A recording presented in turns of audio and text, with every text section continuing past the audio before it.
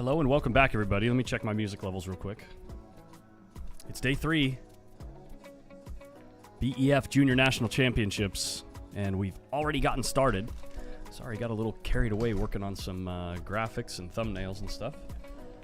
And they already lagged, and this is the first game. They're on the 2-ball. Let me introduce you to Jazz McConney at the table now. There you go. Good player out of North Carolina. I believe Joey Tate is fairly familiar with this player, this young man. He played last year. I think he performed pretty well in the 14 and under boys 9-ball last year. And then this is Stephen Bow. I actually didn't catch his age. I'm sure we'll find out before the stream is over or before this match is over. But this is his first time ever playing on a stream table. And we're starting the 14 and under 9-ball championships. So the way that this event is working this year, since the World Championships are 10-ball, any event that is 9-ball is not a World Championship qualifier, but this is a national championship for 14 and under boys, 9-ball. But later on, as we start the 10-ball events, all of those will be World Championship qualifying events. So that's how they decided to differentiate or decide which groups are going to play 9-ball, which groups are going to play 10-ball. It's a race to 6 on both sides in this group, and it will be, I believe, a modified double elimination, meaning when the finals come about, it will be played as a single elimination tournament, I believe, in the finals. Like extended race, one race. So yeah, we're getting things kicked off, and Jazz here has a chance to claim the first rack. Just got to make a decent shot on the 8-ball up in the corner. I like that he chose to shoot it up in the corner instead of trying to squeeze it in that side pocket. Really nice cue ball, getting dead straight in. Put a straight stroke. Game's over. Straight stroke. Nice shot. Jazz is going to take the first game. Good morning, JC Schauger and James Brinson. What's up? From Lincoln City, Oregon. Nice. Good to see you, buddy. So Jazz takes the first game.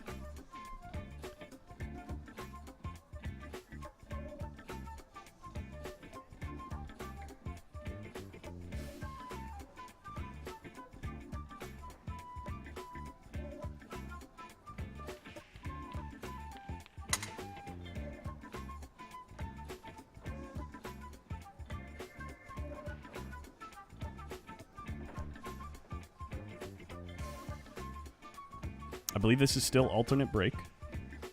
Oh, he's taking all the higher numbered stripe balls out. He was looking for the rack. Maybe we could find a referee to give him a place to put those balls.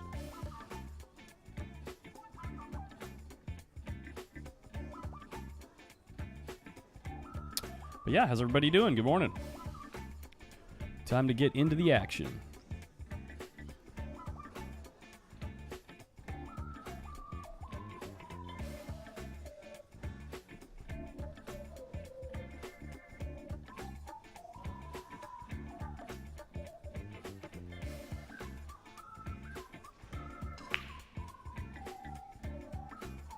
Looks like we're not using the template rack.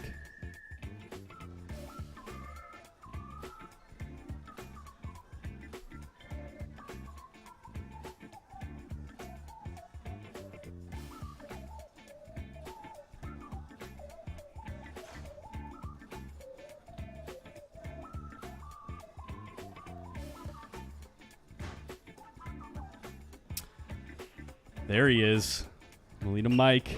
Finally getting out of bed. He's got his little pre-workout drink or post-workout drink. Caffeine, is that what that is? That is, yeah. There you go.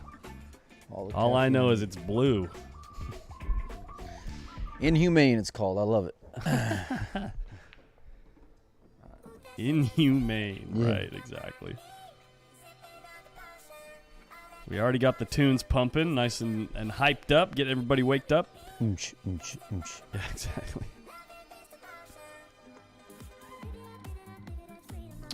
All right, so where are we at? This is the 14 and under boys 9-ball championship getting kicked off here.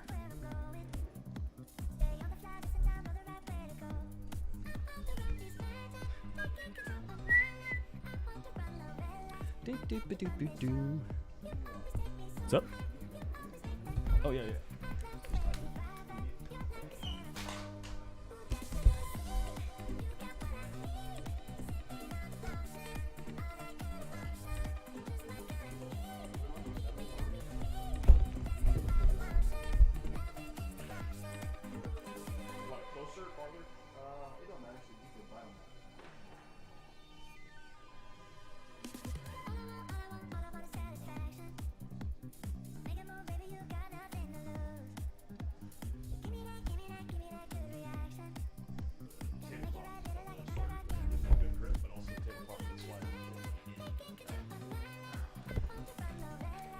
Okay, got the microphone Crisis thing. averted. Yeah. All right, so fill me in. We're on the 14. Oh, sorry, with the 9-ball division. Correct. 14 Okay. and under 9-ball. Yeah.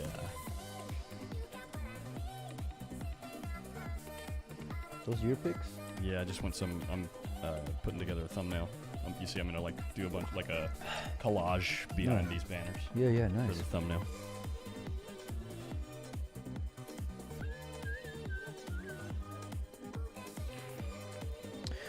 All right, so who? Oh, this kid's playing good, man. Yeah, Jazz.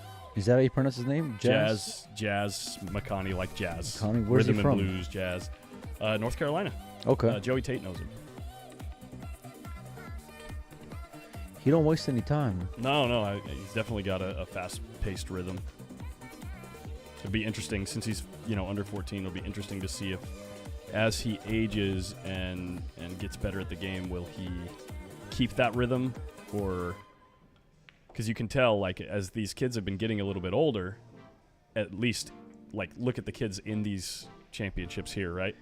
At the younger age they tend to move a little bit faster, and then as they get older they tend to like slow down a bit and It's be a very little bit more deliberate. yeah, very form specific and consistent when it comes to their processes too. A lot of these older kids, it seems like. Right. Check out this guy, Stephen Bow, out of Massachusetts.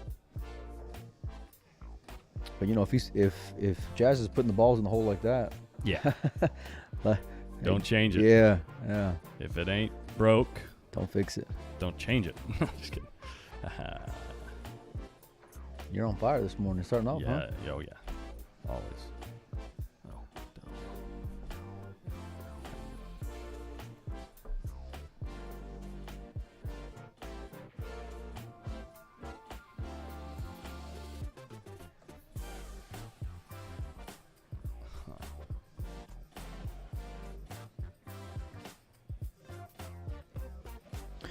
All right, so we're playing alternate break again, right?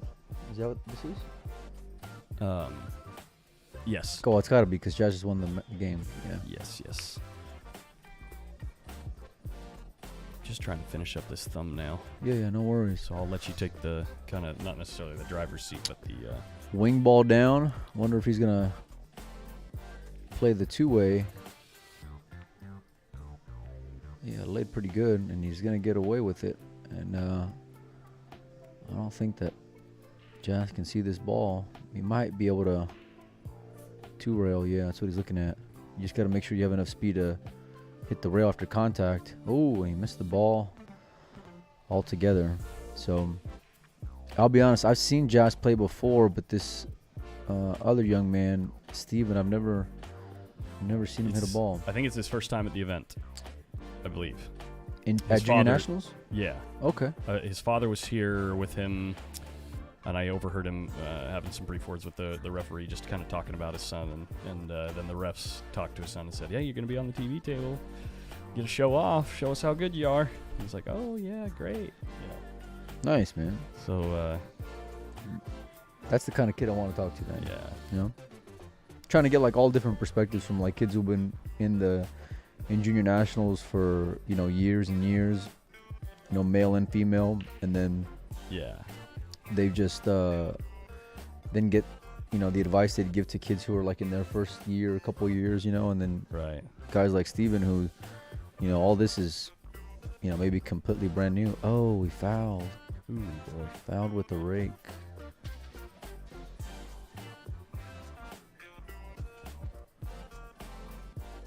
So this is 16 and under or 14 and under? 14 and under.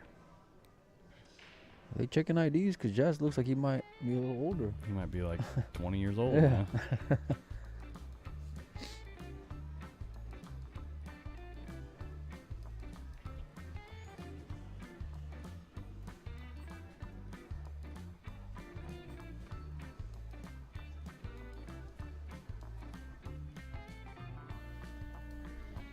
Oh, looks like he had to spin it a little bit and cause him to miss a ball. Steven might be able to cut this in, but it's going to be hard to hold for position here. And he two rails it into the jaws.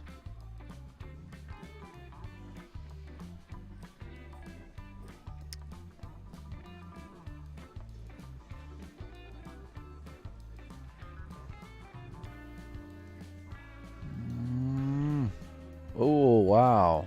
Wow. He made a good hit there? He made a good hit. Wow. And somehow didn't make the ball. Right, yeah. Amazing. Well, he hit it on the right side of the two ball, which is interesting. I didn't think he was going to make contact at all. Gotcha.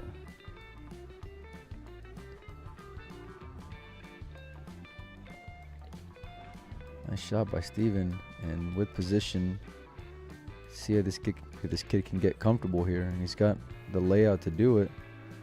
So he might not like where he ends up here right now.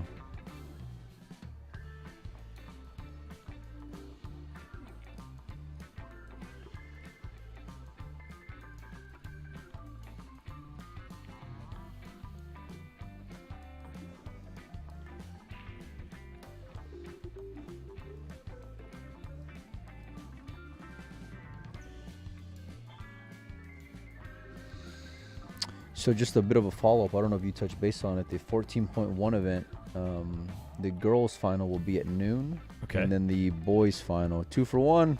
Oy. The boys' final will be at 1:30. So Nice.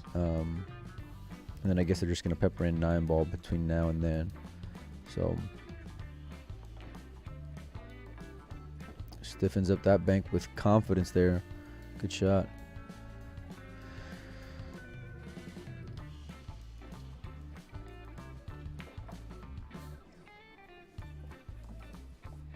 Might have overcooked just a hair, but he still has enough of the 6 to be able to get a good hit on it. See how he elects to play. It looks like he's just trying to go 2 rails back and forth. There it is. Nice shot, Jazz. Great shot. Could not have come out any better. See, last night, Collins was hitting those balls pretty good. Collins was hitting a lot of balls pretty good last night. I tried to warn him, guys. Surprisingly, he was like the Twilight Zone. I say let's bet it up, and then he all of a sudden he can't miss a ball. Crazy. So yeah, the second that he puts push-ups on it. Hey, I actually got to take a couple more pictures to fill in this thumbnail. Sure. I'm gonna go hunt out some good photo ops. I'll be back in just a couple minutes. Sure. Did you update? So it's 3 is good. I did. The score? Yes, I did. Okay. All right.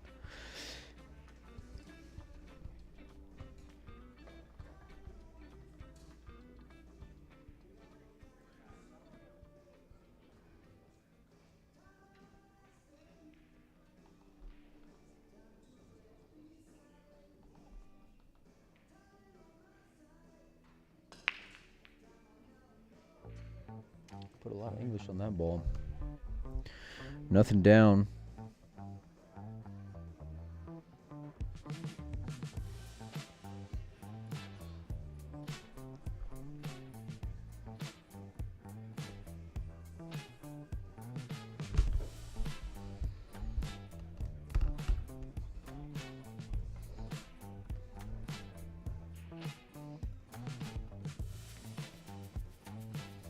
Good shot by Josh.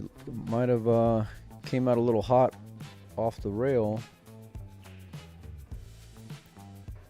And he's going to have to figure out a way to develop it if he can't play it in the side.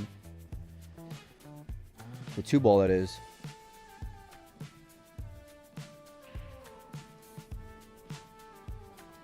See if he'll... I guess it lays pretty good for the combo.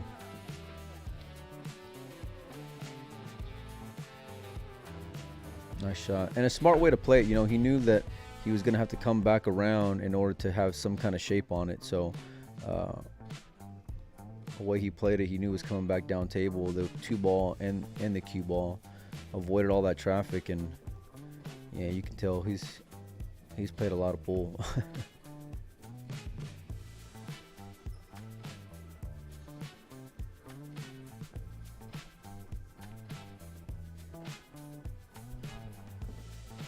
Beautiful hit.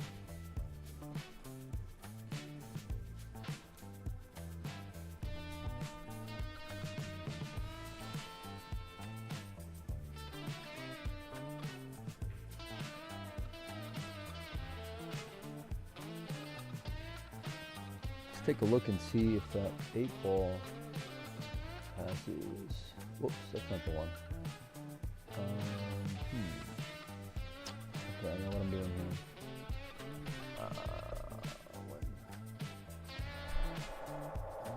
Oh, 4. Okay, there you go. So there's the view, you guys. I don't think it passes there. He's got a angle to draw into it, huh? Well, I also think he might just be able to roll up on it, like just roll the 5 in, and then just take your medicine and. Well, sometimes when the 8's sitting right there, it doesn't really pass the other point.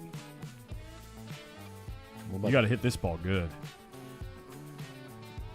He's convinced it might go. I wonder if he can just push through the point there. You know that shot? Yeah, I know the shot. Yeah. Yeah. Oh, it just goes. It just okay. Goes, yeah. Okay. So what was it? That was 4. 1, 2, 3. Okay. Yeah. Okay, I got you. Good shot by Jazz. Takes a 4-0 lead.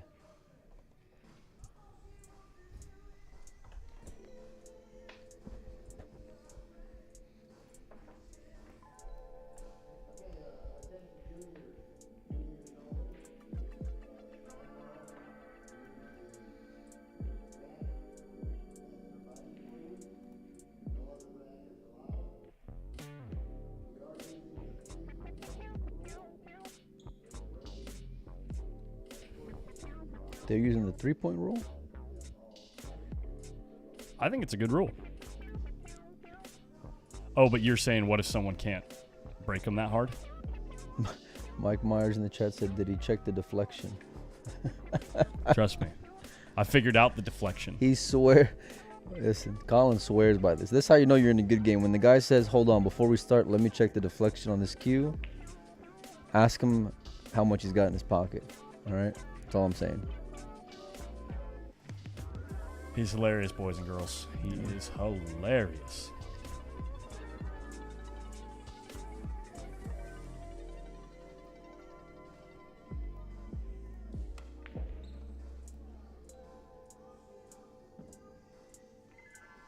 Mike's one of them guys that doesn't believe in deflection. I mean, I'm not saying that, but you know how I figured out by playing pool. You know, hitting balls. And then when I see it go one way, you know what I do? On the next shot, I hit it a way to adjust for that. I'm just saying. Collins is there, hitting it into the rail with, I don't know. He's an interesting guy, Collins knew he is, in case you guys haven't noticed. The intensity with which I'm rolling my eyes right now is... You guys got to see it. Unbelievable. And that's because we were teammates last night. That's right.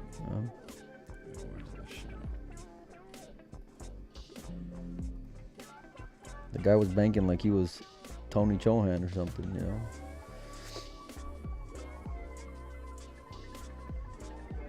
Or better. Just kidding. I'm kidding. Obviously, oh, I'm joking, if he clips that ball, that 9's in the hole. Good attempt.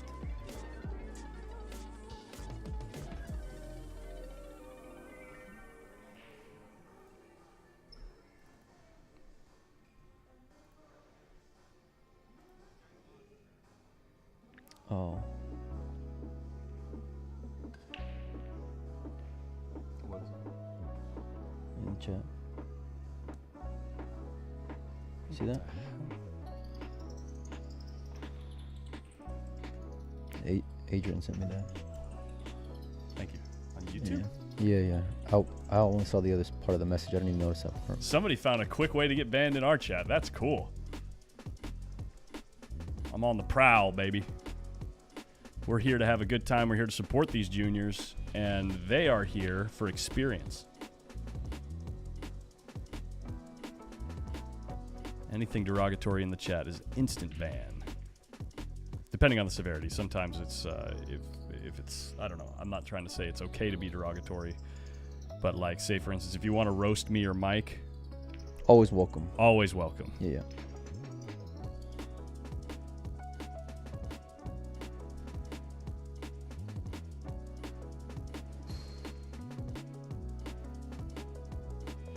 Boom. The work is done.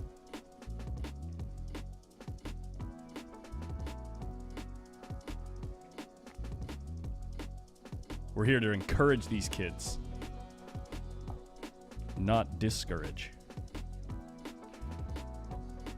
Everyone else, thank you so much for tuning in and hanging out with us. I love that the chat's already popping off. I'm sorry for Mike. He can't see the chat right now because I'm working on this thumbnail, but I'll be done shortly. God, he hit that ball so good.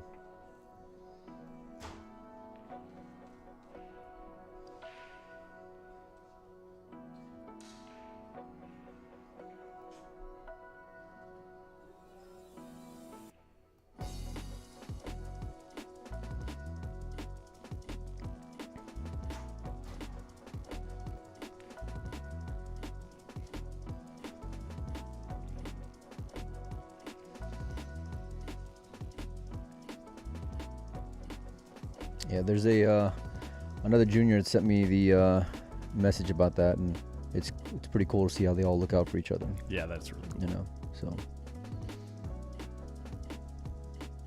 it's kind of like me and you, buddy. No, you know, barely. I can like honestly barely. I can like see. I can talk smack to you, but don't mean I would let somebody else talk smack to you. What a guy. You know what I mean? Like, I'm gonna look out for you. Guy. You know, and give you a hard time in the process. That's awesome. Yeah. And for that, we thank you. Yeah.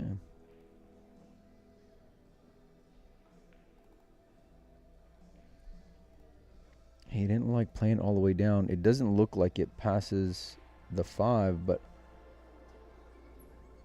there might be like a, yeah, maybe a real first combo, but it's tough. You can just make it in.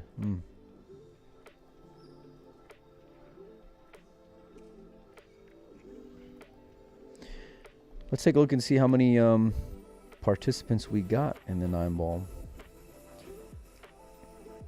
In the, this is the 14 and under, yeah. Okay, let's see. 14 and under boys 9-ball. Wow, 25 participants here.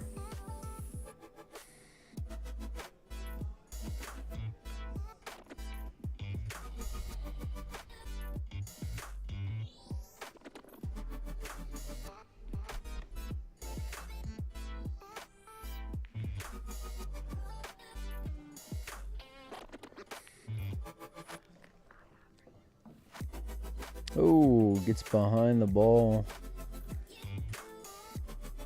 Yeah, it's tough. It's tough for Steven. He's going to have to kick at this, and ideally you'd like to come 2 rails if you can. How good did he hit that? Hit in the hole. Good shot, Steven.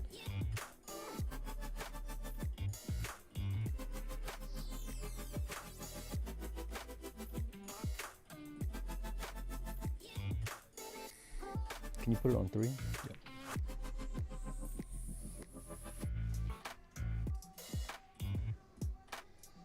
Jazz back at the table with the 4-0 lead going to 6.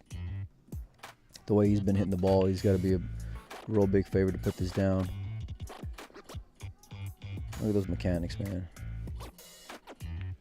Nice shot, man. What a confident shot. Might have just overcooked it a hair.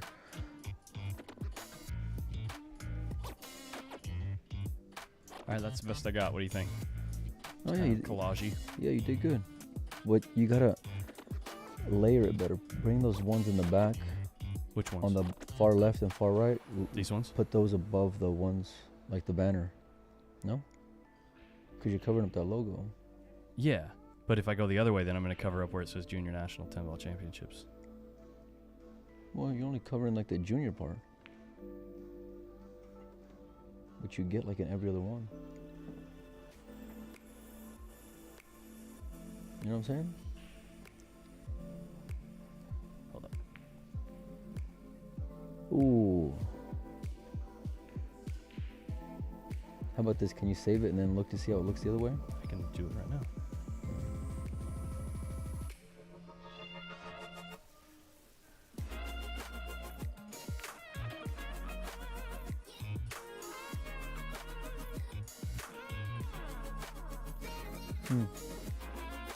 No, the other way is better. Your way's better.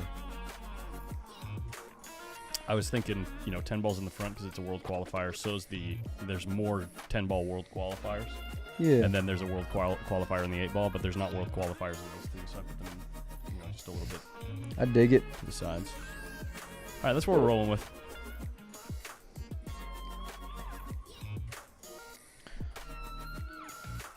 Just checking to see if it's frozen. That'll affect the bank.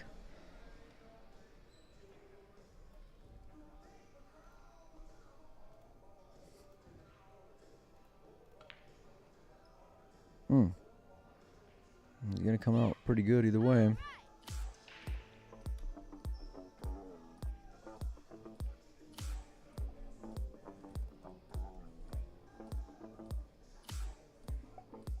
See if I can slap a thumbnail on this while we're live or not.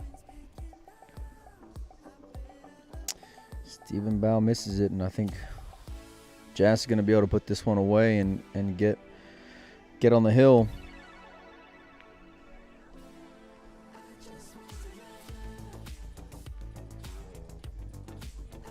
As Collins bobs his head uncomfortably right next to me. I wish you guys can just see the environment that I gotta be in and day out over here.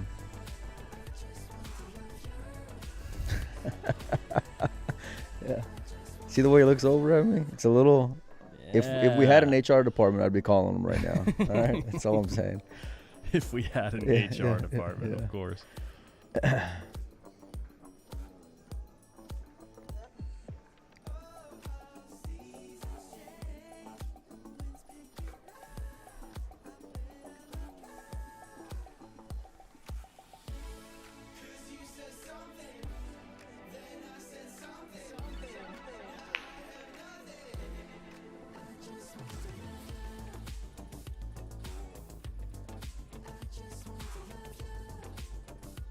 There we go. The thumbnail's live. Let's see if it works.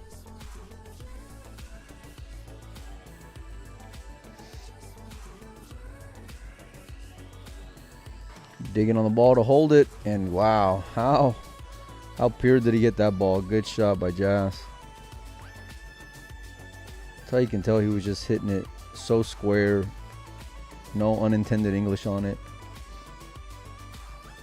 Do I sound like I know what I'm talking about when I say stuff like that? That looks good.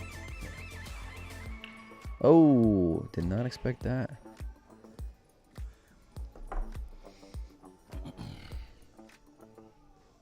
We're in there like swimwear, baby. We got that. We got that thumbnail up. Now we're YouTubing. You know what I mean?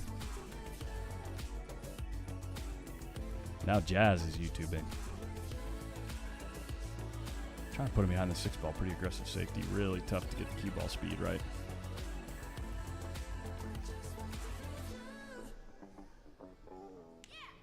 All right, now we can watch the chat. Now we're back in it. Oh, no, don't say it like that, Nate. What's that? He says, I'm enjoying this more than the Sharks stream this week, you guys. Maybe I'm just more invested because they're American juniors, but the games have been incredible. It's been pretty good. It's been really good. Yeah, I've been enjoying it. Yeah. It's slightly different.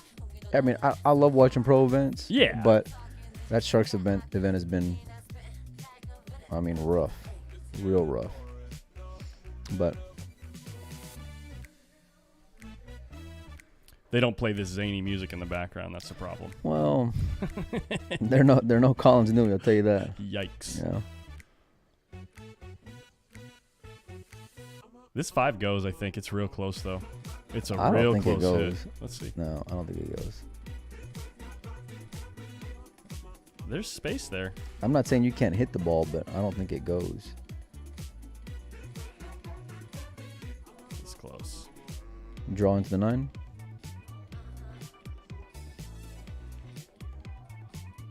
Definitely don't go now.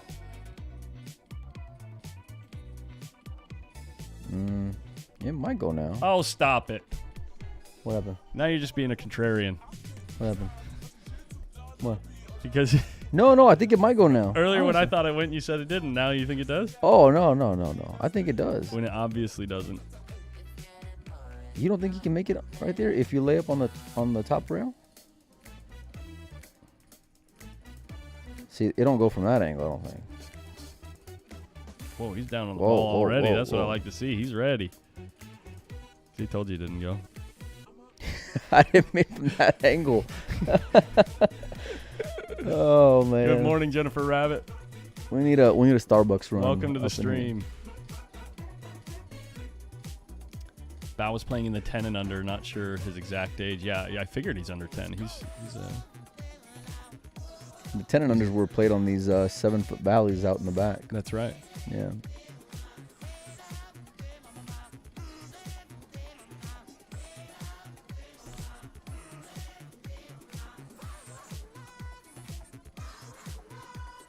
Good How shot. straight he Yeah, hits the how ball, good do you man. roll He that just ball? rolled it out, and he's like, I just know I'm gonna make the 6 anyway.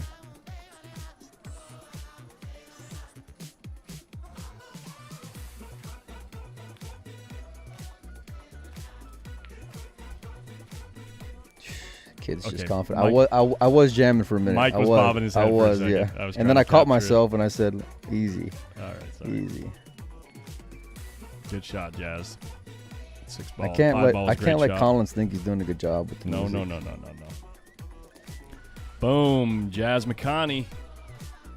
Doing some work. 7-0 win. Looking pretty solid on the table. Yeah. I'll tell you what, for 14 and under, man, that's impressive stuff.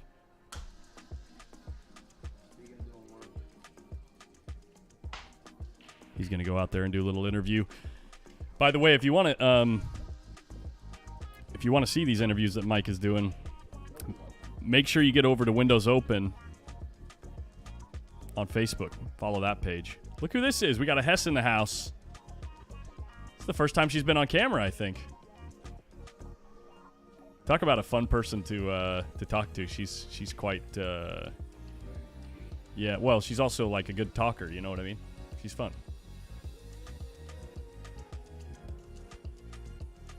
All right.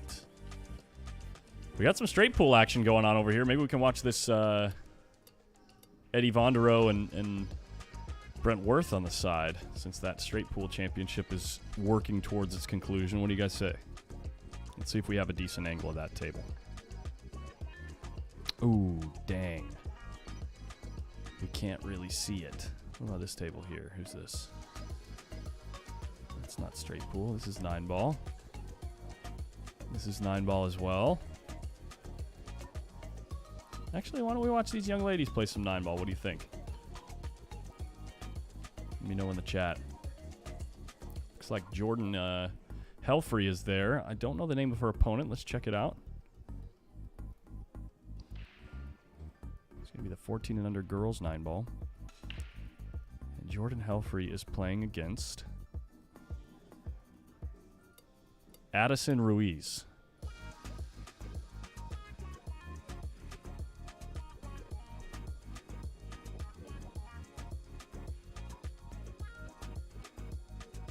It looks like Tanvi. That's not Tanvi.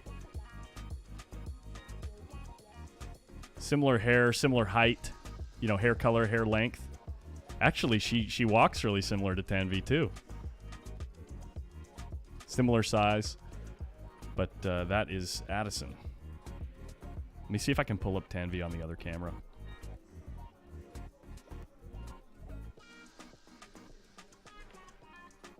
Yeah, the hair got me too. I noticed that earlier in the week, though. I noticed that they were some doppelgangers. Actually, Tanvi is not playing until 10:30. By the way, the next match on the stream table, let's take a look at that. I believe it's going to be... It might be 14-1. Let's check it out.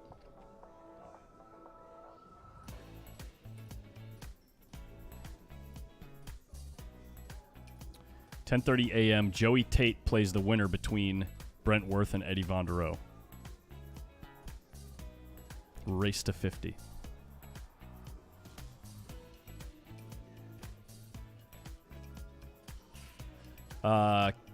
Kalen.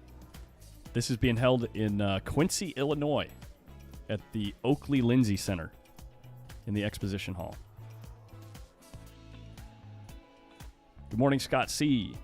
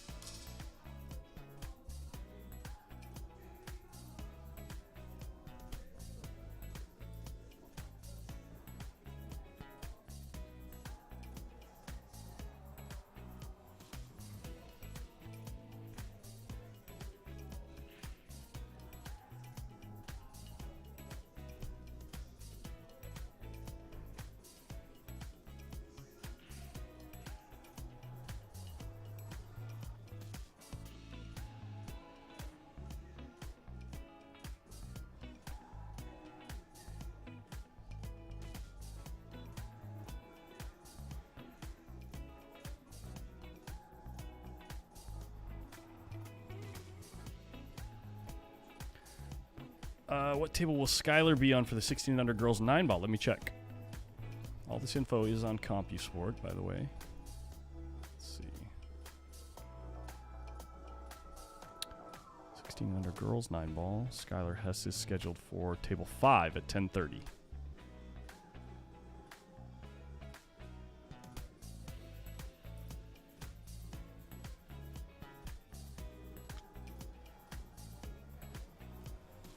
Actually, that's the table that Savannah Easton is playing on right now.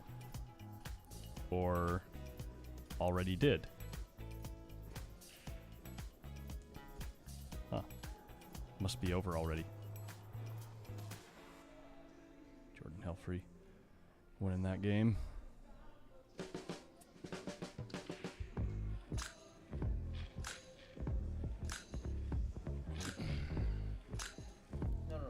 I want to see table 2. It's the 14.1.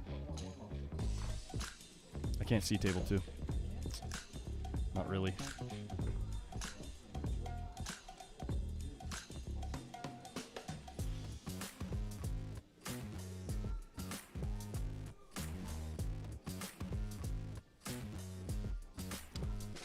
I can only see it from this angle. I mean, it might be good enough. What do you guys think? Would you rather watch this? Yeah, right there is good. Do you guys want to watch the one-loss side? The winner here plays Joey Tate for the quarterfinal. Or no, semifinal? No, quarterfinal. It would be the quarterfinal, the final 4. So the winner here plays the final 4, or we can watch, where is it?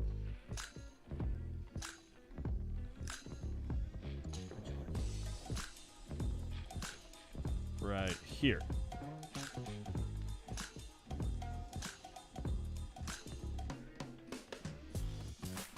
You want me to go see what they're going to put on the TV table at the next round? I know it's going to be Joey Tate versus the winner on 2. Oh, okay. On 1. The winner on 2 will play on 1. Yeah. You got 1 vote for the 14-1. 2. If the next vote is 14-1, I'm going right over there.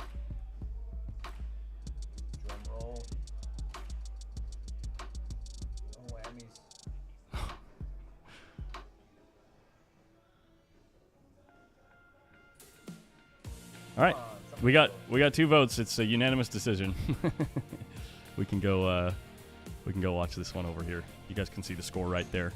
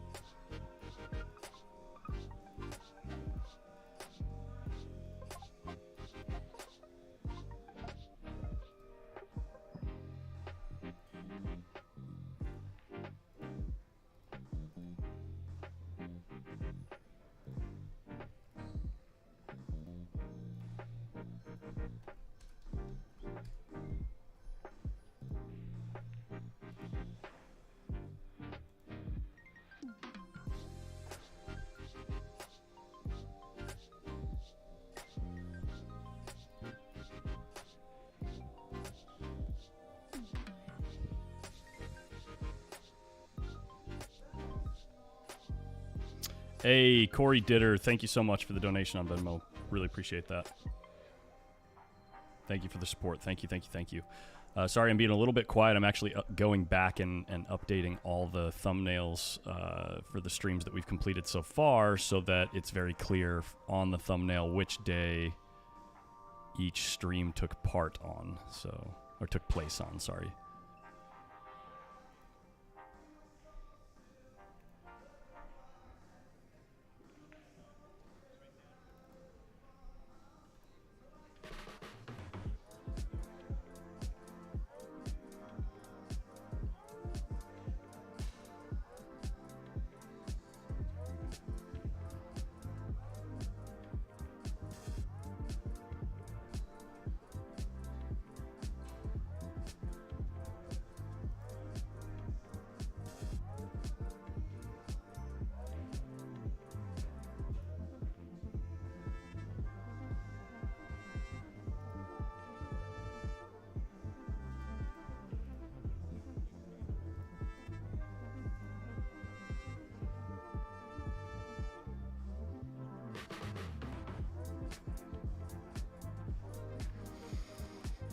See what you guys are talking about these days.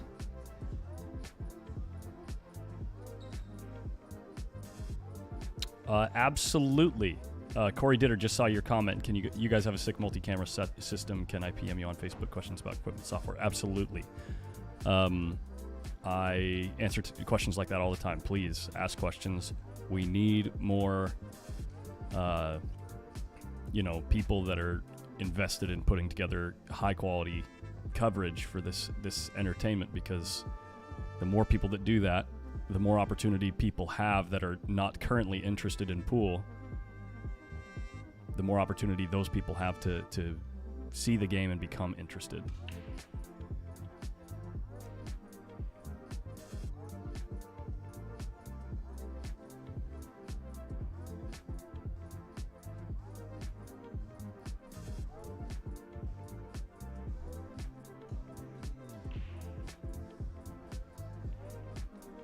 Good match. Yeah, it's close. And it's actually a good matchup. I would say love Brentworth. I like his game too. Great player, really exciting style to watch. But just I don't know, I just get the impression that lately Eddie's been taking the game a little bit more seriously than Brent has. And while Brent has all the tools to put, make the game really tough for Eddie, I just think Eddie's got a slight edge just because of that. Yeah, I don't know so much on the back end of it. I know, looking at the way that they both play the game with a lot of confidence and very intelligently. Yeah. But man, ever since last year, Eddie just, to me, had that Yeah, I know. That kind of X factor. It factor, man. Yeah. That's what I would say, what I would call it. And he seems to, he just knows what he's going to do, and he does it.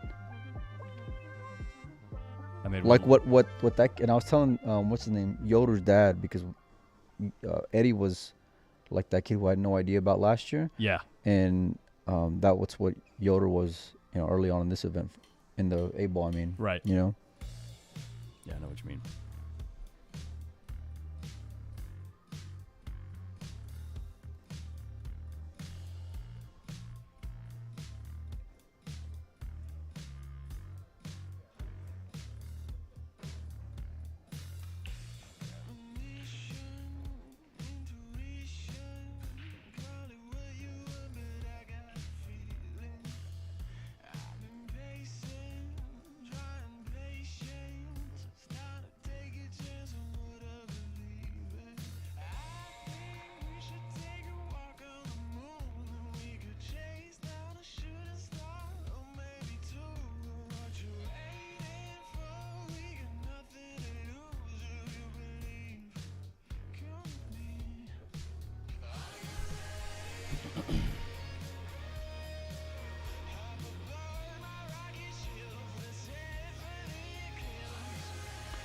So this is a one-loss side matchup, right? So that would mean they're playing to 50. 50, exactly, yeah. So this match is getting down to the nitty-gritty. Yeah. And they can both punish you, Yeah. We saw it last night when I think it was Brent playing Landon Hollingsworth, where Landon, needed like 2 balls, and Brent comes back and puts down, I don't know, whatever it was. I think you said it was like 2.5 racks. Is that what it was? Yeah. To come back on? Yep. Yeah.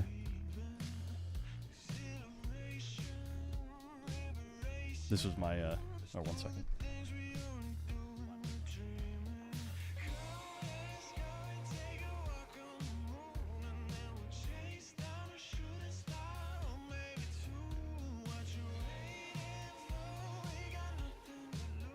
Wow.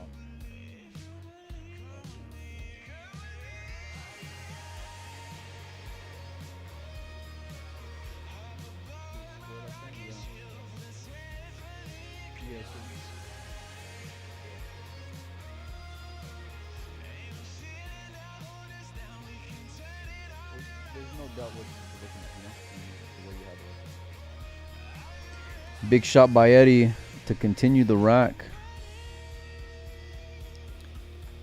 Can you see this 10 ball?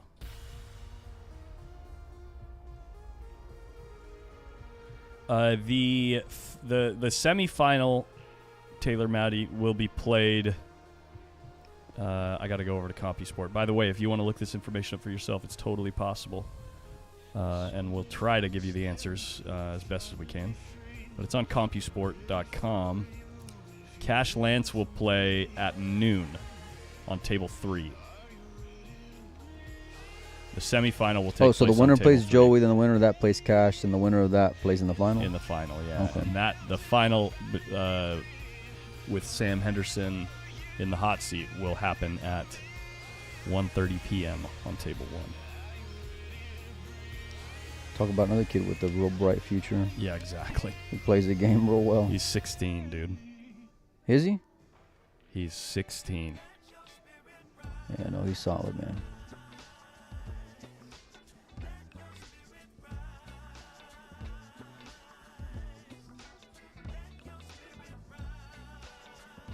Oh, Eddie made the 10. He's running balls.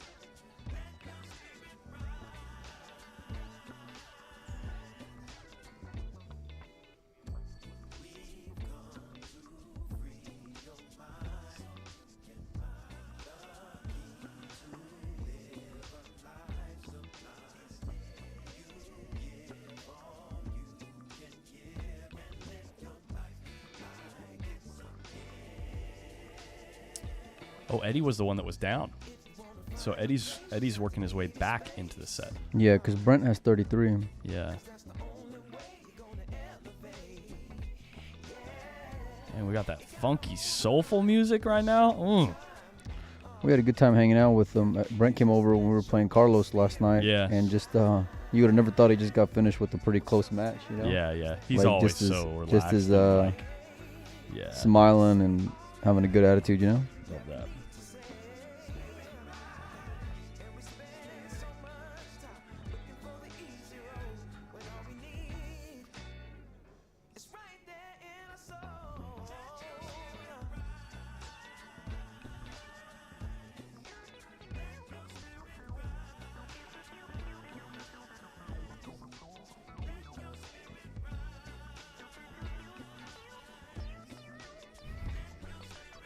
It's so funny. I go up to Sophia Mast and tell her I'm taking pictures for thumbnails.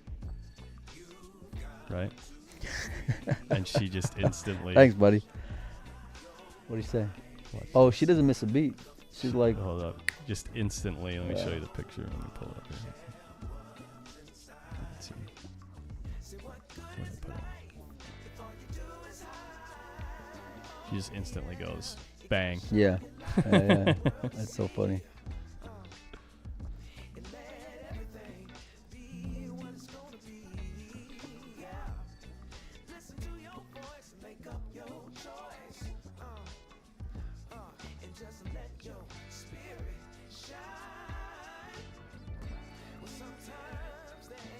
Big spot. Eddie needing 20 more balls to move on, and the way that he's playing, you know, and the way that he's made up this ground, you know, you got to favor him to, at a minimum, get out of the rack, picking up another 4 along the way. He got on the right side, and you know, just really continue to put the heat on Brent. and it's going to come down to, will I get another chance? Because getting another, at this point, 18 more is not a whole lot for the way that these kids play pool. Yeah. Now, for me and you, it would be. Yeah, I'd get at least like 6 more innings. At least. Oh, I'd take the over. Yeah. Yeah, probably.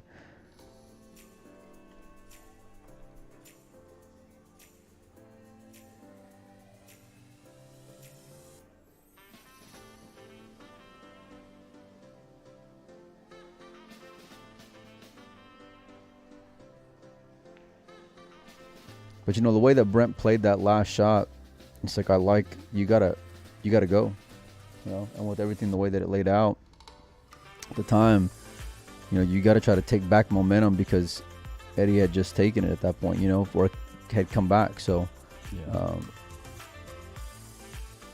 comment in the chat says, think he missed a point there. Regardless of if anything like that happens, it's been expressed to the players. It is up to you. If you're on the table and running balls, you are responsible for knowing your own score. And you're supposed to confirm it with the other player at the end of every inning. The player sitting down is doing that as a courtesy to try to help. But it is each player's responsibility to know their own score as they're running balls. And it's obviously not up to us to do anything about any discrepancies. What are they saying? Just someone in the chat said they thought that Brent missed the point. Regardless of whether or not it happened, I'm just letting you know that's the standard. I've been seeing a lot of the other kids keep score for the other guy, Yeah. and it's been... No, it's a courtesy. Yeah. It's nice of them to do for each other, but like I said, if anything's missed, it's not really their fault. It's not really the player's fault sitting down. So...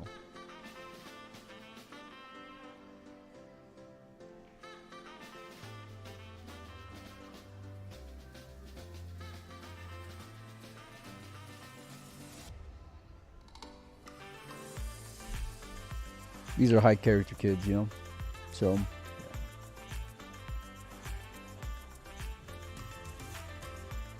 it's mechanics, man.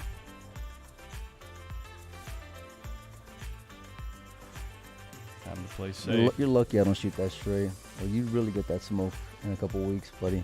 Oh, what's gonna happen either way? Okay. All I'm saying. I gotta go grab something. I gotta get something in my stomach. Yeah. You go ahead. Like coffee.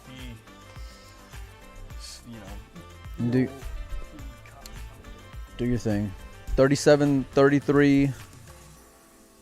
Brent's going to come back to the table at least, but, in what kind of position is he going to be back at the table?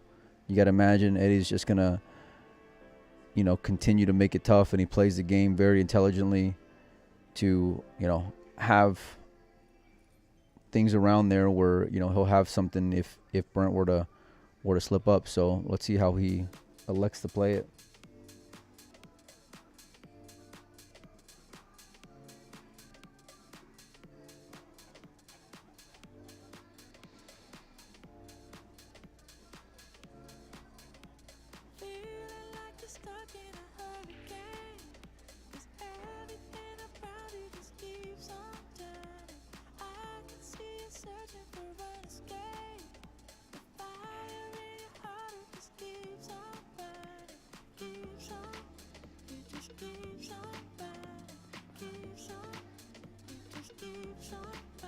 Well, with the way his hands went up, oh yeah, he's not happy, and he knows it's gonna continue to cost him. And if Eddie can get on the right side of this this ball here on the left, the 4 ball it looks like, then he's got a chance to really do some damage here.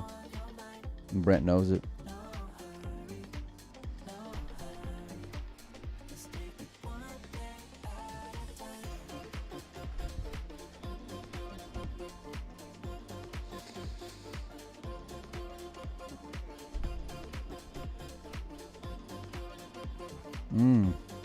Well, it's kind of hard to see what's developed up top there.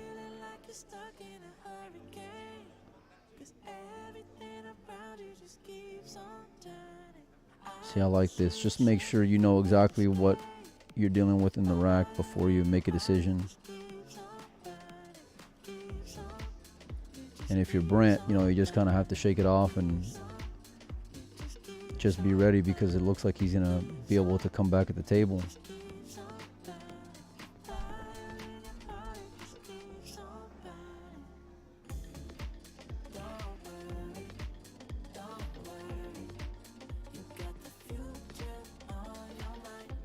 Eddie didn't like something there.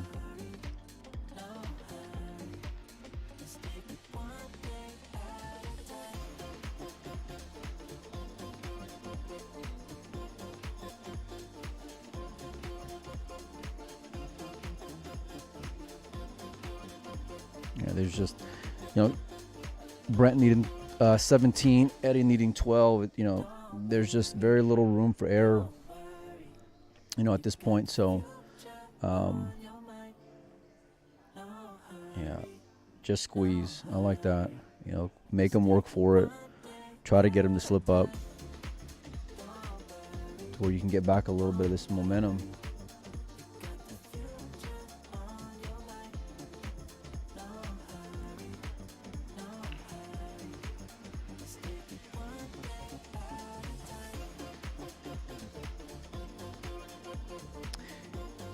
Yeah, Dapper, unfortunately this is the angle that we got for table 2, so there's very few tables in the room that we can't see up top, but where we got the other camera set up, you know, a big chunk of the table was taken up by the light, so yeah. The 14.1 is to 75 on the winner side, but on the one-loss side, I believe they're playing to 50, or at least that's what it was last night whenever we were here. So,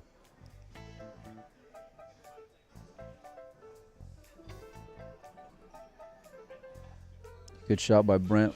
Looks like he left that cue ball on the rail, which is so massive. And with that 10 ball, you know, by the side pocket, you really got to make sure you leave that cue ball on that side of the table where it is now. So,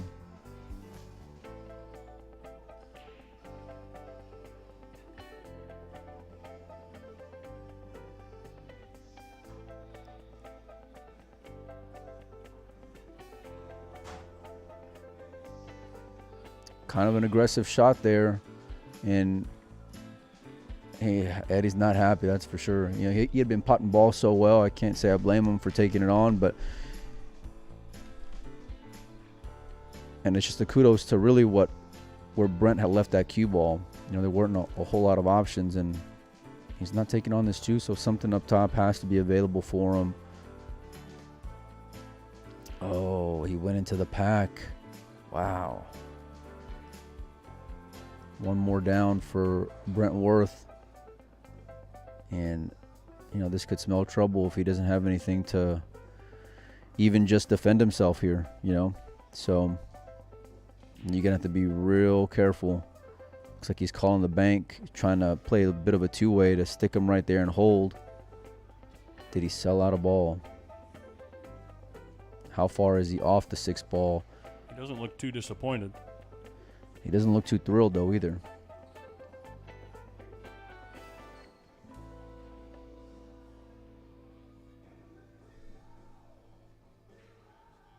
Yeah, we appreciate the positive comments in the chat, you guys. But we're fans as well, so we want to, you know, give the best views or whatever to you guys, and you know, if we had a little bit better. But I wanted to, like, if we didn't watch this match, I'd be out there in the stands where those people are and sweating it, you know, because this is a great matchup between two bright young stars. So,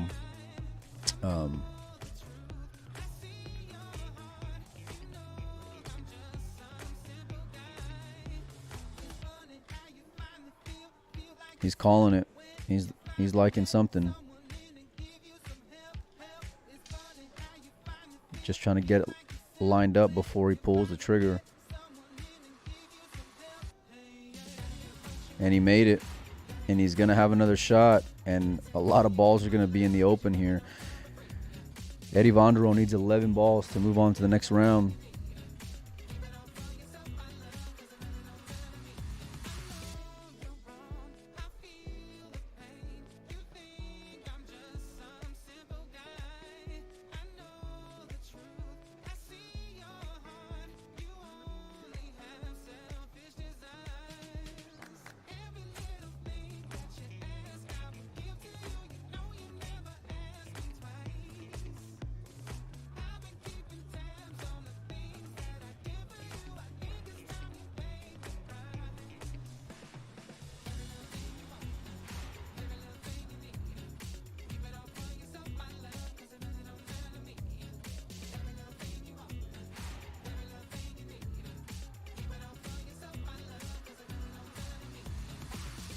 So there's 4, 5, 6, 7, 8, 9 balls on the table. He needs nine balls to move on.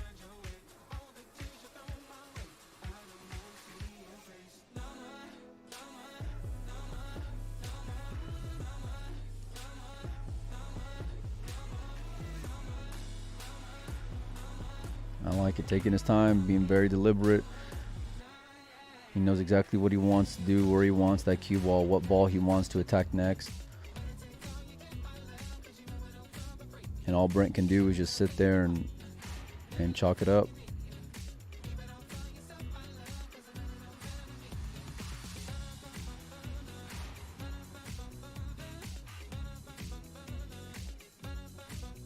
Nine-point lead.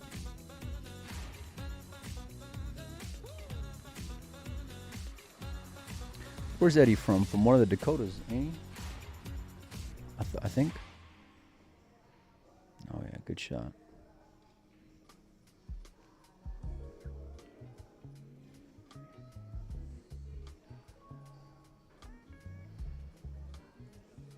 South Dakota. 634 Fargo out of South Dakota.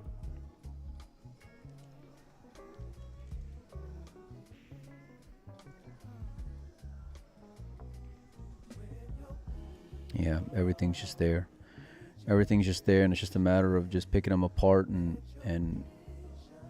making sure you end up good on that last ball. And Brent knows he's in trouble here.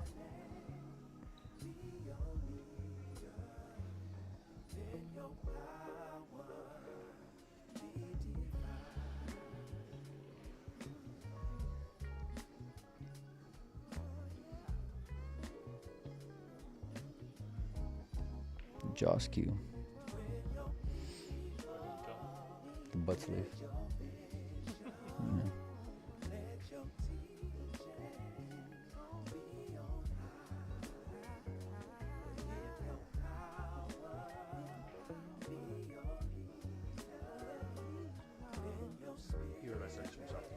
Yeah. Yeah. Speaking of South Dakota, there'll be a South Dakota kid out there in California when I go out there. SVB will be playing the Brendan, so it's gonna be pretty awesome, man.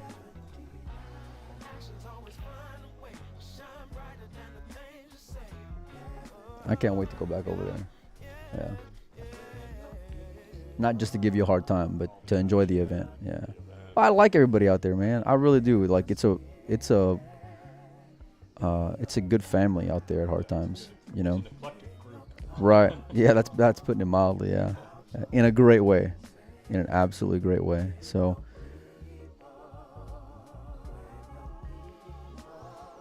nice shot. Now, if there's 3 balls in the pack, he's going to have to go for it first. It's hard to tell how much angle he has if he can get there.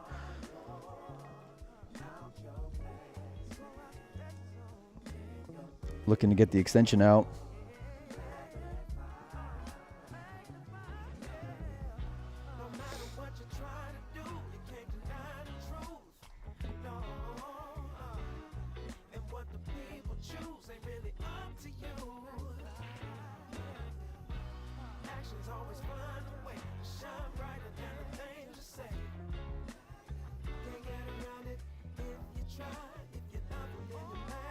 That's in the hole, and Eddie Vondero needs one more ball in order to move on. Balls are going to get racked, but it's all about that 6th ball that's sitting there out in the open.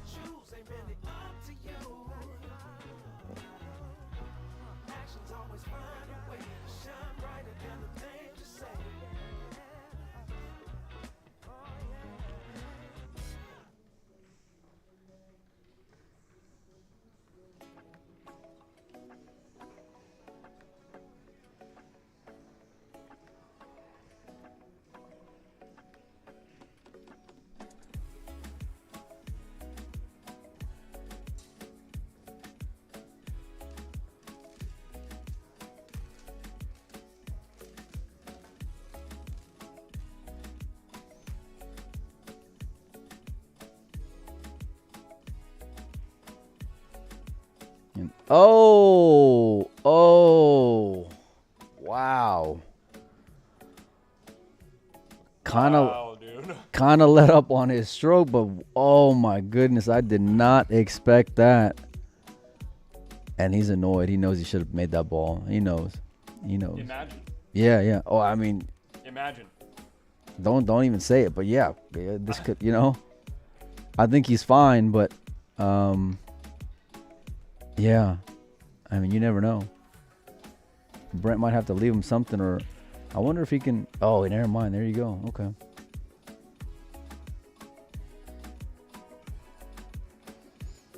It's still just such a dangerous rack, especially your opponent only needing one. You got zero room here for error. So literally massive swing. Brent was just on life support there, and he was actually dead. Yeah. Well, he's back from the dead, but this ain't gonna work. This ain't gonna work. And where's it gonna sit? It's gonna sit right in front of the side pocket. That's gonna be it. Oh boy, you had to bury that ball. You had to bury that cue ball. He knows it.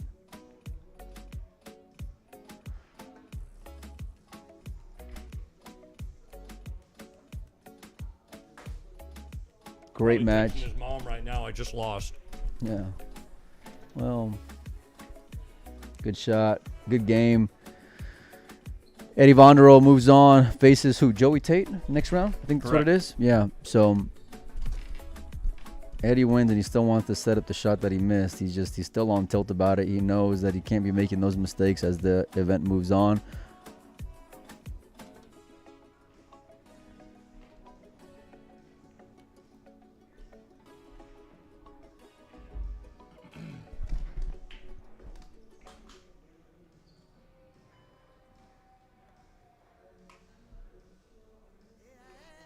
Little Chris says, Melina Mike, notice me, senpai. He says, notice me, senpai. You don't know what senpai is? No. It's a term of affection in Japanese, like anime culture. Senpai. Usually it's said to, from a guy to a girl. But it can be said as a term of respect from a man to a man. All right, well, I see you, Chris. Or is it, a term of affection typically from a woman to a man? I can't remember, Chris. Well, don't make it awkward, Chris. But it's Japanese anime culture for sure.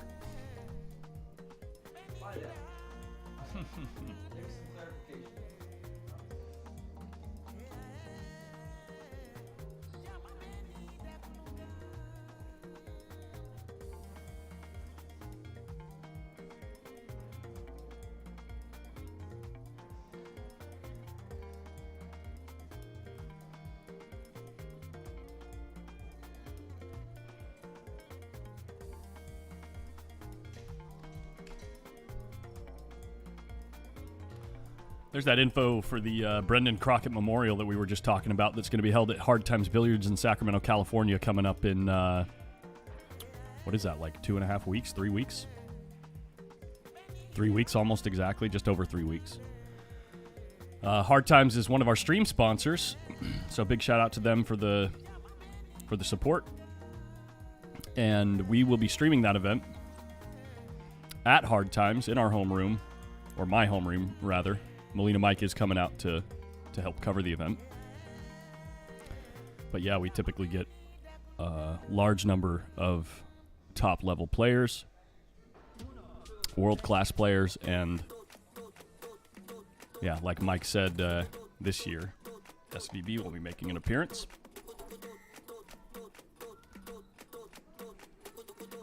May as well mention a few of our other sponsors, both Q and Case and Q-Tech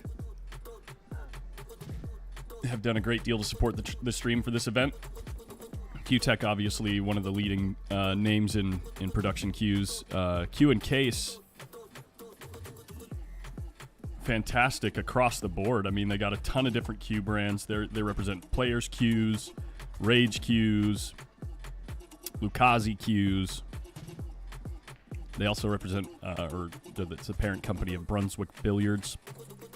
So thank you to both of those groups for your support. And we also have here, I'm going to mute this music. Big shout out to Moonlighting Billiards,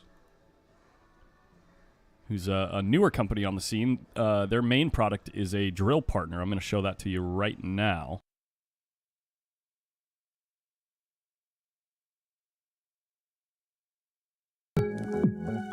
Whether you're new to pool and practicing the basics, or a more experienced player performing drills to improve your shot making and positional play, the drill partner is perfect for you.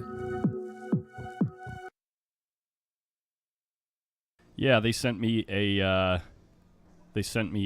sample of that drill partner. It's very clean, very well put together, very effective for basically minimizing or bringing to zero the amount of variables in your drill setup.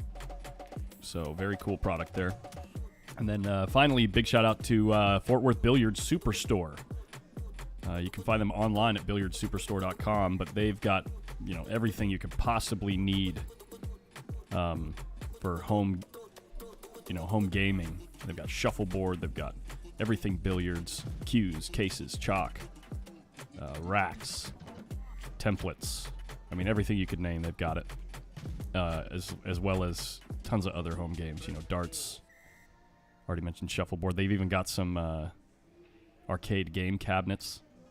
Let me actually just, I'm just going to show you. I'll pull it up right here.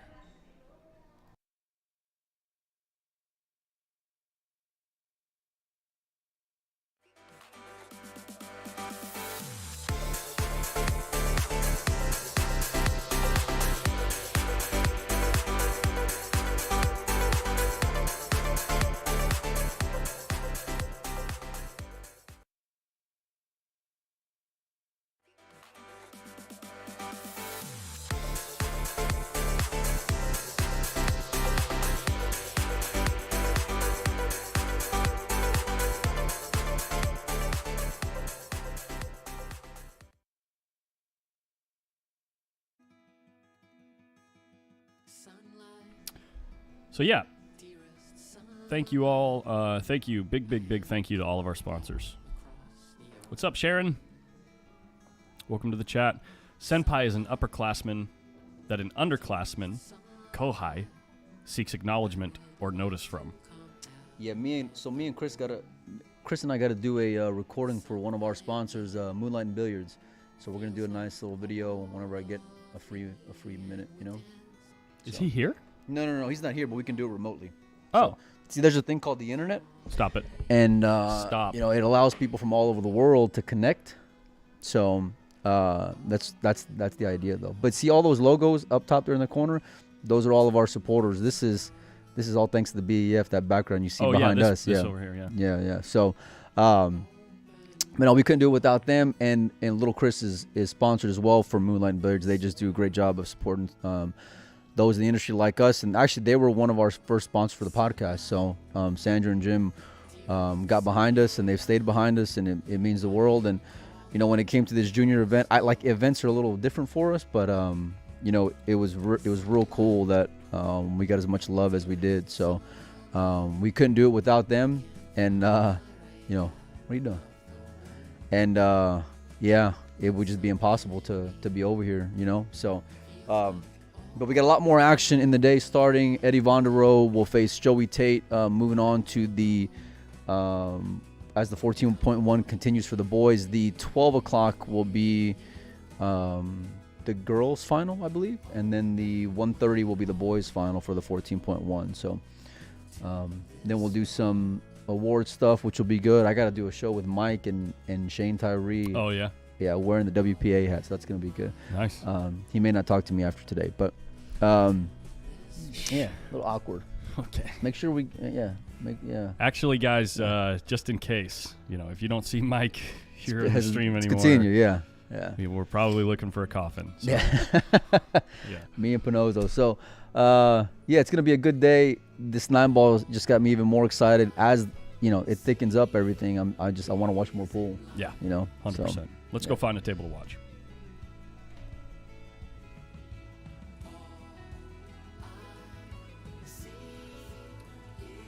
Oh, actually, I'm just going to leave it right here, I guess, as these kids warm up, because we're about to get a match on table 1 at 10:30.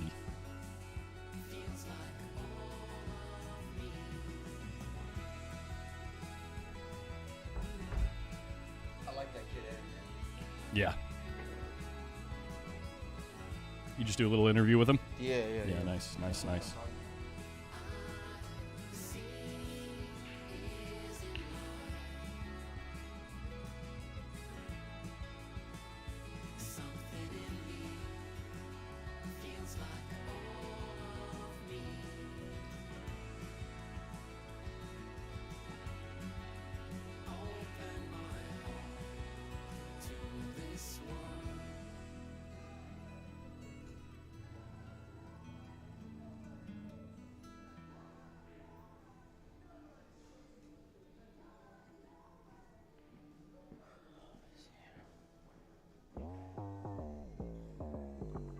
Bring that beat back.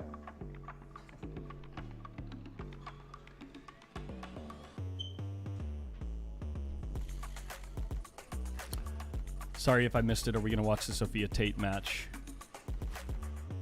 By chance, table 3. We're going to be having a feature table match start at 10:30.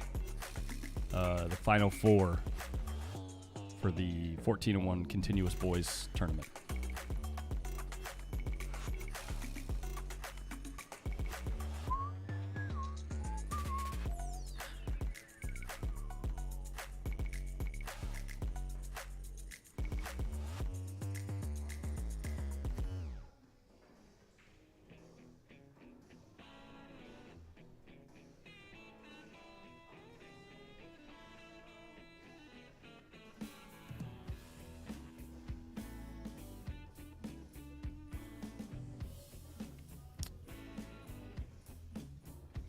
Lil Chris, I actually ought to show you.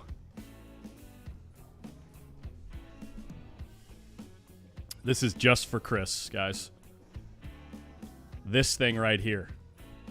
$25 for a set of these. And they convert HDMI into 1 second.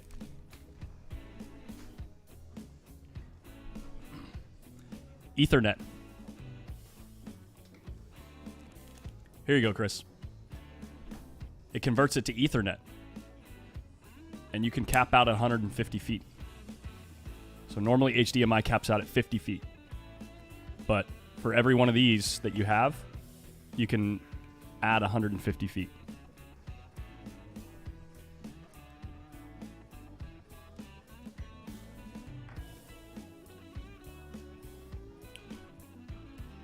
For that full 150 feet number, you need a quality Ethernet cable, though. Cheaper ones don't really work.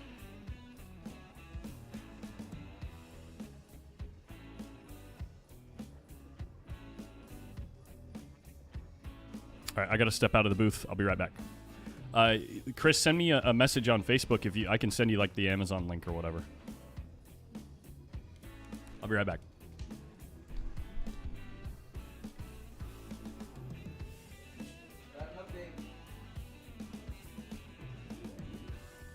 Is it mic hot? Yeah. All right, so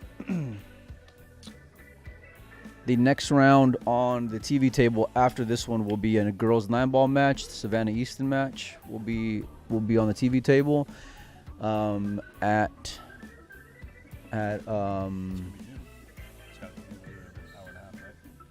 yeah. So the girls 14.1 final is actually going to be at 3. Okay. And then the boys will still be at 1:30. So that's the latest update.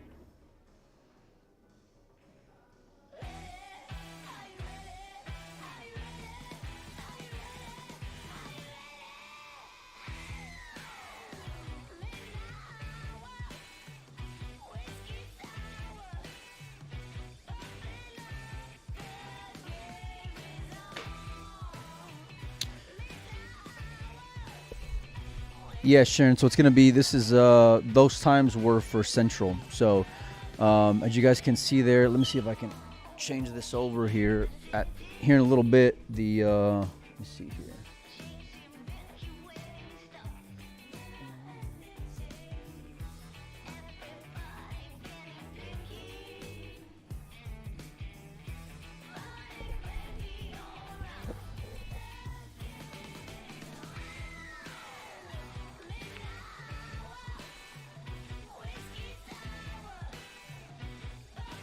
So Eddie and Joey are getting ready to play over here on the TV table right now. So that's the match that we'll have it for you guys for the 14.1.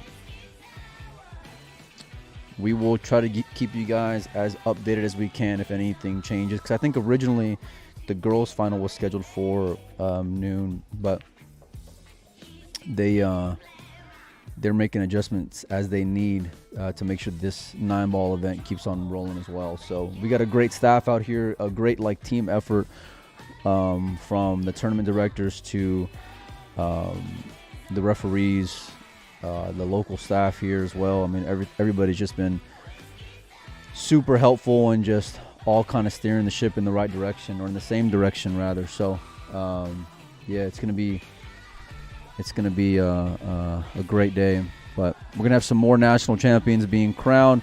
These two guys are gonna be a threat in this tournament no matter what. And you know what, I like Joey. He's been playing very well, but man, this kid Eddie, he's just so sharp, man, mentally, and then he executes real well. So I think this is gonna be just a absolutely phenomenal matchup right now.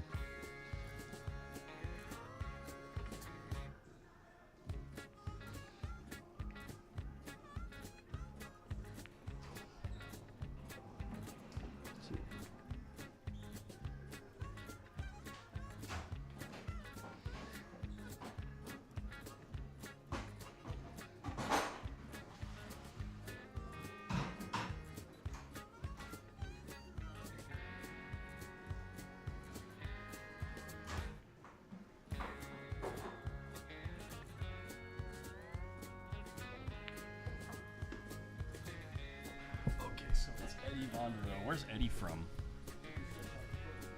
Oh yeah, that's right. Yeah. I just asked you the same question. That's funny.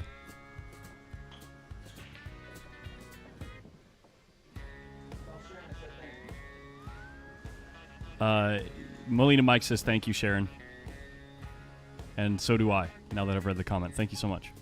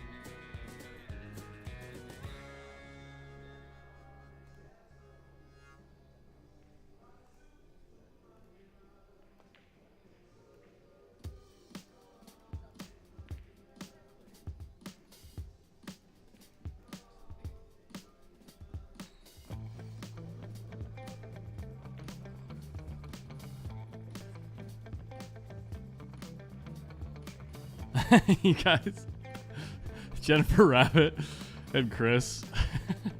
That's so funny.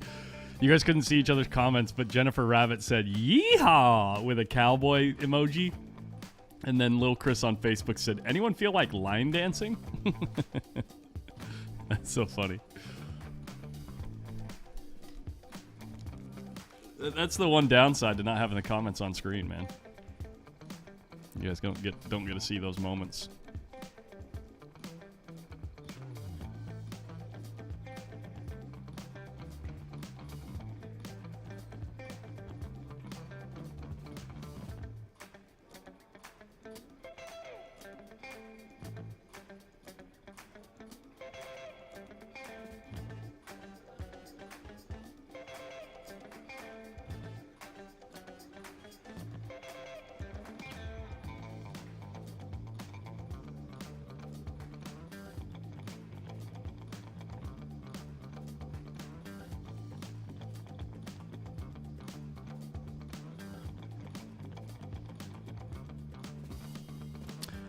Well, here we go. Joey Tate is going to be breaking off.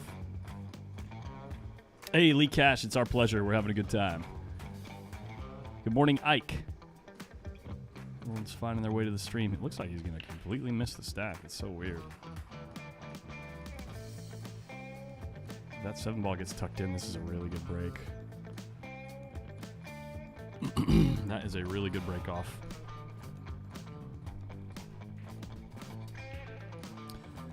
No dead ball here.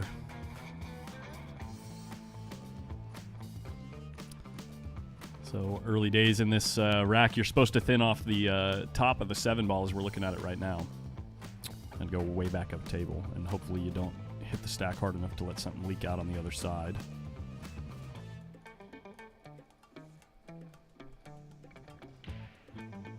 He's just checking the rack, I'm assuming, to make sure that the 7's not going to hit anything too hard. Oh, he called something. He called something on the side? That's not a good shot. Eddie, there's a much more simple safe if you watch that back. I know these boys don't, 14-1 isn't their typical game of choice, but that spot is pretty universal, I'd say, through many games. You could get in a similar spot in both 1 pocket and 8-ball, if you're dealing with large clusters in 8-ball, that can happen. Little lapse in judgment there, I think.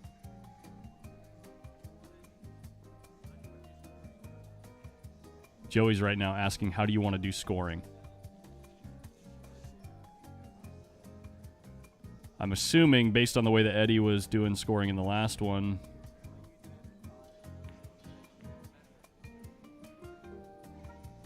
the right way to do scoring in straight pool, the most agreed upon way and the responsible way, is at the end of every inning, the players agree on the score.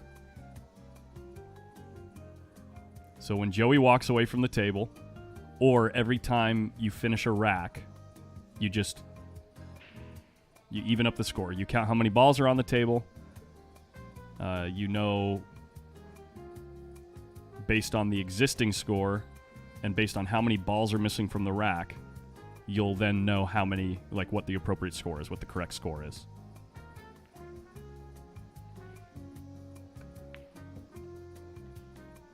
That's why I'm not updating the score every single shot. That's just the typical way that you go through 14-1 continuous. So we'll wait until Joey finishes his turn or finishes this rack, and then we add the appropriate amount of balls.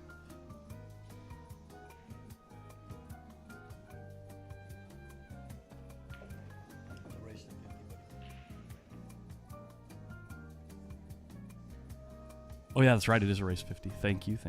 It's not race to 75 yet. This is one lost side.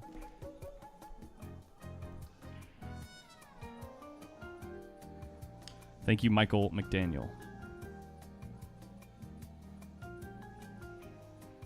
And then Chris asked another streaming question. You're using Restream to stream to multiple platforms? No, it's actually built into Streamlabs OBS.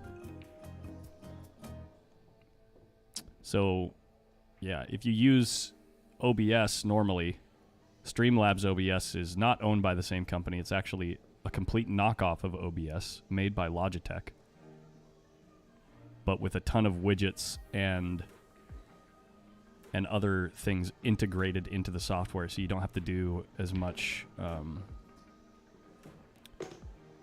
like customization on the back end.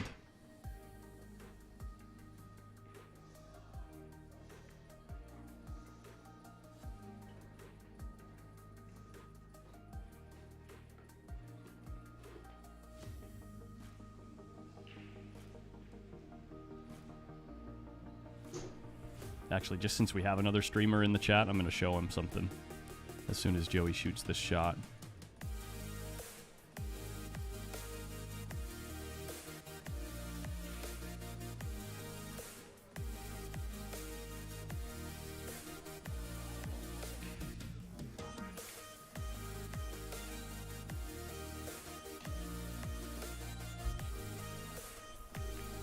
He overcut that ball by a mile. So Joey ends his inning. So what we do is we count the amount of balls on the table, right? There's 4, 5, 6, 7, 8, 9 balls on the table.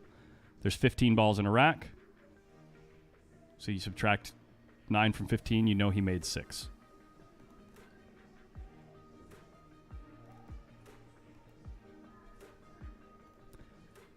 And now I'm going to wait till after Eddie shoots this to show you, Chris, what I was about to show you.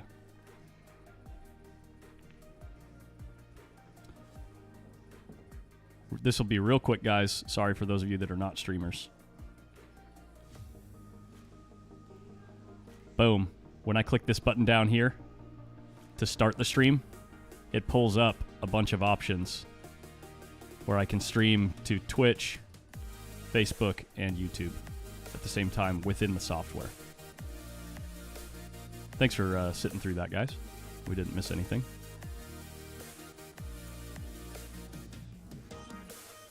And all I have to do, Chris, to get that set up is log into each account through the software. So I don't have to like copy any stream keys or anything like that.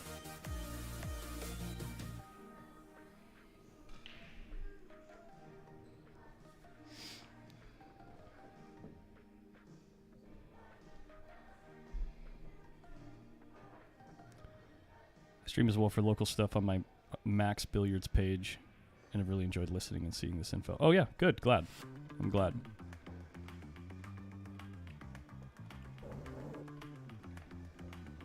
It's called Streamlabs OBS. You can just search Streamlabs, streamlabs.com. You do have to pay like, it's like $18 a month for like the premium software or whatever. So if you don't pay that $18 a month, you can only stream to one place. And you miss out on a few other features. But if you're a streamer, and it's definitely worth like, it's like 18 or $19 a month, I think, so.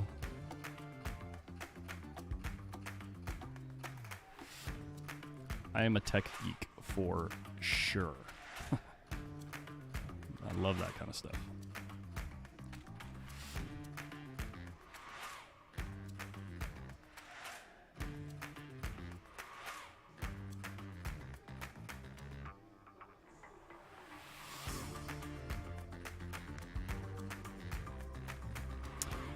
The one that I ended up with, Patrick, is called SMTAV. They have a 20 times optical zoom option or a 30 times optical zoom option. And it's like a difference of like $80. But again, yeah, Patrick, if you want that, if anybody wants that info, just send me a message on Facebook, and as soon as I get some downtime, I can just go copy the link for you.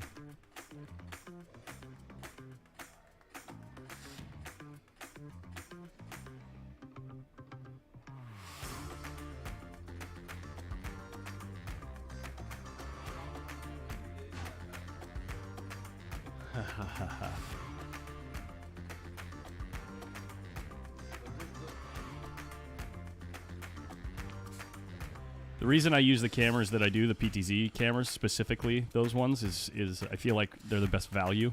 They're not the best ones out there. Like PTZ optics cameras, like for those stream geeks out there, since we're talking about it. The difference between these cameras and PTZ optics is you can see here, I can only go up, diagonal, or sideways. You know, like I can only go left, right, up, down, or diagonal. But PTZ Optics for like, you know, $1,000 more, it's omnidirectional, so you can use it and it like looks a lot more like someone who's just holding a camera as opposed to like an automated or like a mechanical thing, you know what I mean?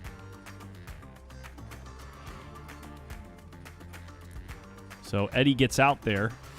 So 14 minus 6, because there were only 14 balls ran since there's one on the table, right? So 14 minus 6 is 8. That's how we score. Straight pool.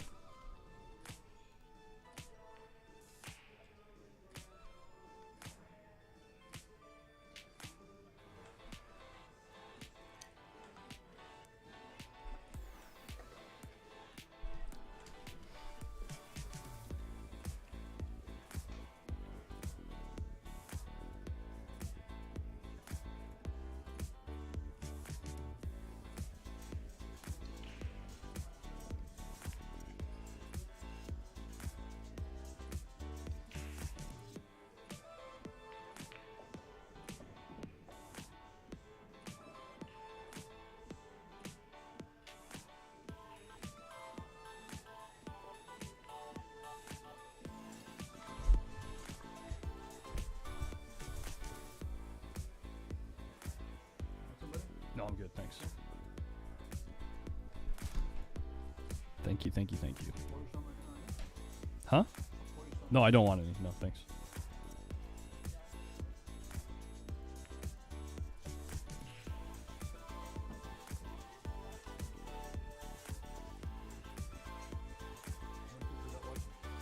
About 200.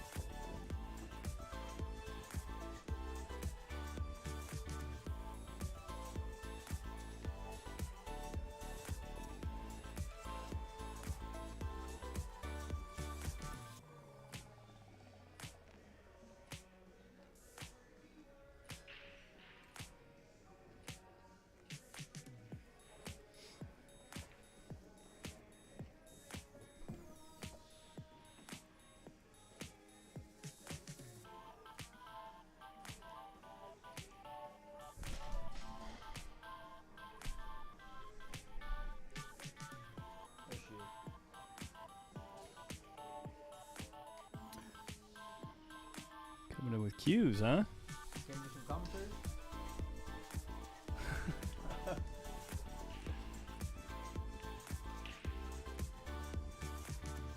Need all the help we can get, Sam. Oh, we're on air, baby. I'll give up my seat for you.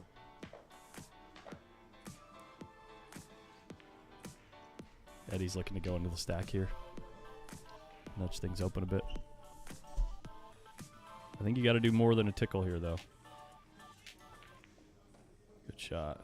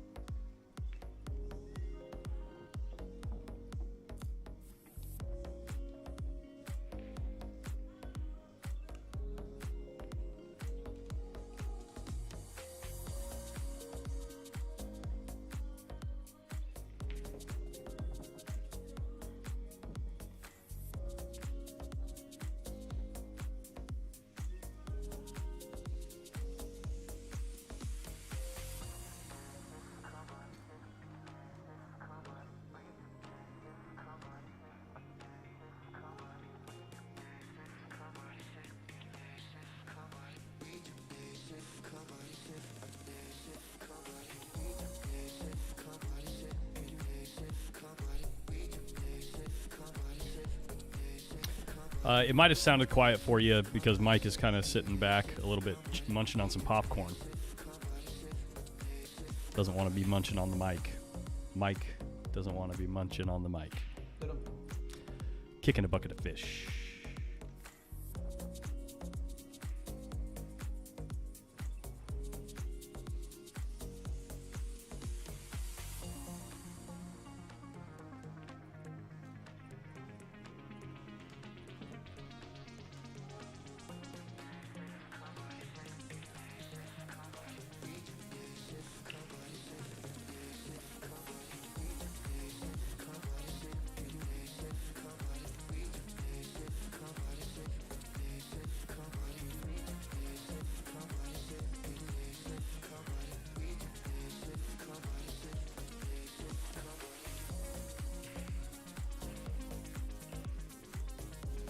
You got a little Stevie Ray Vaughan playing out there.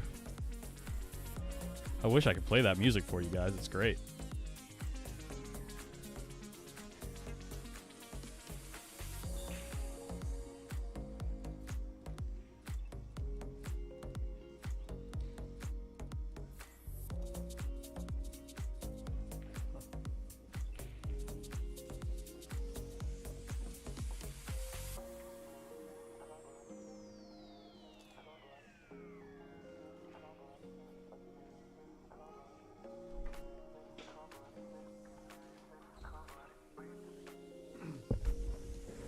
Johnny, trust me, we wish it was, some more options. Although, it ain't too bad here, the food, but it's just rough eating convention center food all the time. Yeah, all day, every day. Yeah, we finally got away for a dinner last night. Good shot by Eddie, and like maybe 30 minutes into the dinner, we found out they were doing the boys hot seat 14.1. Right. So we immediately just finished up and came right back over here. So. Exactly. It's been like 14-hour days. Yeah, at least.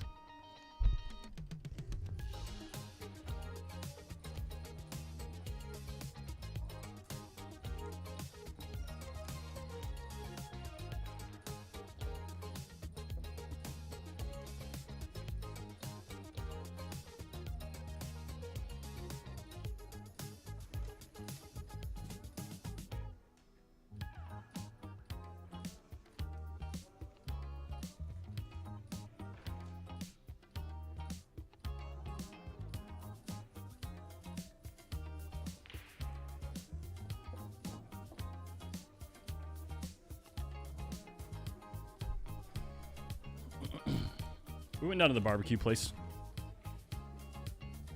They raved about it. Yeah. So Eddie ran that out, huh?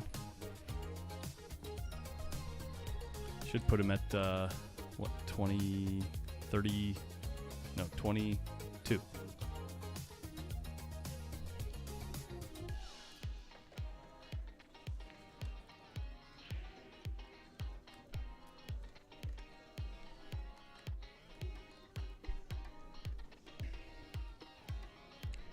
We do it for you guys. We do it for the kids, more importantly. And We also do it because it's fun. well, yeah, but no, they deserve respect and Yeah. support as well. So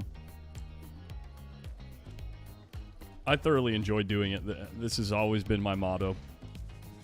If I'm not enjoying myself, why do it? You know what I mean? well, you like playing with toys. Well, yeah.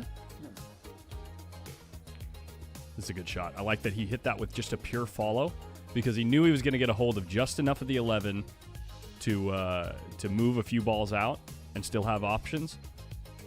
Where a lot of people that are new to the game would try to stun off of that ball and try to get more of the 11, but then you run the risk of either getting stuck in the pack or sliding way up table. He read that situation really well.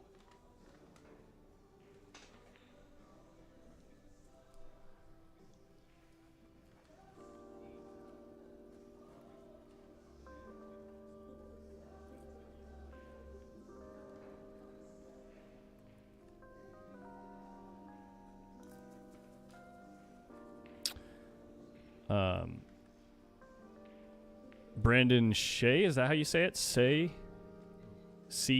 Shea? Molina Mike, do you have some of those 3 seconds gloves on deck? How much if shipped? Yeah, I got some at the house. I think they're 28 plus ship. So first class usually runs about maybe like $6 shipping. So I know I don't have the biggest variety right now just because I've sold through so many, but I'll be back home probably Tuesday, I think. Monday. Brandon C. That's how you say it. Like the letter C.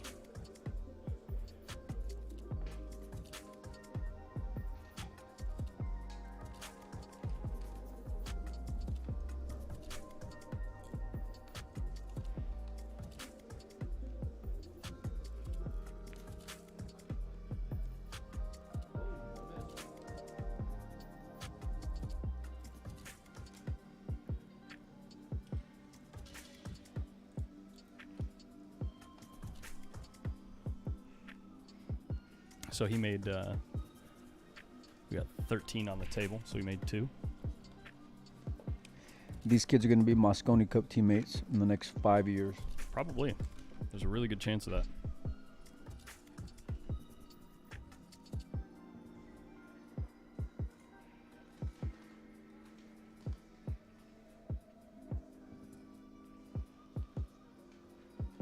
Got to drive through this sack pretty good. Yeah, can't take any chances there. You got to really blast them open.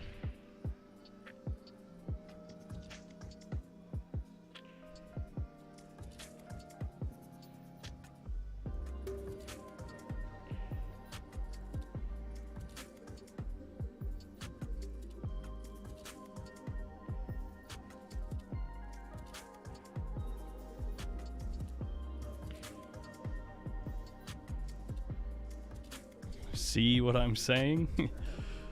You know what I'm saying?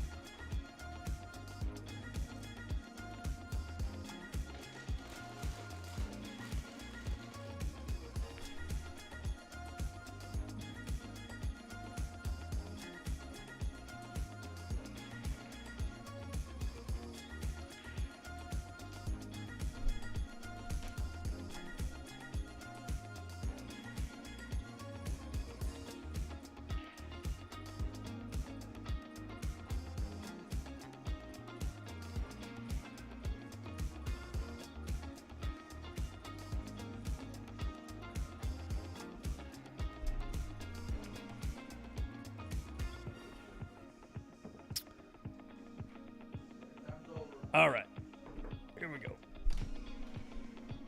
Now that Eddie, I was reading Eddie's name as I was about to talk about Mike. Now that Mike is done munching on popcorn, let's see what we got.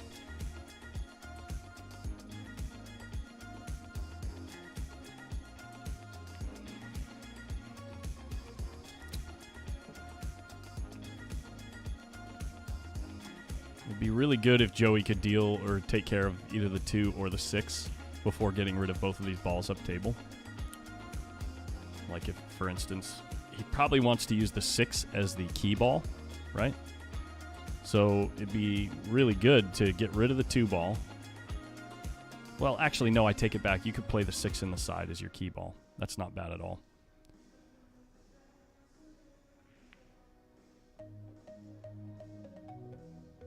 Yeah, this definitely works too. You can stun right up and get relatively straight in on the 2 with an angle towards the short rail. Yeah, he's looking at the 6 as his key ball on the side. Oops, sorry about that, guys. I have to hit that button.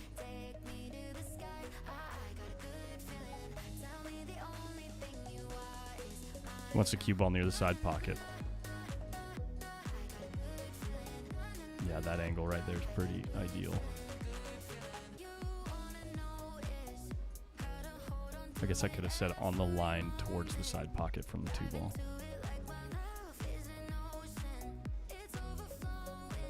Down to the short rail. Needs to get pretty straight here. Don't want to overrun this. Ooh, this makes this a little touchy. Now you got to check it and play the right speed. I don't like going around the table here. That's why he's not down on the ball already, because it's a little bit tricky. I don't know if he's thick enough to play the... oh, I can see it. Sorry, I'm switching angles so much, but yeah. Here we go. He's going around. This is no good. He's going to come up way short. No, no, no, no, no, no. All right, well, I believe Joey ran 12 there. We should put him at 18.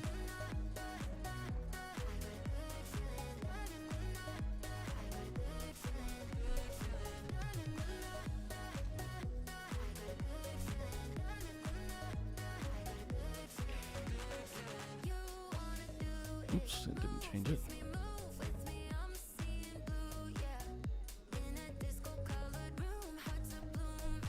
Did it on the wrong one. Hold on. 18. There we go. Just a straight up safe. Get him on the rail would be even better. Ooh, this is deadly.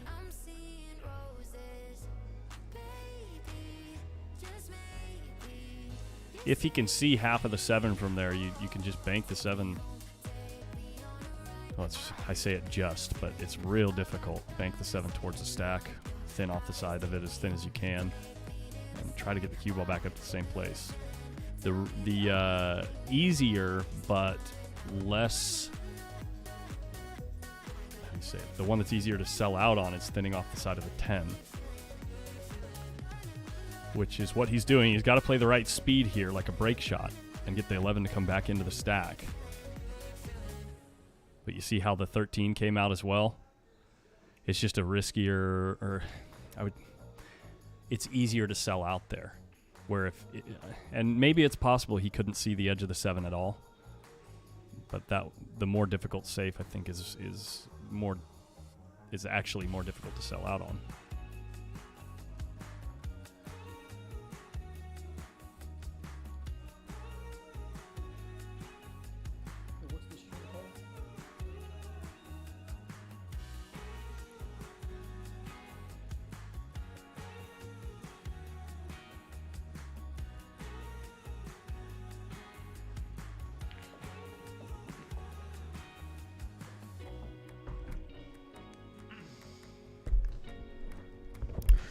Trying my best to put Collins on tilt. It's not working. Sometimes friends are just there to annoy you. Yep.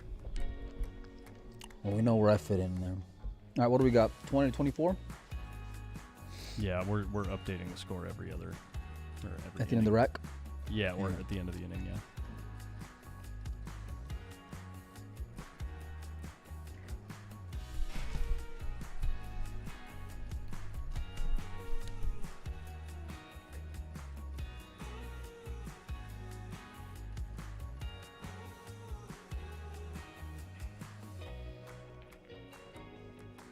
Nice little tickle there. Nudge the stack a little bit, get some more options for later.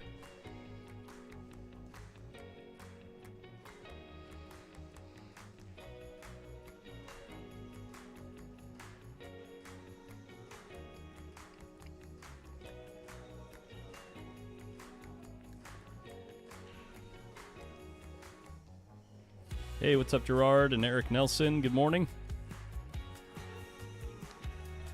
I just sent him the link. Nice. Mm-hmm.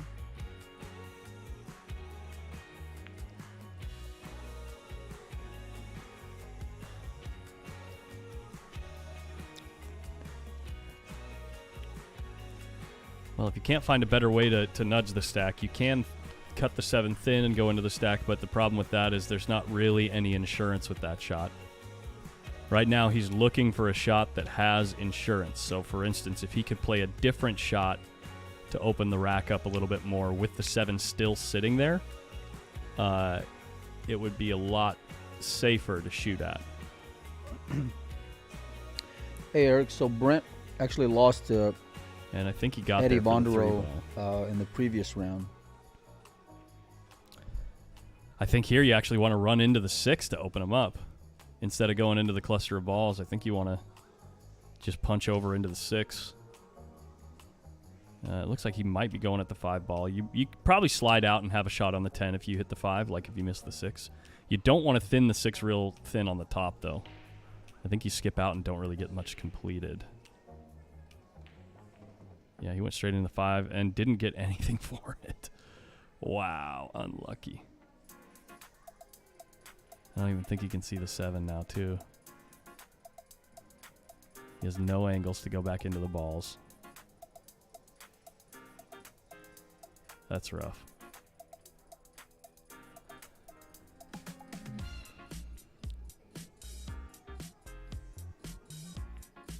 I'm surprised he didn't just hold the cue ball right there and go off the 6. The 6 must not pass the 7. That's a pretty small pocket.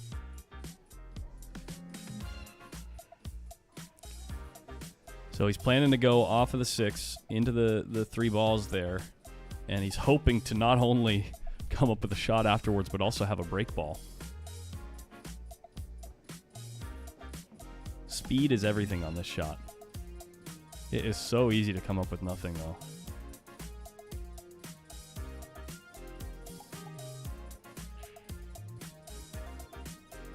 Because that 14 is going to be going straight to the side rail. The 1 ball wants to go straight to the bottom rail.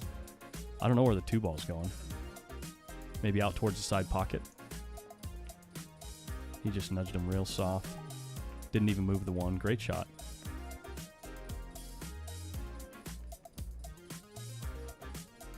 The 14 might be viable for a break shot, too. But the 10 and 2 are a problem. I wouldn't be surprised if he just winds up and draws into him. No, he's got too much angle. And I think the 14's in the way of going forward 2 rails to nudge him.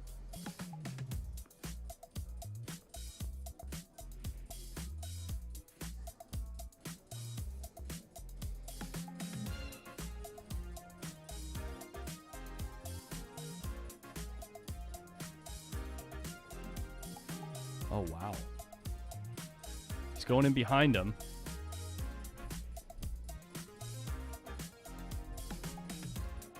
He's wanting to hit the right side of the 10 ball here to hopefully nudge the 2 ball as well. That would be like incredibly ideal, but it's tough to know whether or not he can actually get any motion out of the 2 ball.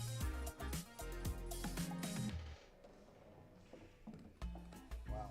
And this works. This works. If he can get up nice and close to the rail here, he can still use the 2 as a break ball, even though it's up fairly high.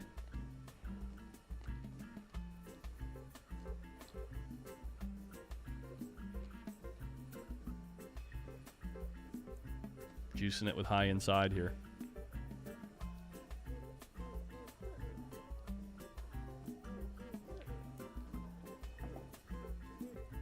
Didn't get there, but at least it's something. I mean, it's a really difficult break shot. But, you know, if you stroke true.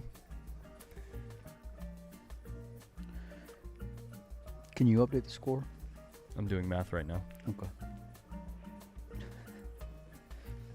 I think it's 32. Right? Because Eddie didn't get any balls in that rack.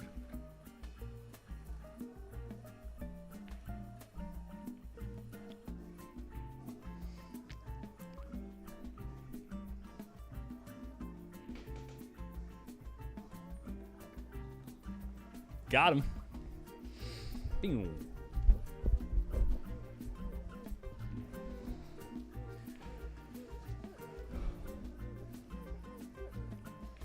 It is so easy to get a squirrely stroke on this shot. I think because you got to go in with some twists. speed. You got to go with a pretty good amount of speed here to be sure you're not going to get all caught up in the stack. Pretty good. Did he get a shot on the 11? What's he think? He doesn't seem disappointed. Get in position on the 9. Yeah, it goes.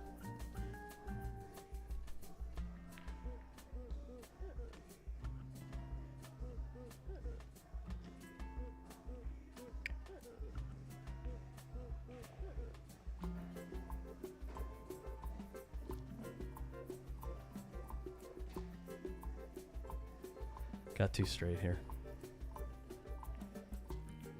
Wonder if he's looking to see if this combo is cuttable, if there's a gap there in between the 13 and the 8. Just stopping the rock right there and going for some kind of combo. But where's the insurance? No, he's got angle. He's got some angle on the 9.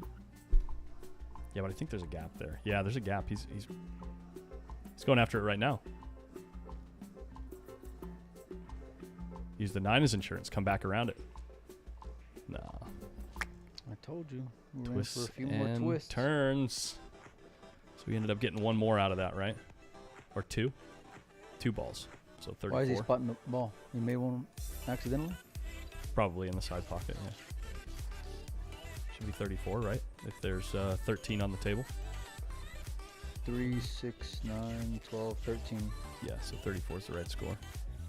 34-24. We're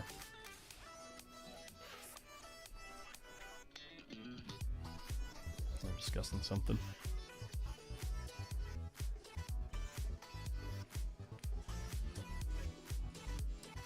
They're asking the referee about something.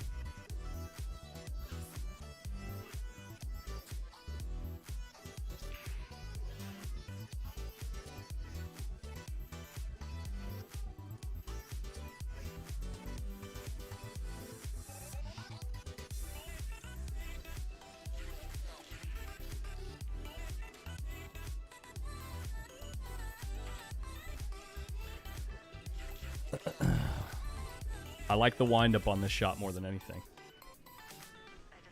I like to really pummel these balls and send a few, like, you know what I mean? Just send them. If you got the angle, use it. Yeah, but That's yeah, a pretty high percentage. I think the best way to have odds to have a shot after this shot is to just really open them up. Going into them timidly, you can get kind of caught up in there. Yeah. Yeah, he's got the 14 in the side. See how if he went through there any slower, it's just so easy to get caught up in there.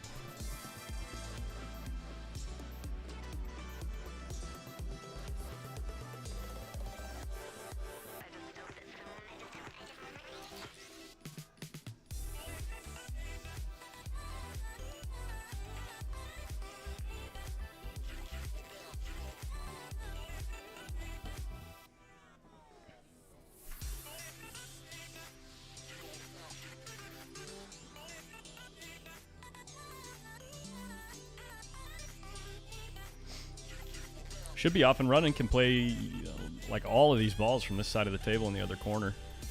And as soon as he makes a few of them, he's got options to shoot some back in the top right corner.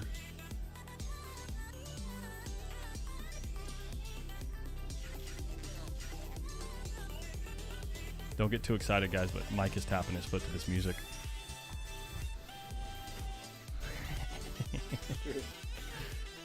It's so funky when this like synth comes in.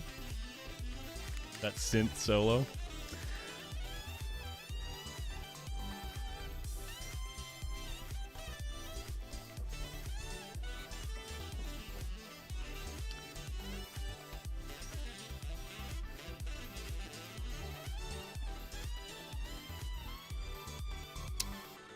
Yeah, you could probably use the 3 as a break ball, even though it's really high. If you get a fairly steep angle on it. That way you don't have to worry about how the cluster turns out. That's that 1-7 cluster there. Yeah, what are you going to do about that? Once you get things opened up over on this side, right, the priority right now is the fact that all these balls are lined up to the top right corner. You see that? So, like, only the 8 and the 13 go over there. So as soon as you open things up on this side of the table and take care of some of the traffic, you get a lot more freedom to decide what you want to do with it. This is a little greedy. That's a little greedy. I mean, it's a little great because he got there. Well, he got there, but he didn't really open up the 1 ball. Can he get to the 5? Well, I mean, the 13's laying there. The 6s can go up table, but the problem is that the 1's still tied up. Maybe once the 6 is out of the way, it can go in the top corner. You can also go with the 7 from there. Yeah. Take the 7 now? Is that what you mean? No. I mean, like, eventually work your way to where you move that 7 ball and adjust the 1-3 a little bit. The good thing, actually the best thing about what just happened for him is where the 7 is sitting right now. If you can get all the other balls out of the way without moving that 7 ball, it's like literally the perfect spot on the table for a break shot. Oh, this is no good. This is now that he's further congested that area, it's going to be really tough to play tight position. He's gonna on one of these shots. He's gonna have to get like ball in hand position on one of these shots in order to get out.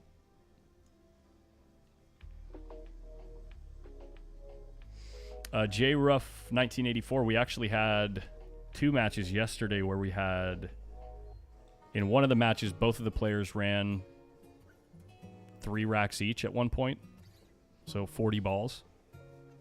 And then we had another. See, now all the break shots are gone. Now you got to use a different break shot that's less optimal. What if you're on the inside of the 8? You can't draw in there? No, you can use it as a break shot. It's just not as good of a break shot as that 7 ball. That's all.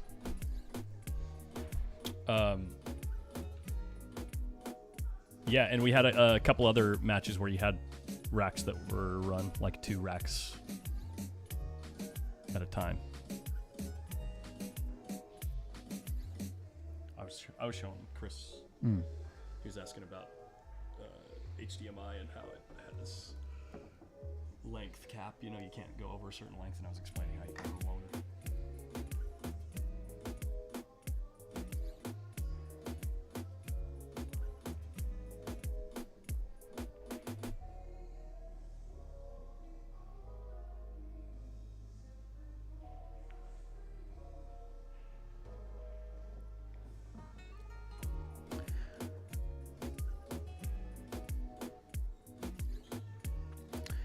We got a match. It's looking like it. It's all going to depend on how things open up after he breaks off this 8 ball.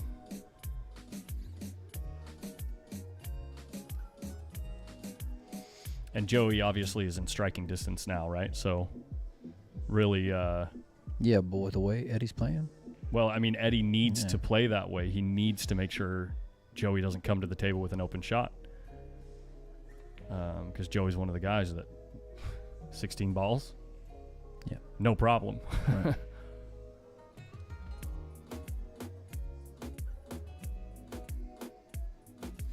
Does 14-1 get played on the West Coast? No one plays in New England. There's a room called Crown Billiards in San Ramon where I know there's a healthy handful of players that really like the game. But we don't play much at hard times. I think there's a few players that play it in Fremont at California Billiards.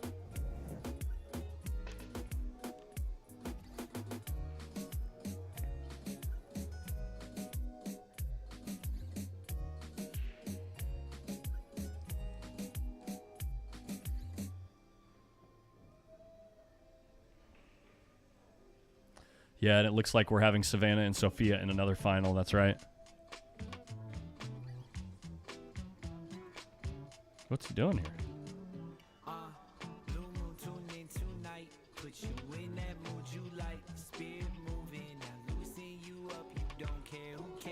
He's getting positioned on the break shot up table because the 10 ball is going to get spotted.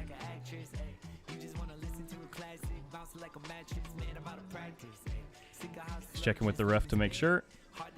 But this 10 is in the racking position.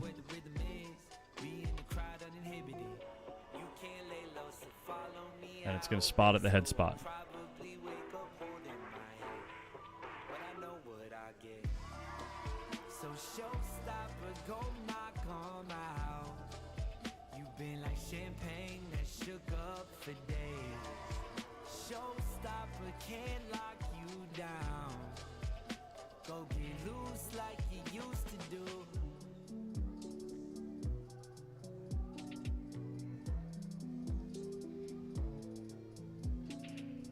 I can't imagine he's going to get a ton out of this.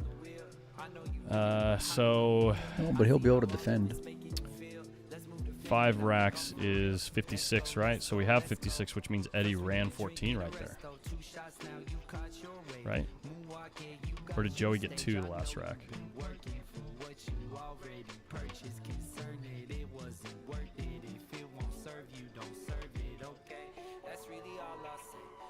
Joey got 2 last rack, so he's got 36 here.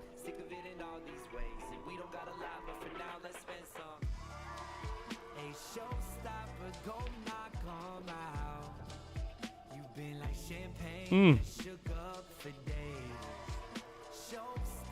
that's a tremendous effort, but he was in a spot. Now, if the 13 is, pardon me, if the 9 is not frozen to these balls on the wing, which it might be still, but if it nudged off of there, it's possible to thin this 13 ball without the 9 poking out. But you need gap. Well, you definitely need a gap between the 12 and the 9 for that to happen. Does it look like there's a gap right there? Yep. Yeah, so it might be possible.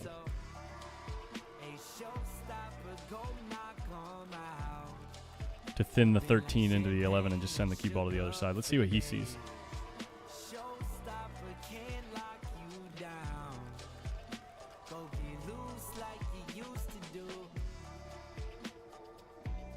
Kind of like this.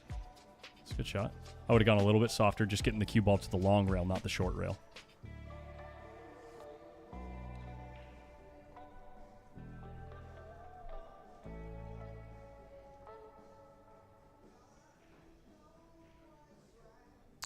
Yeah, that's what I was going to ask right now. How does that 9-14 sit?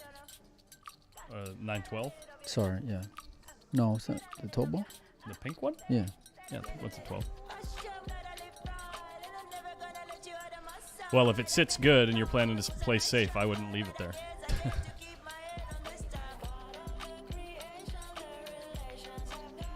Are you kidding me, dude? How easy does he make that look, man?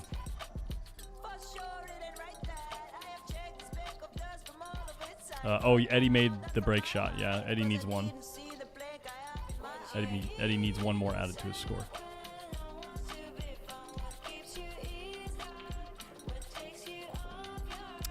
I'm going to go out on a limb and say Eddie's in trouble. Joey needs this rack and like 2 or 3 more balls.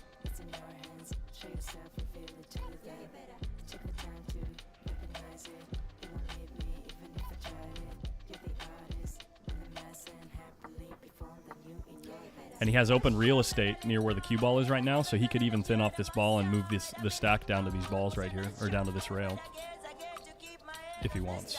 He decides to just go up to the 11. I guess he didn't really have insurance for the shot that I was talking about.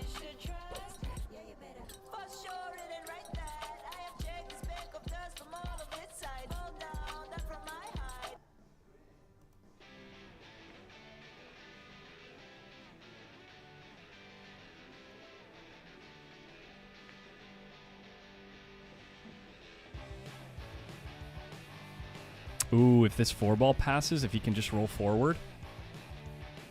Or the 5 there, right by the stack. Dude, from this angle, it looks like the 7 is sitting on top of the 2 and the 14. Do you see that? Yeah. It looks like it's sitting up in the air. Yeah, it's a little trippy. That's a little optical illusion. I've never seen that before. It literally looks like it's on top of all the other balls. Someone get a screenshot of that.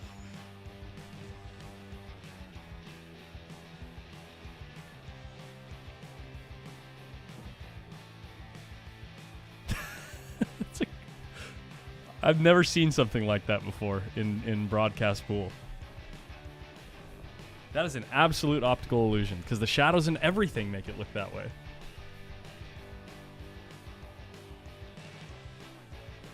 Good shot. Uh-oh. Is he gonna get? Uh-oh.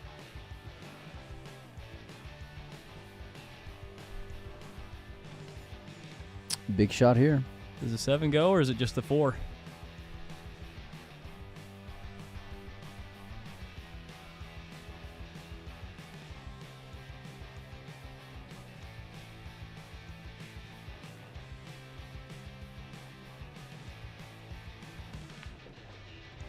Nice. Nice shot.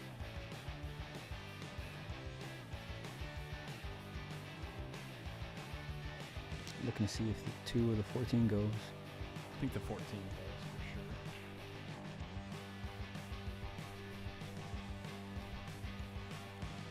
Maybe. Maybe for sure. Sometimes maybe no.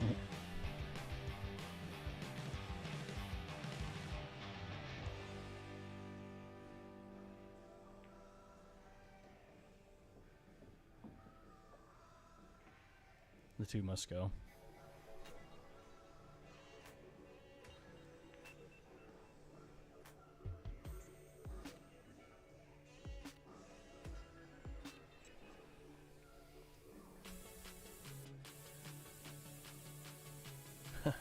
Who spotted that ball on top of the stack?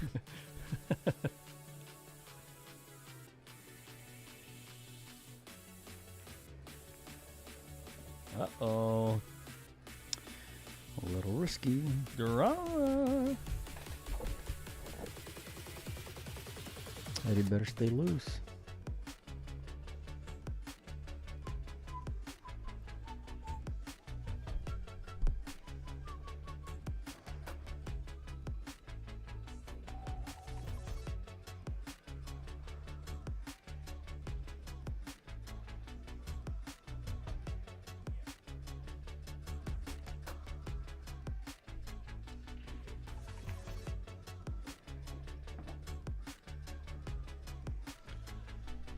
Well, Joey's going to have to shoot a bank here, I think, unless he gets into these balls right now. Coming off the rail and into the ball. That's what he's looking at. It's the only option. And if you miss him, you got to hope you get in line for a decent bank.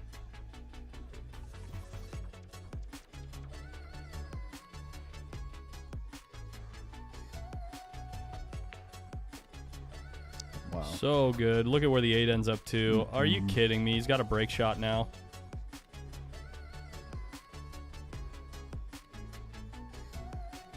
I think if you can draw the ball, depending on what angle he has right here, if you can draw the ball or get the ball anywhere like over here. On his looks back? like he's going forward. Yeah, when I get the cue ball on my back, it's pretty good too. Oh, this is really good too. Going 2 rails Two rails, across the yeah. ball. Yeah, you go 2 rails across the line. It's real easy to end up, Perfect. anywhere near the bottom long rails. We're looking at it. Pretty good run out here. If he gets on this ball, you gotta imagine it's probably over if he gets there. He's drawing it straight across. Winner of this match will face Cash Lance in the next round of the boys 14.1. I think after this, though, we're going to go with... Ooh, is he going to He's get there? going to get there. Oh, he hit it great. After this, we're going to go with the girls 9-ball. Actually, a little bit. I think he's good, Kenny. Yeah, he's going to have to do that super pure, dead center ball power shot. Give me your Arnold Schwarzenegger impression.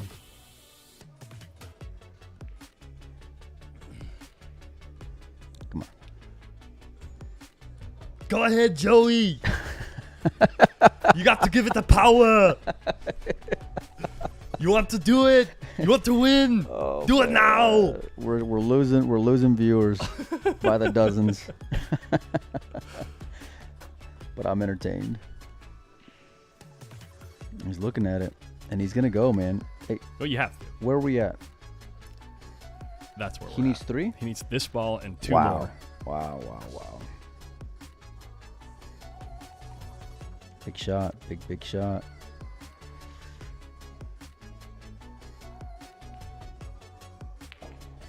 Yeah, that's it. Oh. That's it. They both go. The 14 and 12 both go. That might be it for Eddie.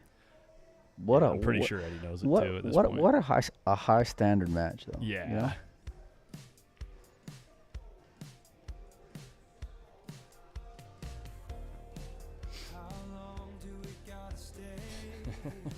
Steven.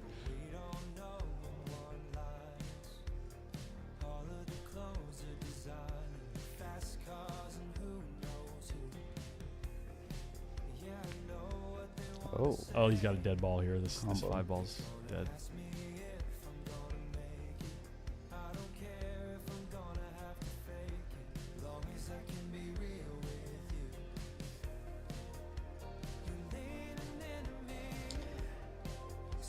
To move on, he's calling Oh, it. yeah. Got to remember to call the ball, especially if it's not an obvious shot. If it's a combo, got to call it. It's not an obvious shot. This guy.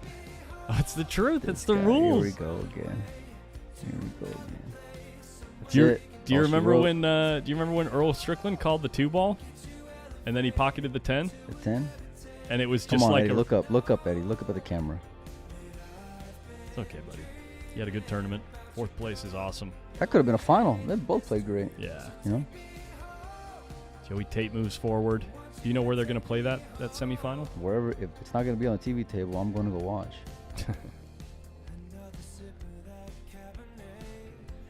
All right.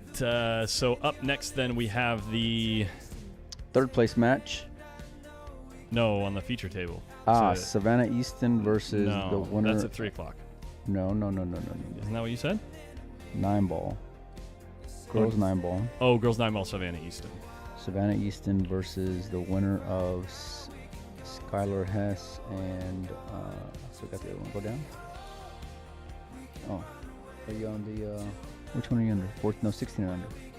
Oh, 16.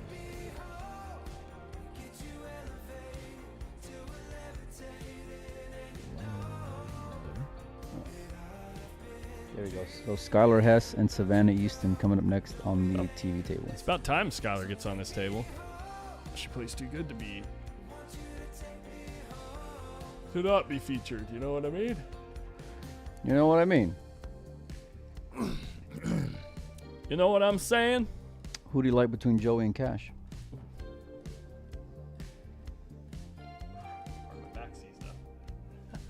No. Too much caffeine. Not enough sleep. God, ain't that the truth? Don't dodge. What the were you question. saying? Don't What was dodge the question? Okay, I don't remember the question. Joey and Cash. Let's hear in the chat who you got. Y'all saw Cash play last night in the hot seat. There he is practicing over there. Actually, Cash didn't get to play much in that hot seat match. Hey, don't ruin the vote. I'm trying to ask the people who they got. I'm trying to ask you who you got, and you just dodging me, left and right. I think Joey's playing good. I think Joey's playing good. I concur. Do you concur? Mm-hmm.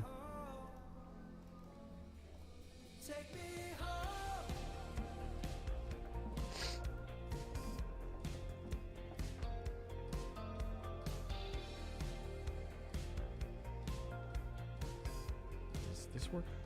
Yes. Wow. One button to turn the scoreboard off. Gotta like it.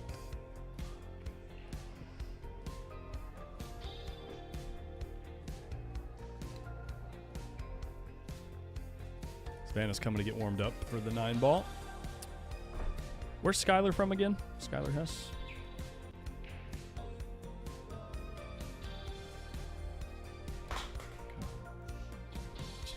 Mike.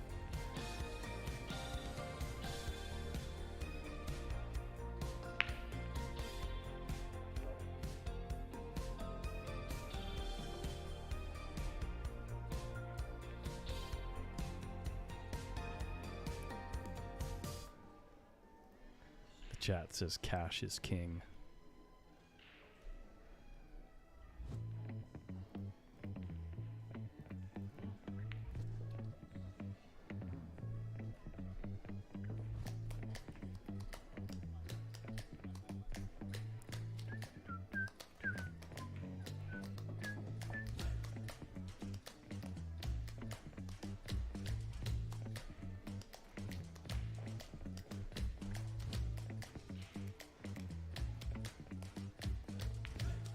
Maryland, thank you.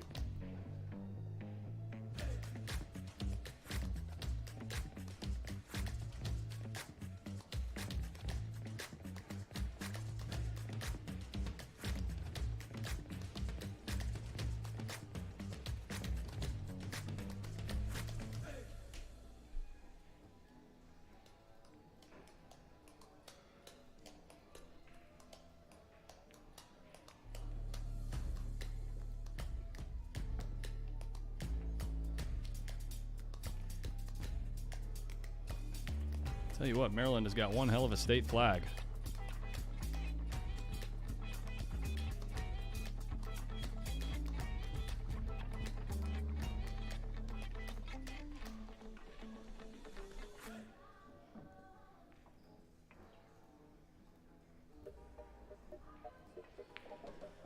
'16 and under girls are racing to 7.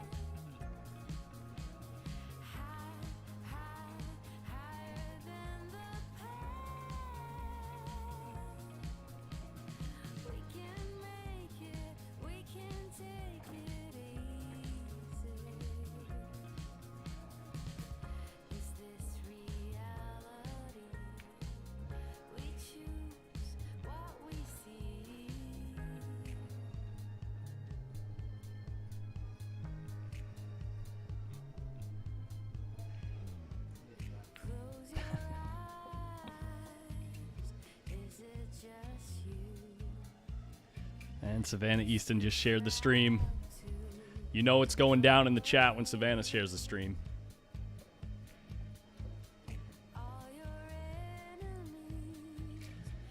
She's playing her favorite game too. I think rotation's her favorite game, right? 9-ball. She plays a ton of 9-ball. Just tons of 9-ball. Oh, it is 10-ball. That's right. It's a no. Oh, her favorite game is 10-ball. Gotcha. Yeah, no, we're playing 9-ball for 16 and under girls.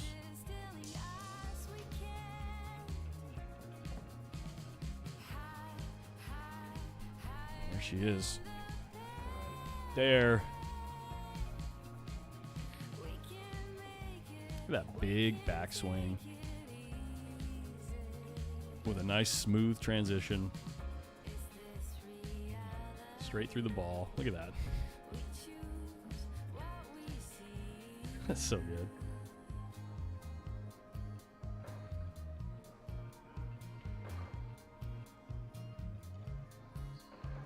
Are these tables 9 foot or 7 foot? That is the most common question.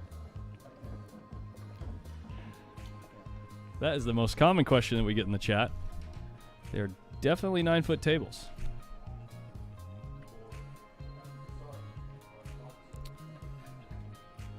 They're going to be getting started here at noon, so we're not going to start for another 20 minutes. Unless the players decide to start early. I'm going to set you guys out here to just relax and watch. Or we could go over here. Maybe over to this side of the room. Oh, there's nobody playing here.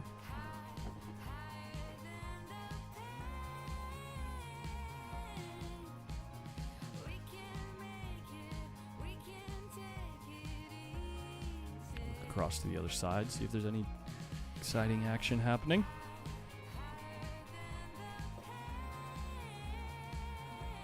about way over here in the corner?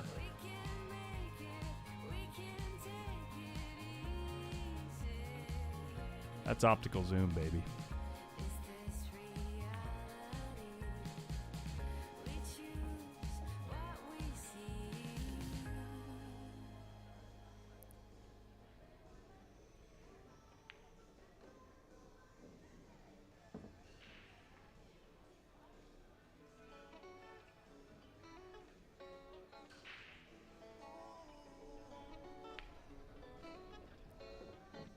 You know what? I'm going to stick you guys up here like this. It's going to have to be this one, because I think that we're going to have some 9-ball matches played on these two neighboring tables, and that way you can kind of watch the beginning of that 14-1 semifinal. Mark Bell, I'm actually not sure. Caden Hillman from Wisconsin. You can see all the bracket information at CompuSport.com.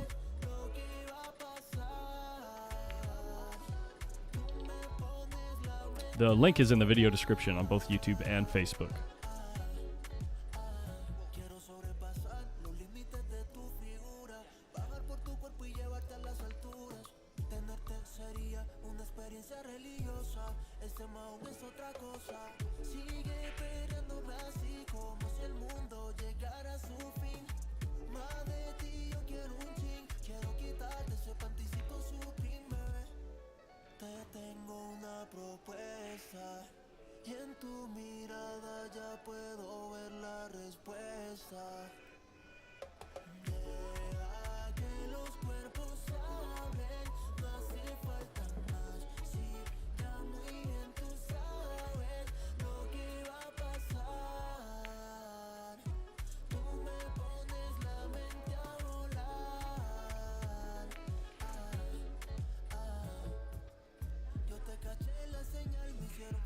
Skylar's just showing up.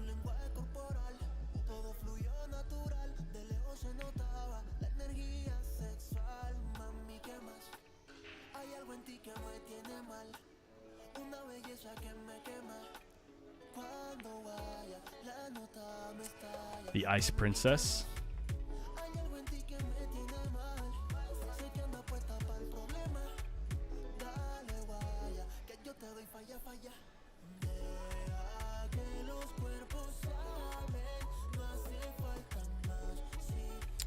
I'll make sure that we keep an eye over here, and if they decide to lag and get started, we can keep score, no problem.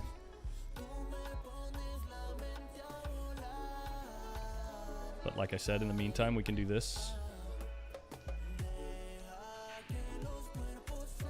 And maybe leave this camera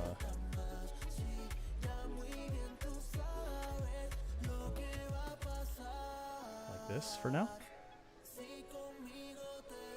There you go, guys. Won't miss any of the action.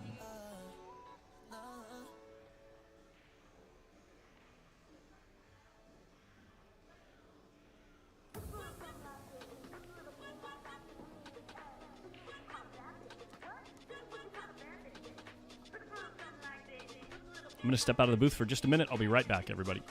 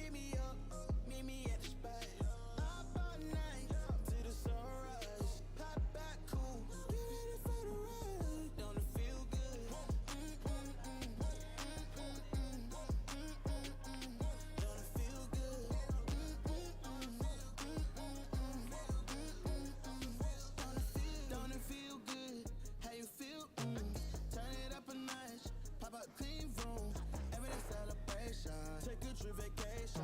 You deserve a day, you deserve a day off. Working for too long, gotta keep back. Tell my cell phone off until I get back. Ooh, yeah, I did that. Living my life with no regrets. So I titled, pull up on me.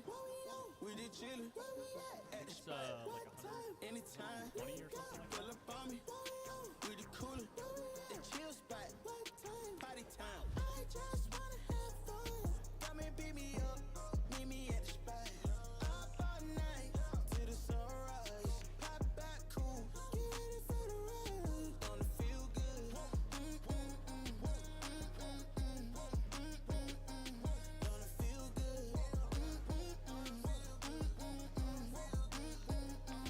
Gonna feel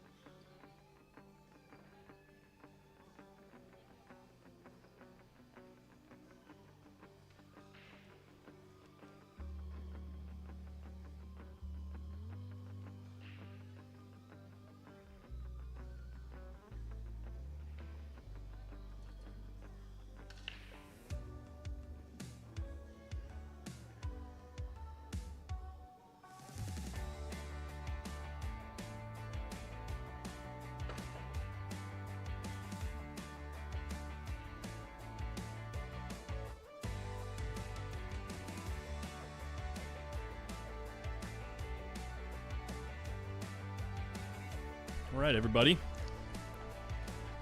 We are rolling, off and running. Sorry about the mild delay in the booth. There was a little bit of commotion in here, so we decided to keep it muted up.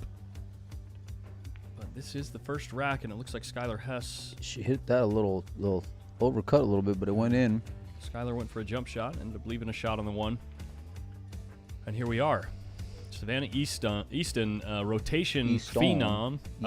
I was thinking the word phenom. Yeah. So I said Easton. Merge them. Yeah, semi-Freudian slip.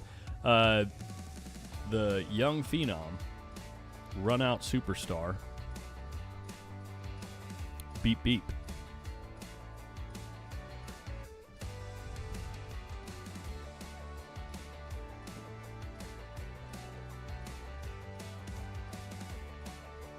That's right, Snooker. Beep beep.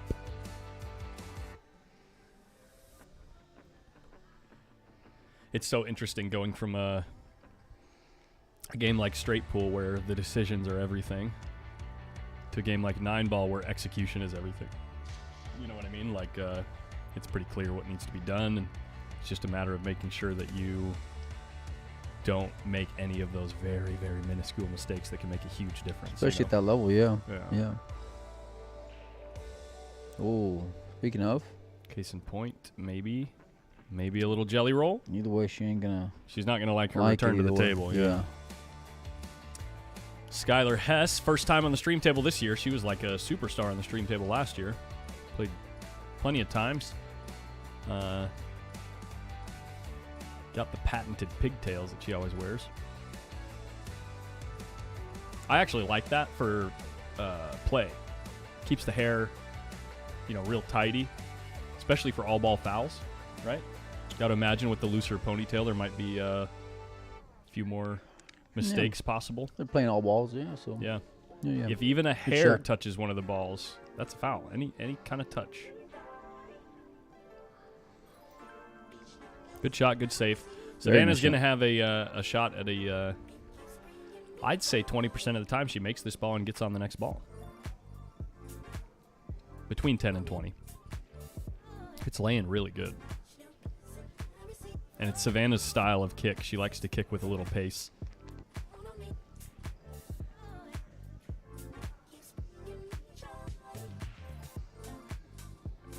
Almost.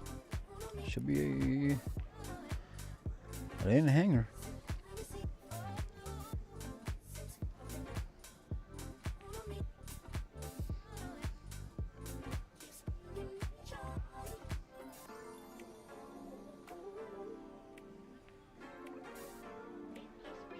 Ooh, baby. Just Ginned it. barely falling in. Ginned it. That 7 hung up for felt like 10 seconds and fell in.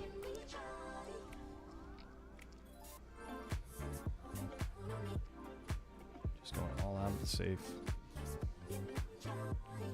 I actually saw both these girls while they were warming up, firing in a couple bank shots. I wonder if she's going to play any kind of two-way shot. Maybe I like play the two-way, yeah. Yeah, play the cue ball near the 6 or something, send the 4 ball over there.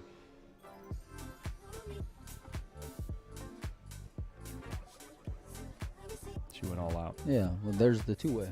That's another option for a two-way. Well, what way were you talking about? I was talking about sending the cue ball right at the 6. Use the 6 to stop the cue ball, the 9's in the way. Oh, yeah, no. I like the way she played it. Yeah. Perfect pace, too. Look where she ended up. Yeah. Nice little ticky.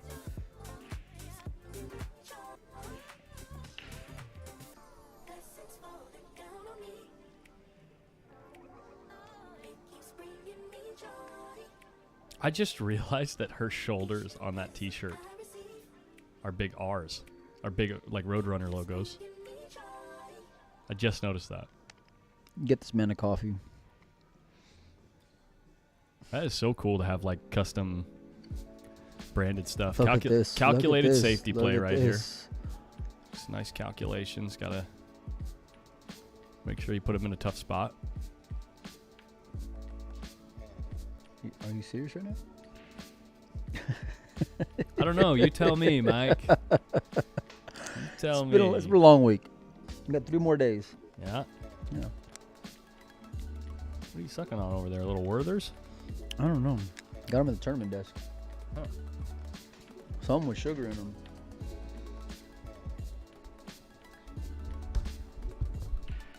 A little later on, we'll have Camera.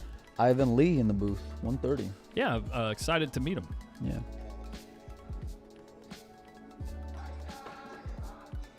Wow, did not expect that. Well, before the cue ball falls, you're not supposed to stick your hand in that pocket, but at any rate, it's a foul either way.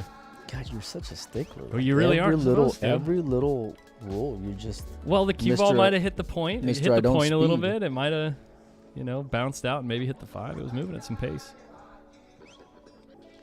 Hit the replay. Let's see what it would have done. I know We can't know for sure. Oops. He's nerding out over here. Y'all don't even know. He's queuing up that replay.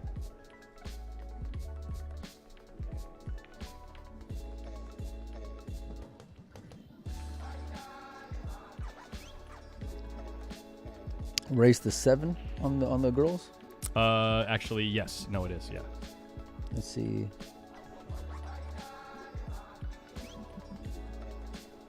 I don't think we need to show this replay. Collins' hypothetical had no chance of happening.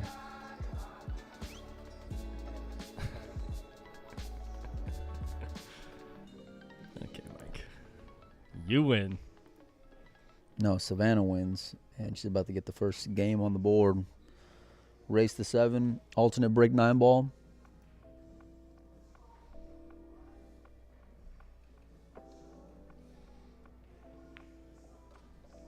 Nice shot. All business. Look of determination there. All business. I remember the first time I ever saw Savannah play was at the very first Brendan Crockett Memorial. I'm pretty sure she came out from Vegas. She was like, or no, they did a junior event before the Brendan Crockett. That's what it was. And she was like 10 years old at the time, or like 9 or something like that. She's half the size she is now. Yeah. No, she's growing so fast. Even just when I seen Larry and them back in February and in Yeah. Vegas.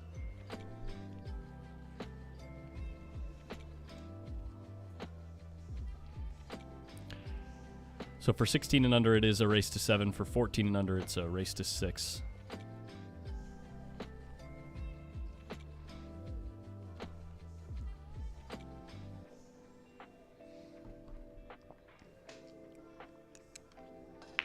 Look how she moves her body into the break. You see that? She has to get that power.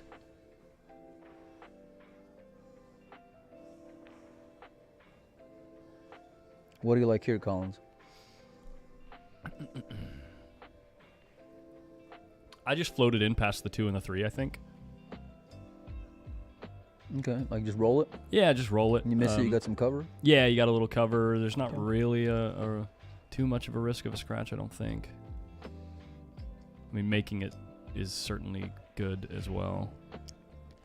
I mean, if you like that kind of thing. If you like making the If ball, you like then running out. it works. Yeah. Yeah.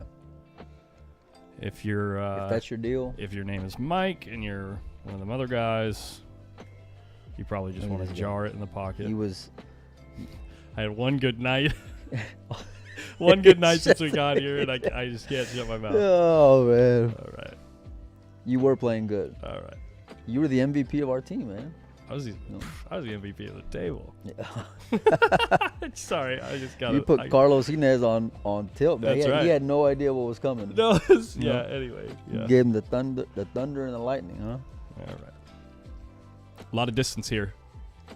A lot of distance for the next 2 shots. To come back and forth from the 5 to 6. You mean? Yeah. And now you're super straight. We're going to see a stroke here, boys and girls. Yeah, we are. She's got it. I know she's got it. She's got it, yeah. She's got the power, but I actually, because you've got a negative angle away from the pocket, there's no risk of scratch here. No, she's going forward with it. I don't like going forward. Yeah, like There's too much traffic when this you way. hit it like that, though. There's too much traffic this way. Oh, just short, too. Oh. I like drawing the ball there and trying to get to the short rail. You know what I mean? Like Yeah. trying to get, because if you overstroke it, you're probably still going to have a shot because then you're talking like drawing it to draw it so far that you hit the short rail and go past the 9. You're talking like 10 feet of draw. You know what I mean? But A lot. yeah.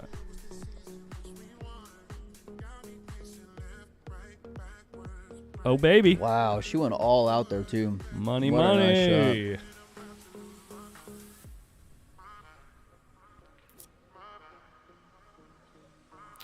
Yeah, that's actually a good question. Let me go see if I can find out because yeah. I wanna know too. I can see from here, I think. Oh yeah. Okay, let's see if she makes the 7 ball first. Count a million reasons to keep you in my heart. Go back in time. 20-7. Let's see. Nice shot by Skylar. Does he 8 past the 9? It looks like it. No chance. It's a combo. How'd you say it? No chance. Said it like I'm French. Safety Wow. play. Wow. See, what a mature way of playing pool, huh? Definitely not the way I You're play. dogging it. You're firing that combo Oh, and baby, missing it let's for go. sure. Let's go. No doubt about it. Yeah. Beep Beep says, you kicked one in? Is that what just happened? You kicked one in?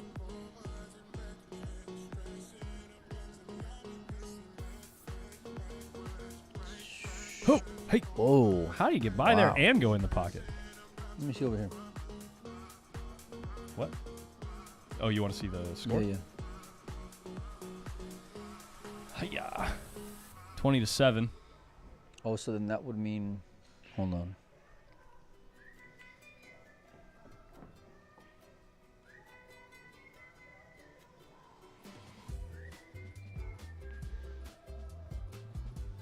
Can we picture it?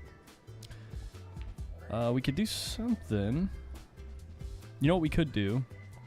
So it's 20-12 in favor of Joey, and Joey's at the table right now. For those of you interested in that matchup is the boys' semifinal of the 14.1. I could put it way down over here in the bottom right corner, maybe. You know, like the score. Just leave that scoreboard for the boys over there. This. Or you want to watch the actual match in the picture-in-picture? Is that what you're asking? Yeah. I mean, it's a semifinal. Yeah, let me see what I can do, guys. You know, It's going to be rather small, but I can get it on screen. So for anyone that's watching on a television, just something for people to be able to follow. You know. yeah. If you're watching on television, you'll be able Yeah. to watch it too. Let me set it up. Give me a second. I mean, I'm not trying to ruin anybody's experience here, but I think for the semifinal, you know, oh, scratch by Savannah Easton.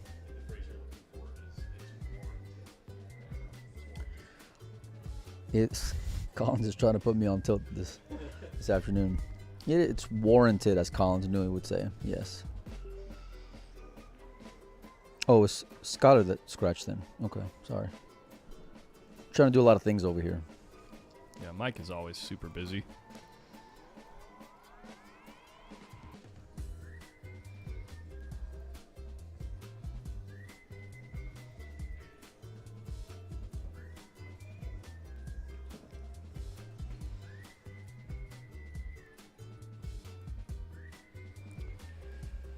Okay, let's find a good position for it. It needs to be probably up by that logo. Yeah. Collins is trying to set Smaller. up the. Probably won't be able to go back and forth between camera angles on the main table, I'd imagine, but I gotta Yeah. make it smaller. yeah. And then I can go up with it. Nice shot. Is that live on the screen right now?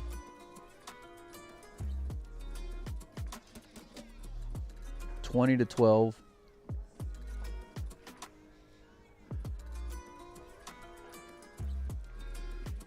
And Joey just missed, so.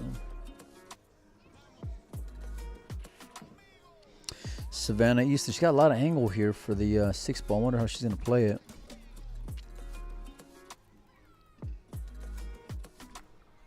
Like she's drawing it.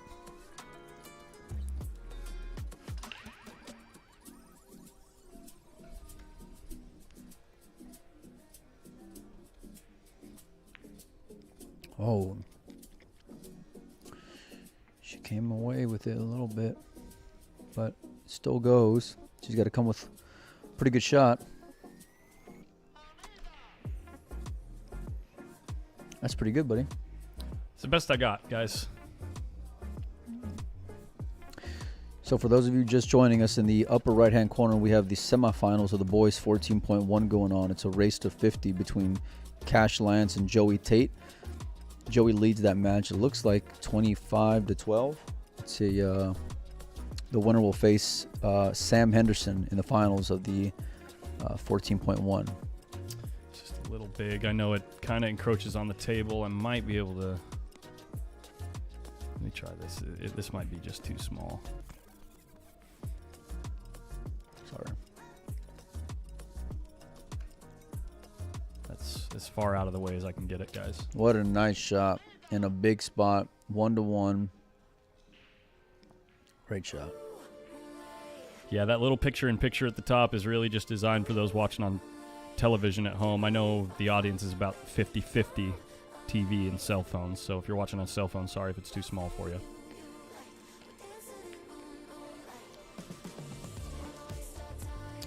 Savannah Easton. Perfect control on that little draw shot there. Tap, tap. Tap, tap.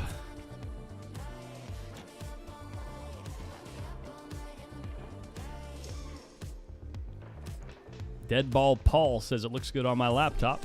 That's right. There you go. Well,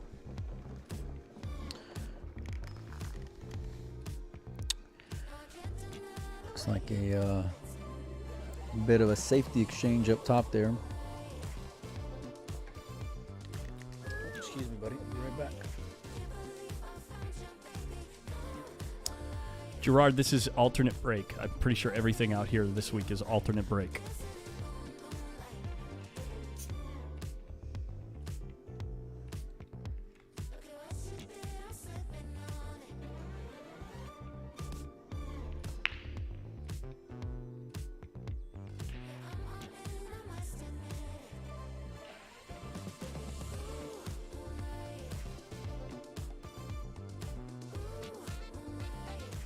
Looks good on my Cricket flip phone. I doubt it.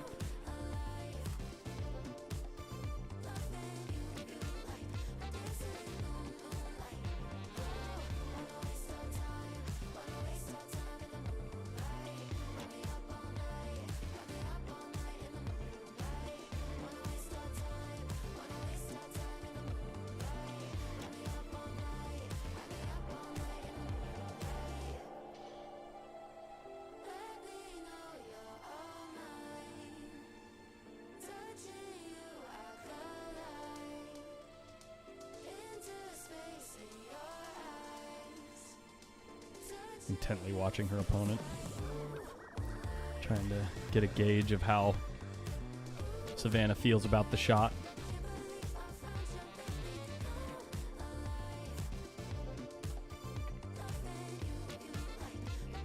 Oh, imagine. Oh, I thought she might get around the 7 there, but no such luck.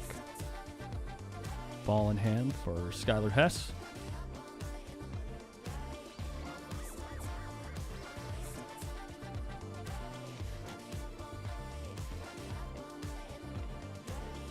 Looks like Skylar's going for another foul here. Players are playing 3 foul.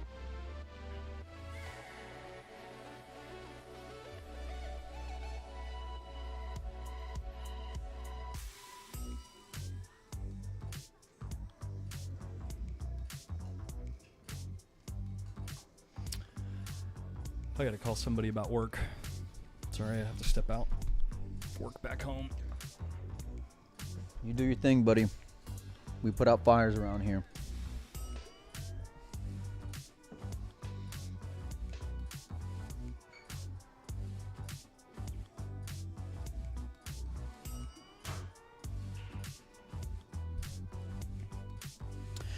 All right, well, looks like ball in hand for Skylar, and interesting way to play it. She's going all out and playing safe. Okay, maybe she's trying to 3 foul here, but she can. Wonder if she can get a full hit here, maybe with like a hit and stick, but which is I think what she's looking at here. Is she on 2 right now? Sorry, I just walked back in, you guys, so I'm a little out of the loop. We're outside talking about the awards for the girls 14.1 and how we wanted to handle that. So just to kind of update you guys on the schedule for today, we have the boys final will be at, what time is it now? 12, so 1:30. And then the girls final of the 14.1 will be at 3 o'clock. Larry says she was on 2. I appreciate that. Thanks for the update. Yeah, she really needed to bury that ball in. She had her on 2. What's up, guys? She made the ball. Nice shot. Another partner here. You want him or you want to give him to me?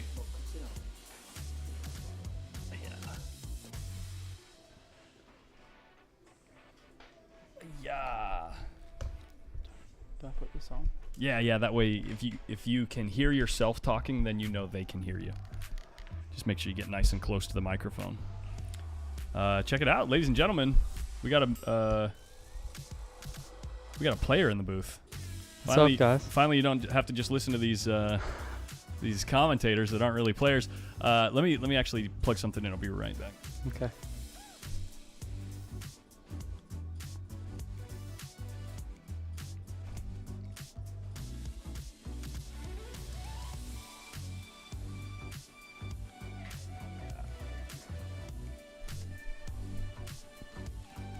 I'm guessing this is first round, right?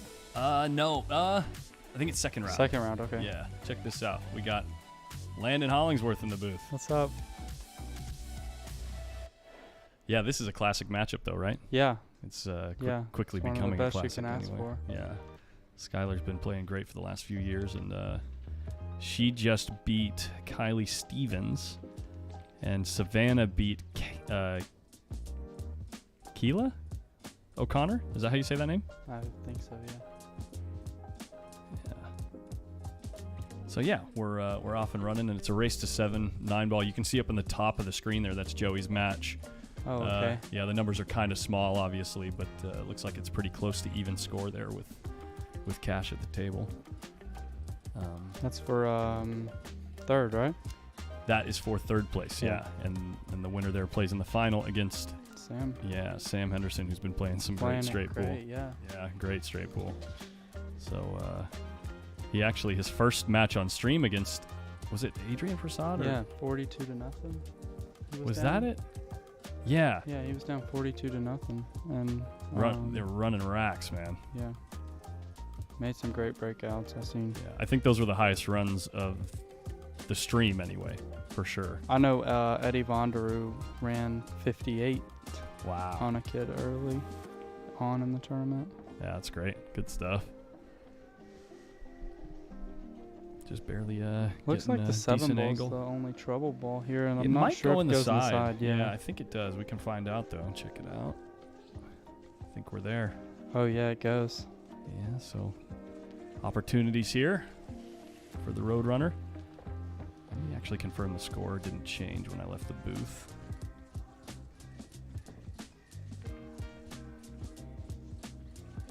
Well, we got a Dr. Pepper in the way, but I'm pretty sure it's a 1 behind this. That's got to be a 1. Yeah, it's got to be 2-1.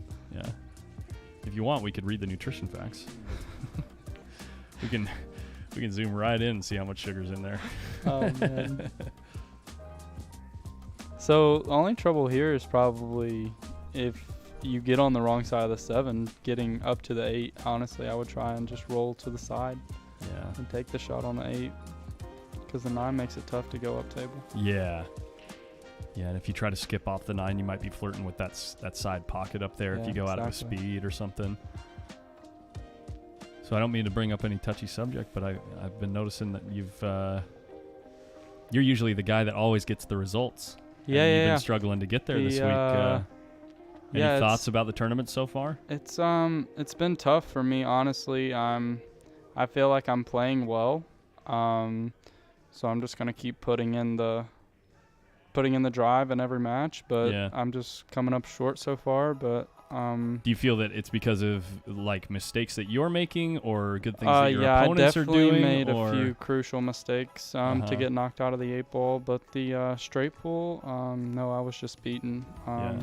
Which, with it being my first time ever playing the game, it was Sure. honestly, I had nothing to expect out of it. But Sure. um, So you're still very much looking forward to the 10 ball. oh yeah, I'm Not discouraged at all, No. amped up, ready Yeah, to take I'm it down. ready, yeah. Cool. That's awesome. Good to hear. I'm excited to watch.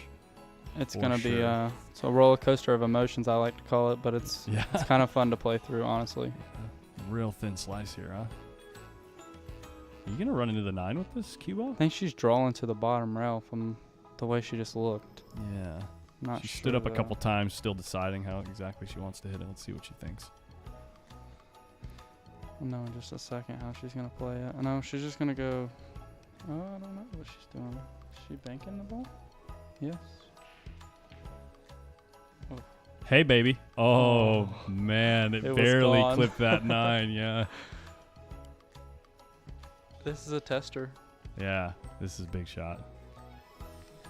Man, when you're talking about this kind of distance, even if you know how to aim it Cash is perfectly, you got to put a making good, run. got to put a good 26. stroke on it. Oh yeah, what a Wow. She even punched the cue ball over a few inches. shot. Great Like shot. she hit it into the thin side of the pocket. Did you see that? She hit the short rail facing. Yeah. That was a To good get shot. perfect on the To 9. get just dead perfect. She hit that ball great. Oh yeah. 2-2.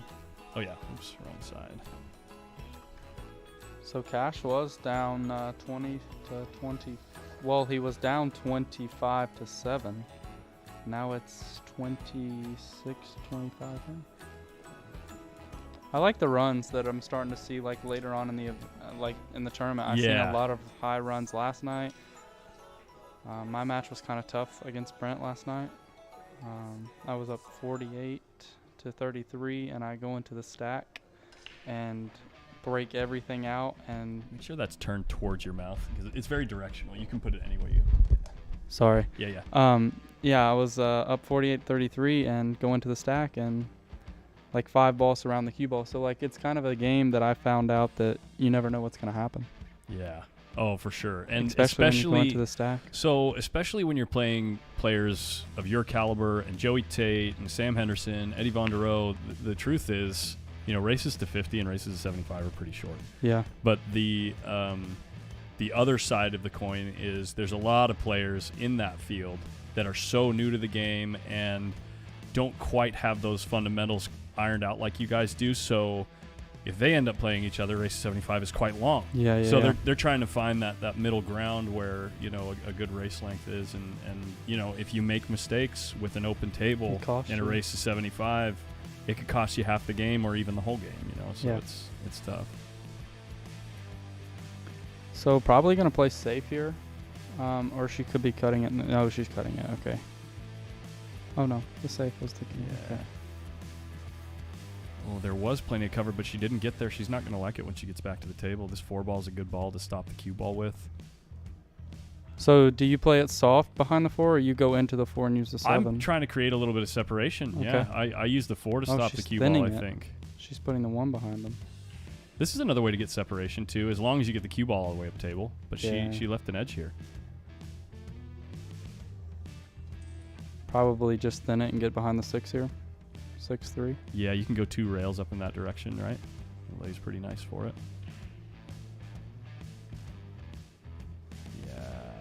Yeah. And then for this one, best odds to get safe. Well, there's actually not very good odds to get safe because even if you go into it 2 rails, I kind of like this way though. well, you have odds to hit the top of the 1 and then the cue ball hits the 4 and doesn't go anywhere. But if you hit the underside of the 1, right? If you hit the right side of the 1 at like a decent clip, you might even get some clearance. Like the 1 might clear out through the balls possibly.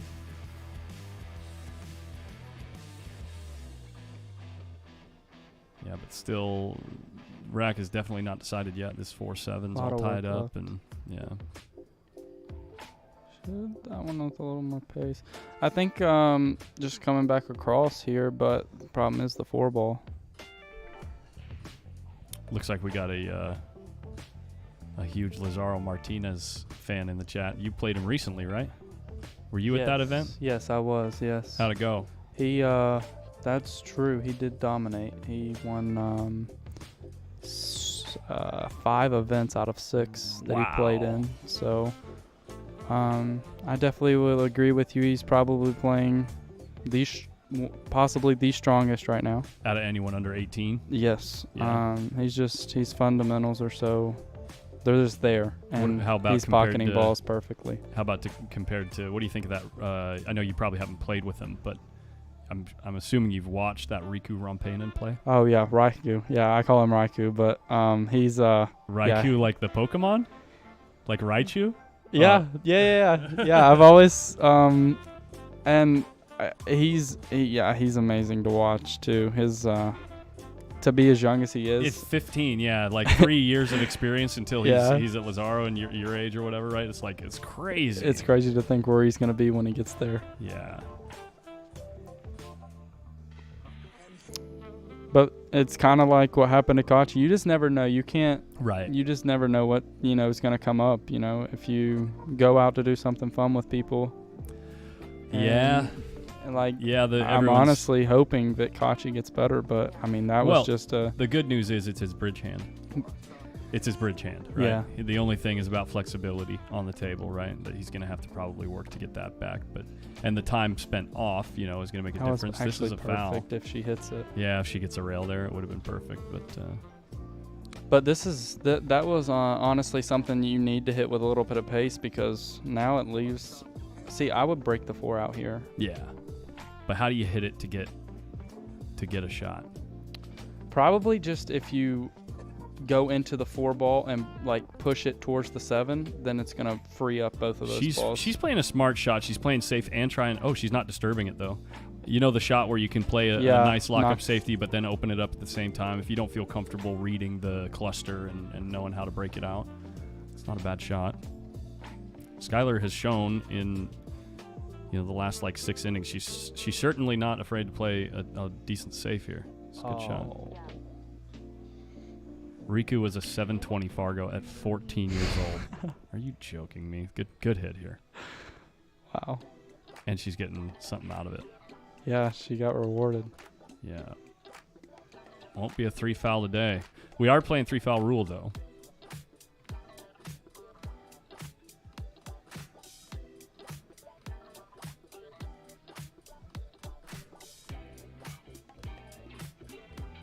Looking down the barrel. Nice hit. And Sab's going to have no shot. What do you think about the kick and stick? Yeah. You got to hit it real square and She's going fast. 2 rails.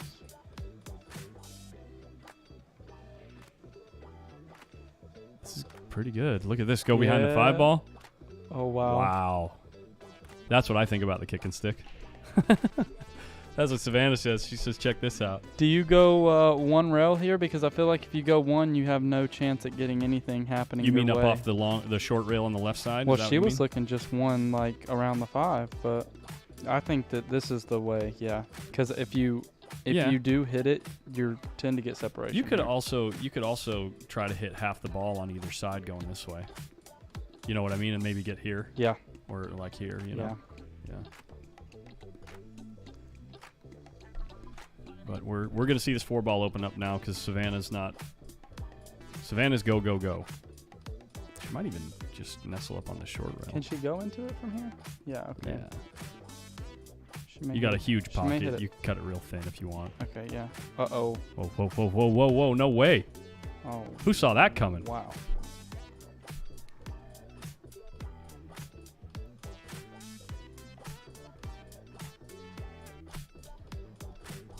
Look at how these were laying.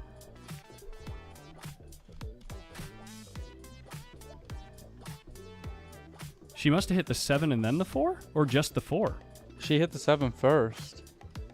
Yeah, so she skipped off both balls. That's kind of crazy. Yeah. Yeah, and went straight in the corner. Wow. Wow. So 6 to the 7's what I see here. It's gonna give her the only trouble this track. Well, it's really defined by this shot, right? Yeah. Where she ends up Exactly. right here.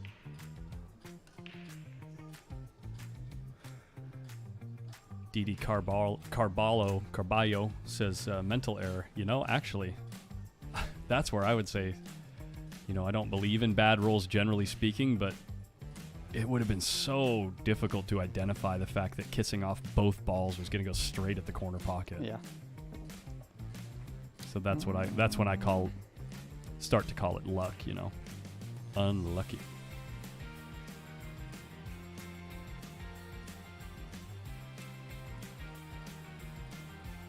See another bunt here. Uh-oh. Wow, what is going? Oh my goodness.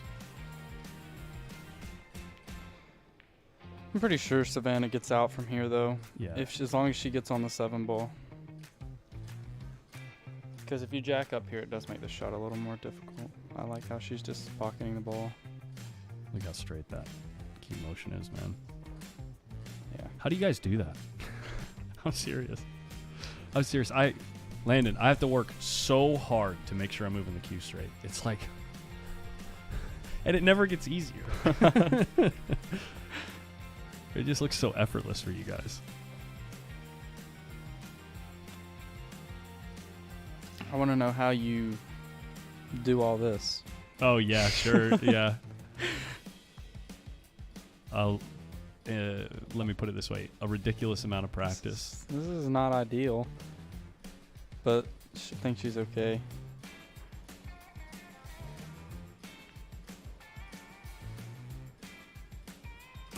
Mike Doan says, boring, no shot makers anymore. All they do is play safe. If you're bored, you don't have to watch, man.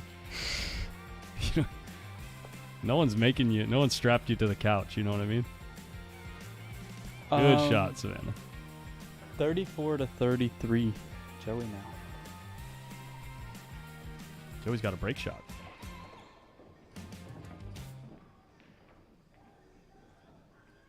Does he come away with something on the 5? Maybe it looks like. I think he's got the 4. The Yeah. 4, yeah. How can you tell the color from there, too? Dang, you got good eyes to boot.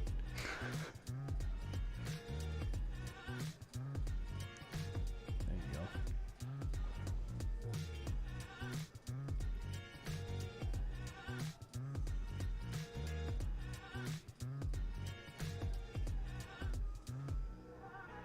You want to really know how I'm decent at controlling this stuff? Yeah.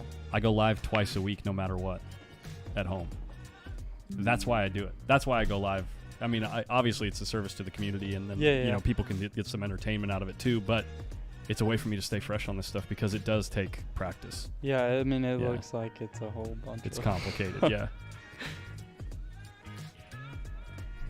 So she's probably just going to roll this ball in, I think, and use the 3 as honestly a blocker, I would say, if you roll it in, because the cue ball just travels roll 2 it, rails. roll it. Yeah, you could play it like kind of pocket speed, and if you, aim to hit it thick if you miss or whatever. Yeah.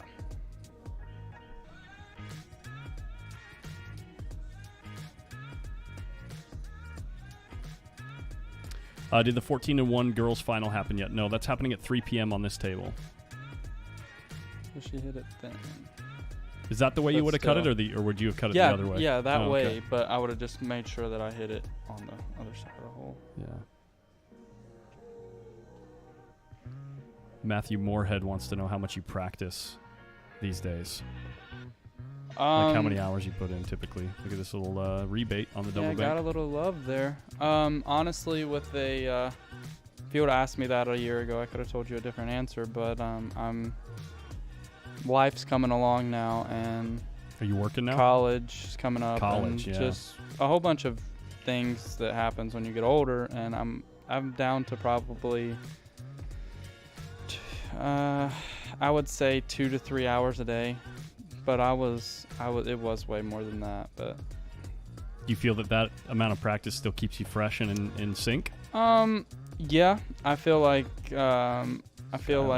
obviously the more hours the better. Yeah, obviously, yeah. But You saw the post by Alex Pagulayan, right? no. Did you see that? No.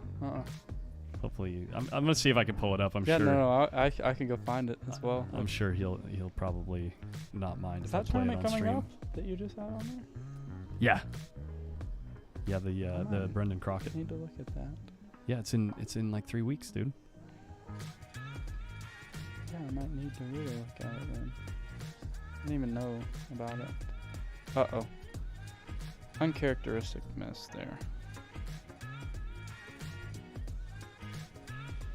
Let's see if I can find this little clip that he put up.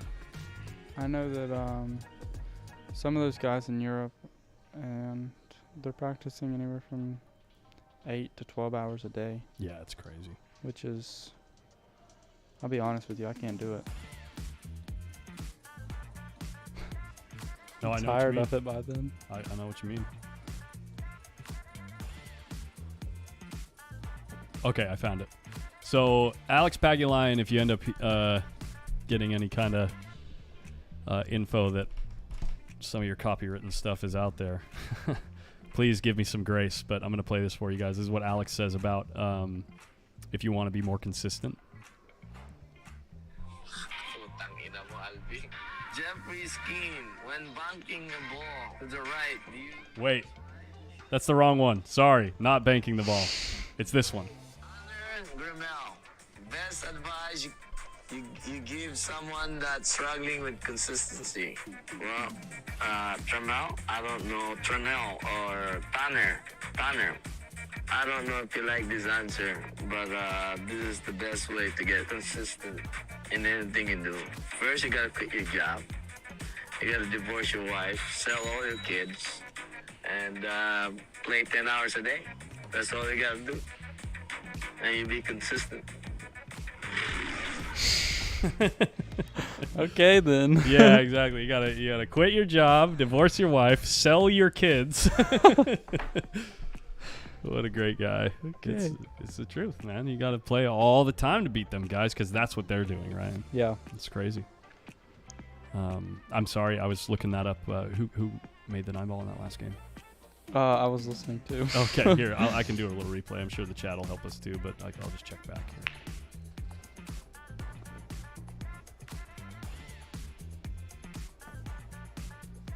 Oh, yeah. Savannah shot at the corner. No, it was the next Oh, round. it was the next round.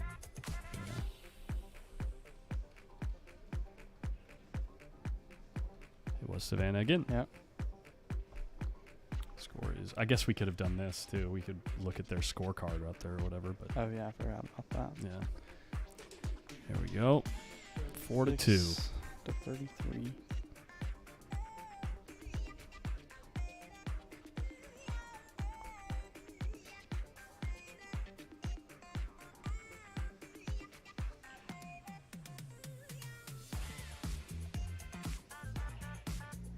Shot.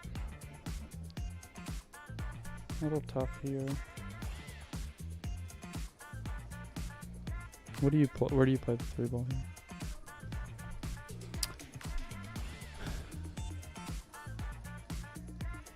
I like You could play the bank at speed if you want, and leave the cue ball on the long rail down here. So it, like, the 3-ball goes back to center of the table. Cutting at the side's okay too. You don't really leave a shot, but you do leave some kind of safe. Yeah, I kind of like just crossing it back over and putting the cue behind the 7. there. Yeah, that's the what I like. obvious. If you're going for a safe, that's the Yeah. choice, is send the cue ball towards those balls. Yeah.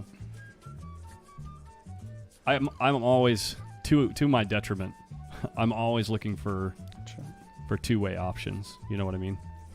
Where I might be able to get a little jelly on offense or defense. To the point where there's a couple of guys that I play with back at home, and I hope they're watching right now because they're Sal and Paul. I play with them, and Eric Grubbs as well. But they always talk about how lucky I get all the time. They're like, I can't believe you always just go on and on about it. And it's like, well, sometimes it is luck, but If you're getting lucky that often, you think it's luck, like entirely luck. You know what I mean? No. No, it's because of the shot selection. Yeah, exactly. Yeah. Yeah, if it happens a lot, then Yeah. honestly, you're probably shooting the right shot.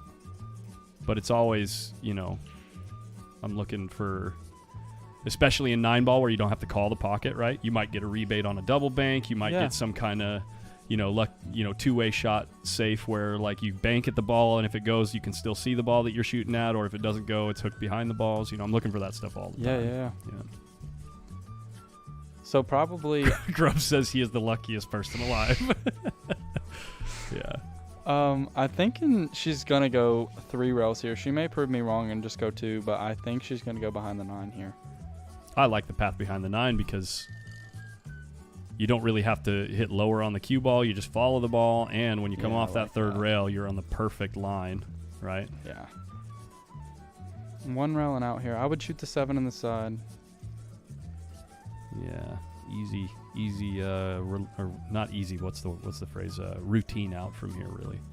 If you make the 6. Yeah. I wonder what she's gonna do right here. Just into the rail and back out. You think, or you think she's Stop gonna the draw rock. the ball? Okay. I like stopping the rock. You can go 2 rails and center of the table, or you could pull the ball back and go 1 rail. Yeah. Okay. It's easier to get a straighter shot on the 9-ball this way because you're coming off that short rail like directly on the shot line, right? I feel weird. It's been so long since I commentated that I don't see like the. Yeah. I don't know. The angles are a little different on here than. Oh, of course. out Yeah. there. Especially over the table too, Yeah. because this is kind of like off to the side a little bit. It's not like directly above the table, so it's a little deceptive. She's kind of hitting things timidly. Do you see how she kind of, as she was walking away from the table, she was like, She knows she's doing it too, but she's got a good shot here. She strokes straight, that's for sure. I don't think you'd be betting against her. There you go. Shot.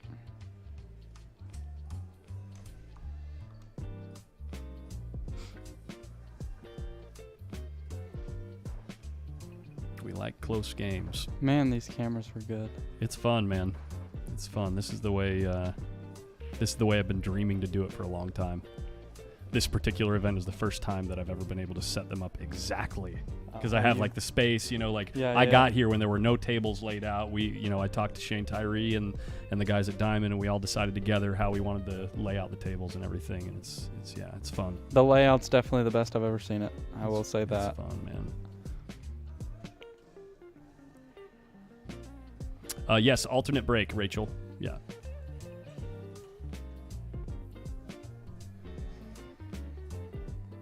It's definitely, for pool's sake, it's definitely a step up from the South Point of last year. And we get a little bit more freedom with the venue as far as when we can do matches and how late we can run. And there's no question of, remember last year there was an issue with we had to vacate the premises for like 4 hours or something like that. And it ended up putting a wrench in all the scheduling and everything. We're not going to run into anything like that. And the fire here. alarm went off. And then the fire alarm, goodness. it was a bit of a struggle last year. No, Matchroom Rules is winter breaks. This is alternate break. That's decided per event, but all the rules here we're going by WPA standard. Good shot there. It's a sign of confidence when you're not timid. I mean, when you're not like scared of shooting that shot because of the scratch. Sure. Some people don't want to shoot it because they're like, oh, no, you scratch here. But she trusted the line that she thought. She's looking at taking her medicine on this one, on this 4-ball. See, if she stops, I like rolling up here a little bit, just a tad, because. Ooh, she overcut the ball, lost the cue ball. But wouldn't you say rolling up there is probably better? Just because if you stop, you got maybe a little too much angle on the 4, I would say. Thomas Baker says, why didn't Savannah keep shooting? She made the 1-ball. I'm not sure.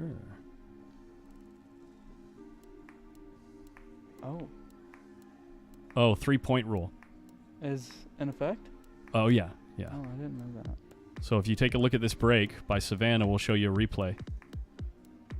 So the 3-point rule, the way that it works, let's let Skylar shoot this shot first.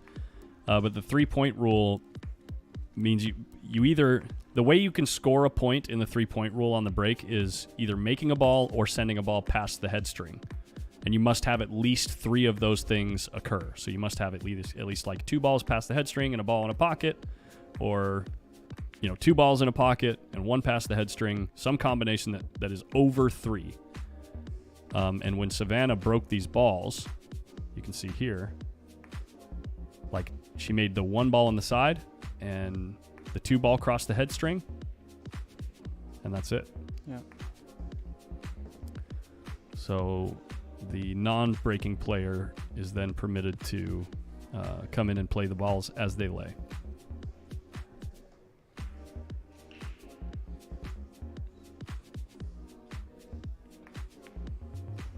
She had a little tip steer there. Uh-oh. You could tell she was uncomfortable going through that ball, and maybe it's because I'm curious. This is one of the things that I geek out on, Landon, is fundamentals of mechanics, right? Mm-hmm. And like stroke mechanics specifically, I like to really pay close attention to the way that the tip is moving through the cue ball. And if you watch this in slow motion after the shot, she gets just a little bit of lateral movement. Oops. This is in slow motion. See that? Yeah. So she felt goofy on that ball, and that's why she ends up running into the 7. She actually caught the 6 a little bit too thick. So that tip steer was her trying to compensate for the fact that she's like, oh, wait, I'm going to hit this not quite like I wanted to. I'm not sure how Savannah got a shot there. Oh, was I? She play? Did I cover it up? My apologies if we missed something. No, you didn't cover it up, but I was watching your screen, and I wasn't sure what Skylar shot on that 7 ball.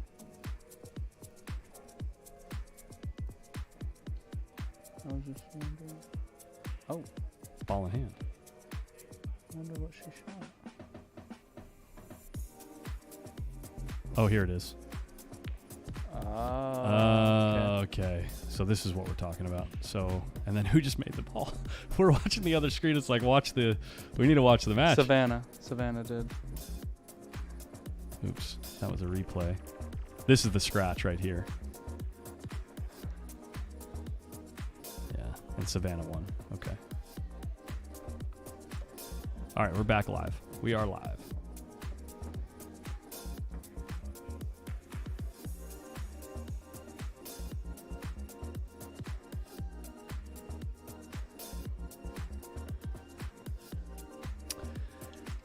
Tide's coming in. Time to go fish. What time is the boys 14-1 match? At 1:30. The finals happens on the stream table.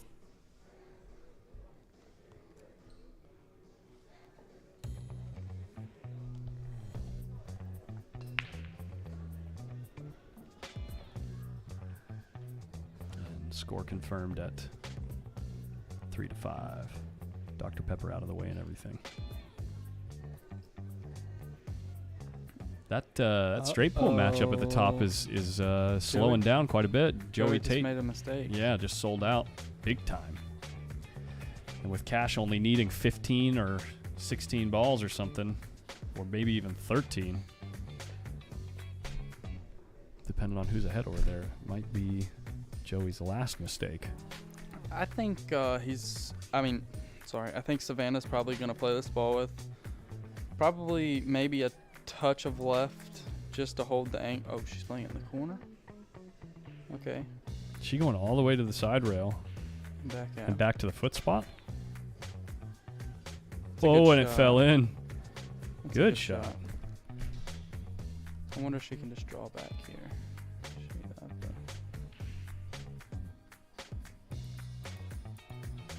She has a little angle. Probably into the rail and in between the 5-9. She was looking at going around the 5 and like swinging the cue ball all the way up table.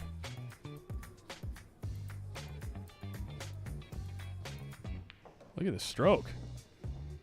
Yeah, that was an aggressive line.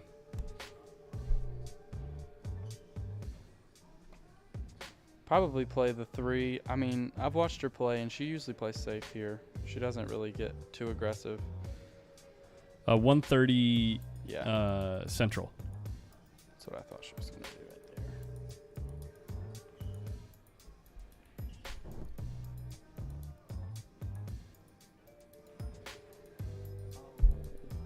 just made a mistake too. They're getting tired, maybe. It's been a lot of pool so far. Honestly, for you guys that are just playing the 10 ball and get a day off today, might be good for your game. Yeah, honestly. Just rest, relax. If you want, you can come down, throw some slacks on, and go practice or whatever, Yeah. right? And it's like, do whatever you want. You don't get all that stress and pressure all day, where these guys that are grinding late in that 14-1 tournament, they're going to have pressure all day, and by the time they're midway through, or if they make it late into the 10 ball tournament, it's going to be, you're going to need a lot of endurance.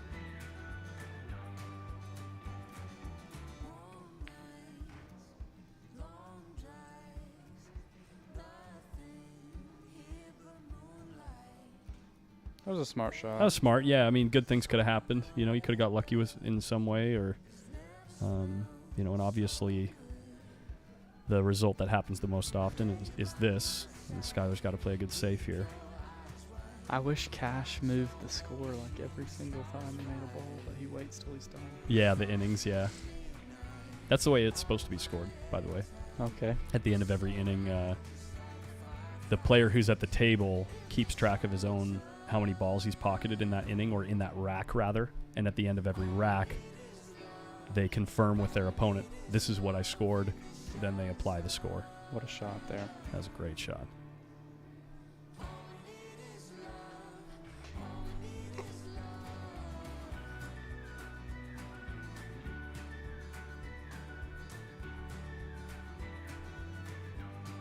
Oh my gosh, how unlucky. Oh my gosh, to actually touch the 3 and hit it thin enough to still go in the corner? That's brutal, dude. Especially like tucked in behind that 7 so far. Man. Where it was sitting, you almost never scratch if you make contact. I mean,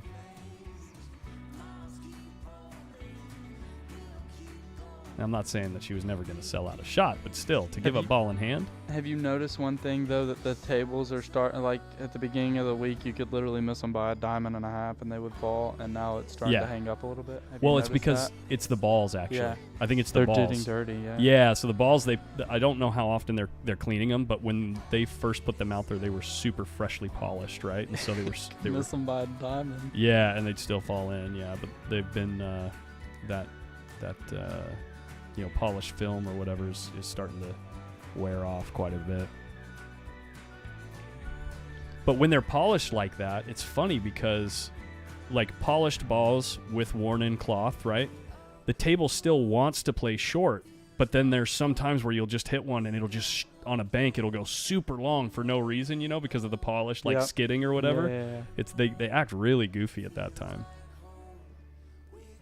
I'd rather play on brand new cloth with, like, regular balls without any polish on them, than worn in cloth and polished balls. It's like, Totally. it's so unpredictable.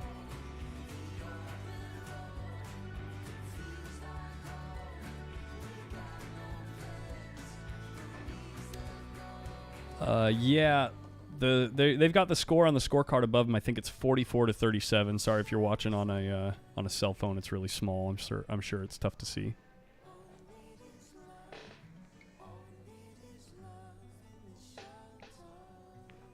Savannah does get out. God, she's playing good lately. Oh, see, Joey went into the stack there, and that's what I don't like about just going in. I found that out. Like, I don't play the game, but I found out that, like, if you go into the stack hard and you just go right into, like, the middle of it, you don't tend to ever get a shot. Yeah. But if you thin the stack and break a couple out, I started to find that out later on. So on the break shot specifically, this is a straight pool thing that's, like, pretty consistent, right? When you get a break shot that's on the side of the rack, right? Yeah. If you're going into the meat of the stack and you can't avoid the meat of the stack, you want to be following into it, meaning you want to have an angle where you can hit a high ball and follow into the stack, because what happens is the cue ball retains a little bit of that forward rotation, and that will help you create separation between the cue ball and the rest of the balls. Okay. But if you're going into the meat of the stack and you've got, like, a kind of flat angle and you're trying to stun over and you're hitting the meat of the stack, you're you're going to get caught up in there so many times, Okay. right? So in those places, it's better to try to find some type of follow on the ball where you can just clip the corner or like draw the ball so that you're drawing into the stack and then you draw off the stack. Okay. Now that shot's obviously not as good as often because you get the cue ball so far away from the Yeah, balls that are yeah. opening up. You don't know you're going to come up with away with a shot. But yeah, it's one of those things that happens all the time in straight pool actually. I would say that was probably my biggest problem of debating while I was going through the rack, if what I was going to break the stack out with. Yeah, exactly. I wonder if she's just going to play this ball slow and stay below the 3, or do you think she tries to punch, get back up? You could roll it with just an outside ball. That's what I was thinking as well.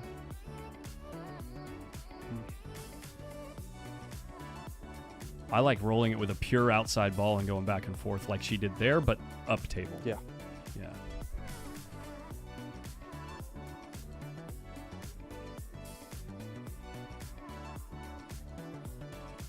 I think you had the most impressive breakout shot last year. Do you remember that shot that went on the highlight reel? Did you see it? Let me see if I can pull it up for you guys.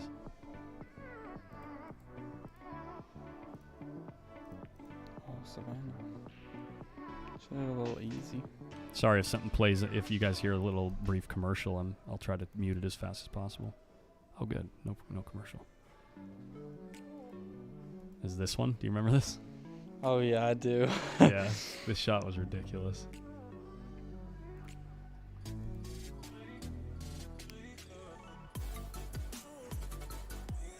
Dink. Whoops, sorry. I do remember that. Yeah, it was a great shot.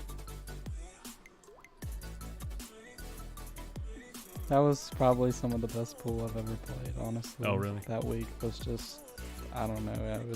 I was feeling it. Yeah, you're playing great. You won 2 events. That's pretty strong. So it looks like she fell short on the 5. So probably gonna force her to have a little angle on the 6 now, which could bring the 8 into play.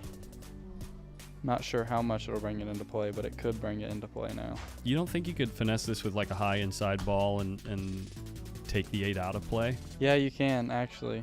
Like this? Yeah. Just perfect. Yeah. Okay. Again, I'm not seeing the angle. No. Great. It's yeah. She hit that so good. When you mention it, I see it, but Yeah. She got a little straight here, actually.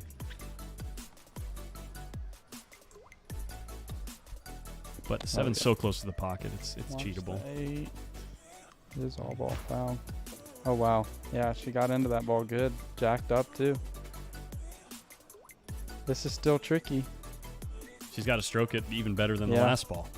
Whether she goes forward or backwards. I mean, forward she got to stroke it Really. like you wouldn't believe it. Yeah. Watch the 9 here again. Makes everything tricky. Yeah, she was worried. Where's it gonna fall? It's gonna have a bank. Little shrug.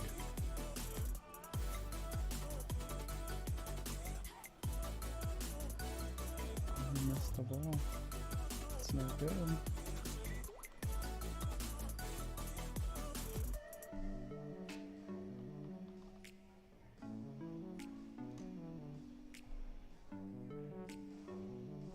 There's not really a bank here, I don't think. Maybe. You might be able to stiff it and Yeah, I draw think the you draw can the cue stiff ball out it of the with kiss. inside. Well, see, I don't think she's bank. Yeah, you can't gotta tell. hit it really choice in order to draw the stiff it and draw the cue ball out of the double Oh, I hit. like this. You hit it good. Oh no! Still leaving Savannah or Skylar with a This is real tough. super tough shot. Yeah. These 3 girls. What do you do here? Do These- you take your medicine? These 3 girls, Sophia, Savannah, and Skylar, I always get them mixed up when I'm talking Yeah, about yeah, them. But honestly, I go for the draw shot. I Oh, just okay. stroke the heck out of it. That was so tough. But I practice. I'm not saying I'm going to make it all the time, Yeah. but I think my best odds for winning the match, because I practice the Mighty X a lot, I think my best odds for winning the match there, or the game, Yeah. Okay. is to just try to draw the ball. Looks like Joey's gonna take that match over there. I'm pretty sure he's on 40 something, and he's got a shot. Yeah, 43 on 7. she hits this just about perfect. Maybe going to be on the rail, but it's not going to be a problem.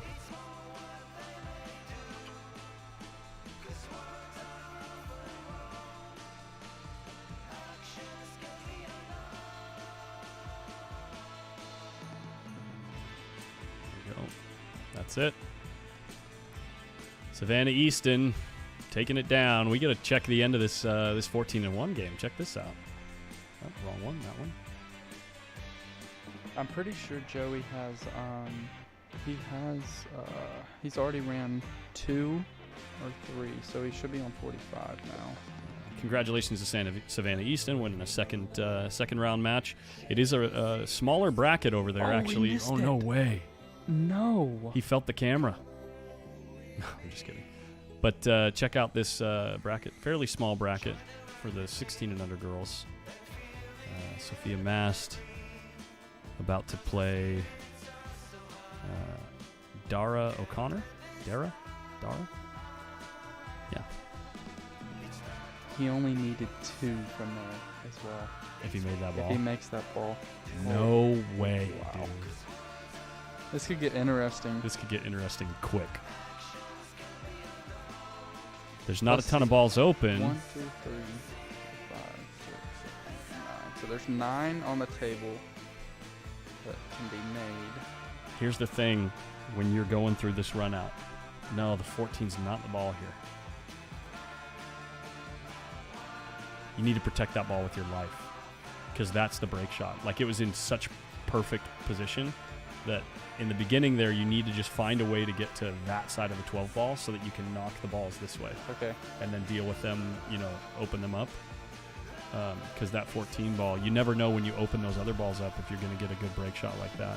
Now, the 3 is doable for a break shot here to protect the 3 and keep it there, but how are you going to open the balls out? You don't have another ball nearby to open these balls that are in the cluster. Is shooting the 1? He's shooting the 1, yeah. So he's going to use the 3 ball now, and he's going to have to, cross his fingers that some kind of type of viable break shot is going to come up, or he's going to have to use the 9 ball. He could use the 9 ball and then have the 13 be his key ball to get on the break shot, depending on how these open up. But again, it's those side pocket break shots that are far away from the stack. You have to have such a perfect angle to make them workable. So here we go. I think that actually helped him that ball didn't fall. The 11 opened up to a really good spot for him, Because too. if the 15 falls, what does he shoot? I think he has a shot The on the 12? 12, but Okay. he's jacked up and across the table. So the 11 ended up in a good spot. Let's see if he decides to keep it there and find another way to open up this 7 and 8.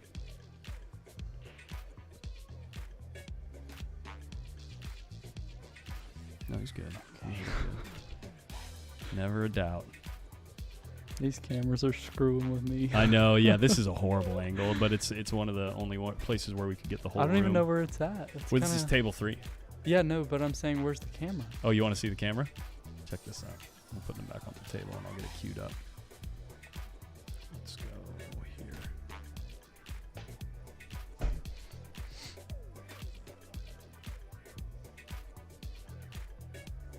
Oh, wow. It's right there. It's kind of crazy. Yeah, the guys here at the venue, they did everything for us. They put up that big, huge platform. Look at it hanging from the ceiling. It's amazing.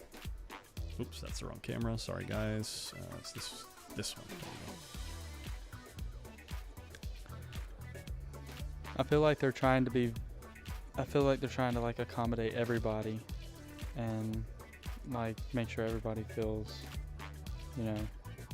Chris is doing a great guy. Yeah. The guy in charge of it, the guy running the venue or whatever, he's great. So is he going into the 7-8? Yeah, he wants to really be sure he doesn't move this 11 ball. But he missed the ball. And he kind of tied up the 7 and 8. But Joey only needs 3. Yep. Joey only needs this 11. Maybe even attack the 9 next. Oh my. Is he going to look at this combo? This kind of off-angled combo? If there's a way to throw that I and feel make like it. he misses that ball because he's trying to break out those balls. You Like- think he's going to try to spin this with inside and nick the No, seven? no. I'm talking about. I feel Oh, like that's why Cash. Cash missed Yeah. because he was worried about breaking those balls out. Can he just come flat across here for the 12? Yeah, he does go to the 9. Doesn't want to end up super straight. Yeah, this is good. Juice it with drawing outside. Come on. I Or do you kind of just like just punching it down. punch it straight over? I'm so bad at those shots. I'm so bad at the speed control on those shots. I always find that I overhit them.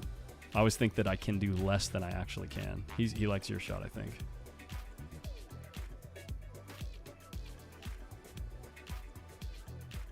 Hit it good.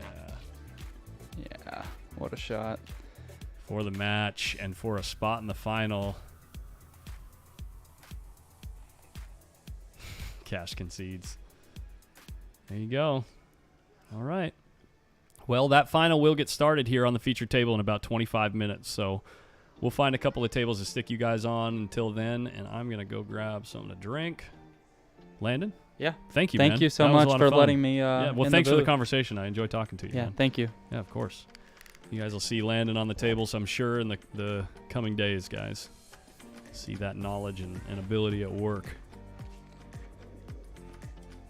What are we going to watch? Maybe this match here. Oh, it's not a match, it's practice. Oh, it is a match.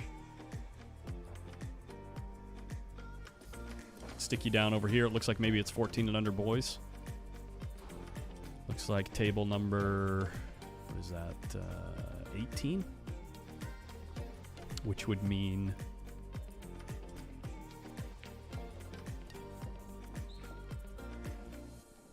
14 and under boys on table 18 is Luca Giannino versus Ezra Seymour.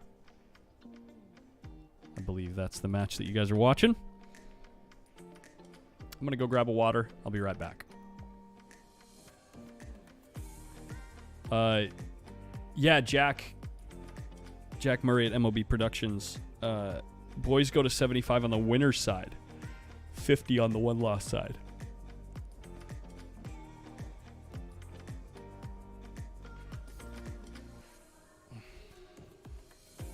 Okay, I'll be right back, guys.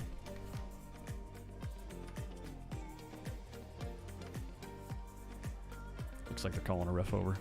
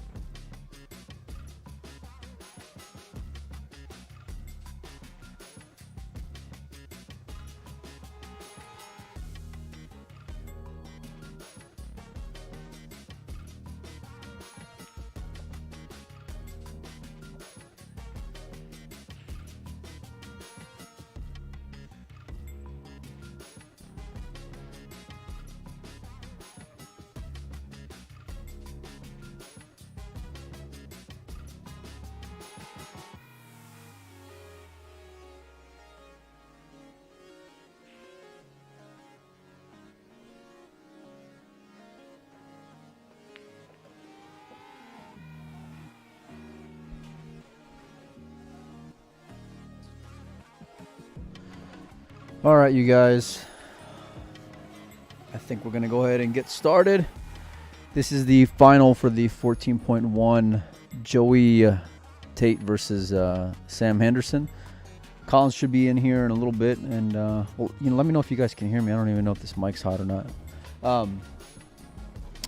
Collins will be in here in a minute, and we'll get the scoreboard updated and all that good stuff. It looks like Joey won the lag, and Sam's gonna be breaking the balls first. So it's gonna be a race to 75. I'm not 100% sure it's a double dip. I'd imagine so. I don't think we've had a final that went double so far in this event, but this certainly has the ability to get there. So yeah, we shall see. Ike, I appreciate it. Yeah, I'm riding solo in here, so hopefully the wheels don't come falling off.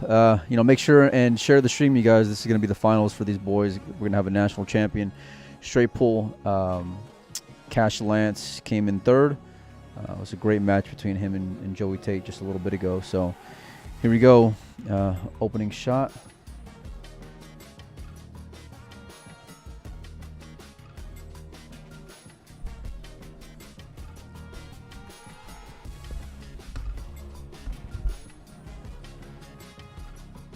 Good break. Came out real well. Lee Cash, what's up, buddy? Hope you guys have been enjoying the stream so far. It was a great match between Savannah and Skylar Hess that you guys just got to watch as well. So all over the place, there's just a ton of young talent that's playing some good pool. So it's going to be a good day. Yeah, no, I asked them if it was a 75 race, and they said yes. That was from our tournament directors, but I did not clarify the double dip part. So I'm pretty sure it is, because that's just the way that it's been the entire event. So I don't see why this would be any different. But yeah, again, we'll see. So.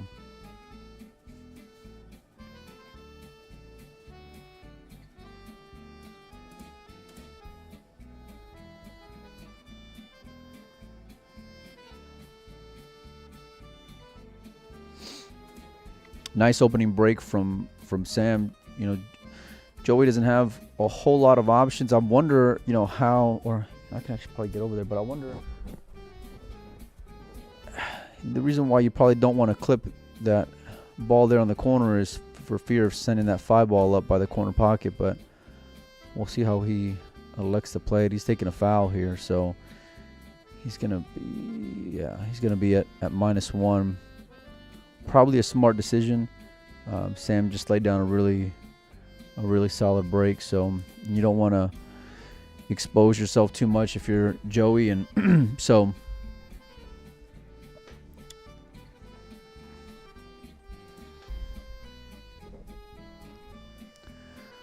according to the bracket would be a double dip. Yeah, that's pretty par for how the event's just gone overall so far. So looks like Sam's gonna try to feather this 1 ball, send the cue ball down table 2 rails. Left a little bit of a teaser out there, but the problem is it's very risky shot to take on this 1 ball. So my guess is Joey probably will. Let's take a look. Maybe he's taking it on.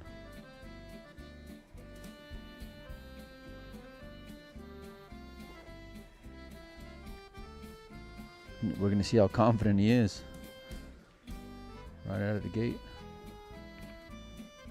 He kind of just tried to steer that ball in and somehow found the back of the pocket. Nice shot from Joey Tate. Given that opening foul from him, that should put Joey right at 0. Collins is back in the booth, so Get a roll in here with the scoreboard. sure. It's 0-0, even though there's 1 ball off the table, because Joey had a foul. Well, he went for a bank and sold the farm. He's asking the ref if he spots the ball due to the foul. It looks like that's what he's asking anyway. He's saying no. So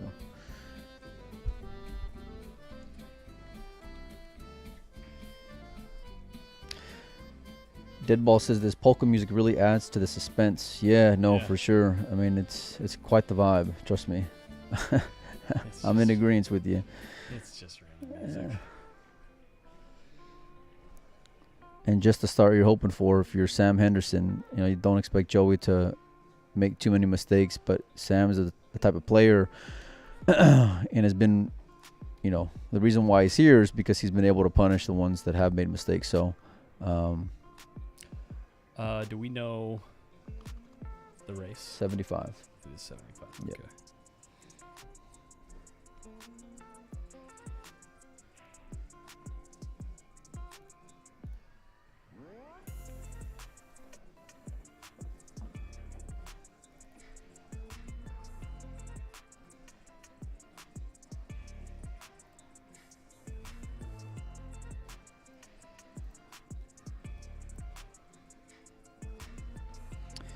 This is the second final for one Joey Tate, man.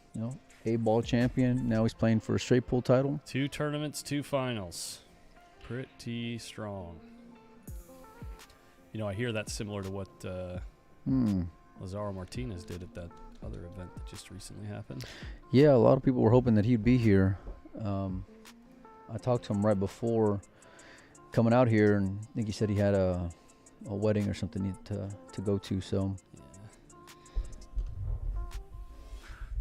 Yeah.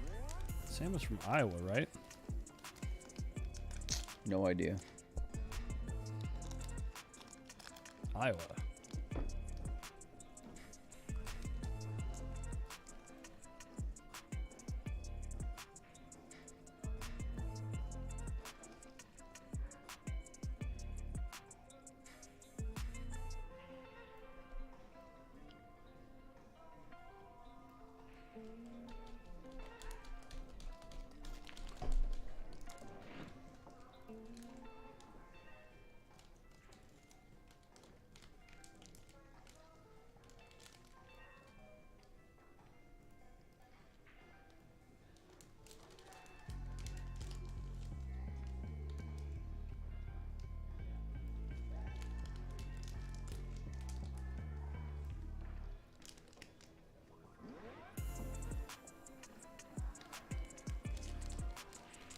Okay.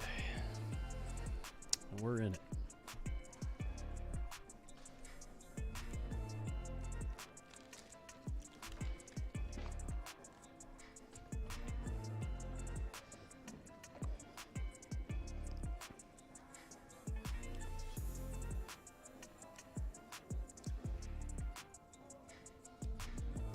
Well, I can change the title here too. 14-1 final. By the way, after this match, we will be doing a stream reboot.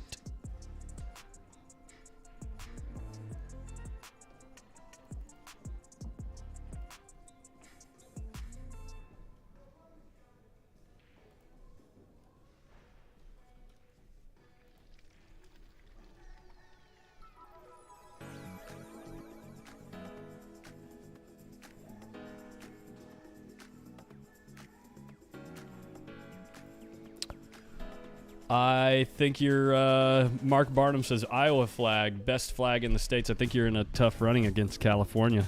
That grizzly bear that doesn't even exist in the state is pretty cool looking. A bit of a bias there. Mm-hmm. Do you know that grizzly bears used to be in California, but they, you know why they're not there? I'm sure you know. They were hunted out of existence in California because they kept killing people. Seriously. Fun fact. Yeah. Californians were like, we're not going to have any more of these bears killing people, so.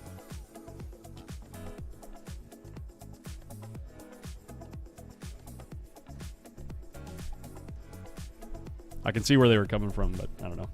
You'd gonna have people on both sides of the aisle of that discussion. Anyway, just making light conversation. Here we go. You're doing a great job, buddy. Well, thanks, man. Gosh.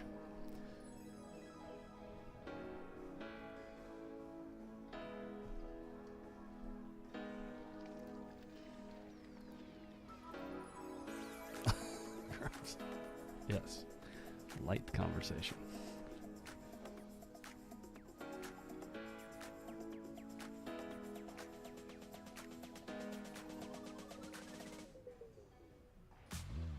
Got to be playing the 4-ball in the side pocket. Yeah, coming off right around the first diamond. He hit that real good. Well, actually, he came up short here. Now he's got an angle drifting away from the 12, which makes it more difficult to have the proper breaking angle. So he's actually going to be, I think, where he was just looking on the table, I got a feeling he's going to be way further up table. He's just looking at the line that he wants to shoot off of. But I think to get there, he's going to end up like way up here, it looks like. Which is pretty far for a break shot.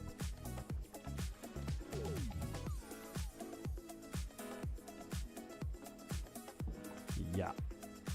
Almost like exactly where I put the cue ball. Just bragging a little bit. I turned around and looked at Mike. He just stared me down. He just looks at me like this. He looks at me like this. Yeah. I don't care. We'll see if we get that same look in a couple of weeks, buddy. So that means Sam got, what, 12 out of that? Yeah, great job just 13, picking apart 13. that rack. Got 13 out of that. He's playing real good. I got a chance to talk to him last night, as a matter of fact, whenever he finished the boys hot seat. You got to talk to him. Oh, I see what you're saying. Yeah. Yeah, you're lucky. You get to meet all these guys. I only know the ones that I met from last year. They just lock me in this closet over here, and I just sit here all day with my popcorn. And no, they dodge me like the plague, man. And the only friends I have here are the ants. Due to your trolley bright callers. Well, yeah, that's part of it. That adds to the experience. Yeah, perfect break shot. I mean, you want to be following this ball a decent amount. Yeah, see, stunning into this rack right there. This is what I just talked to. You weren't in here when I was talking to Landon about this, but on break shots like that, you got to take the risk of sometimes you just catch the stack bad.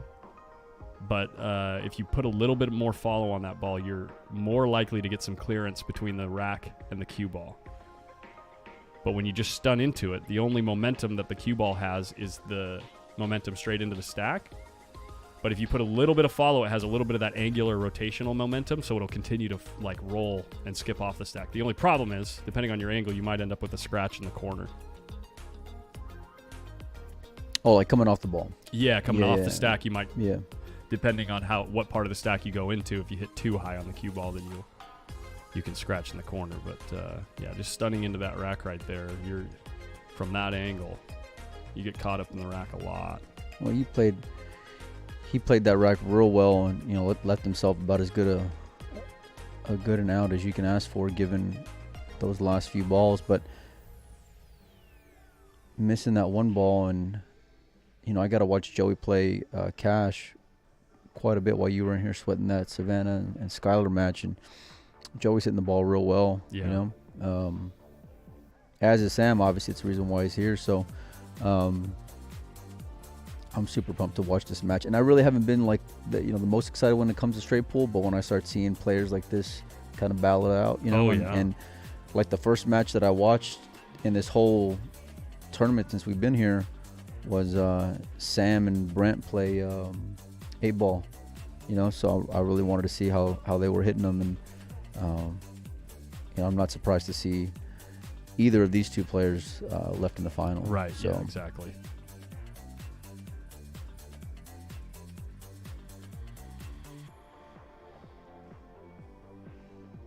No, I don't think Tate had one after the first rack because there was a foul, right? Yes, there was a foul. Yep, that's right. That's what I heard when I was walking in the room, so. Unlucky. He was hoping to get a lot more out of that shot. How's the 6? Close, but I think it's pointing at the long rail. No.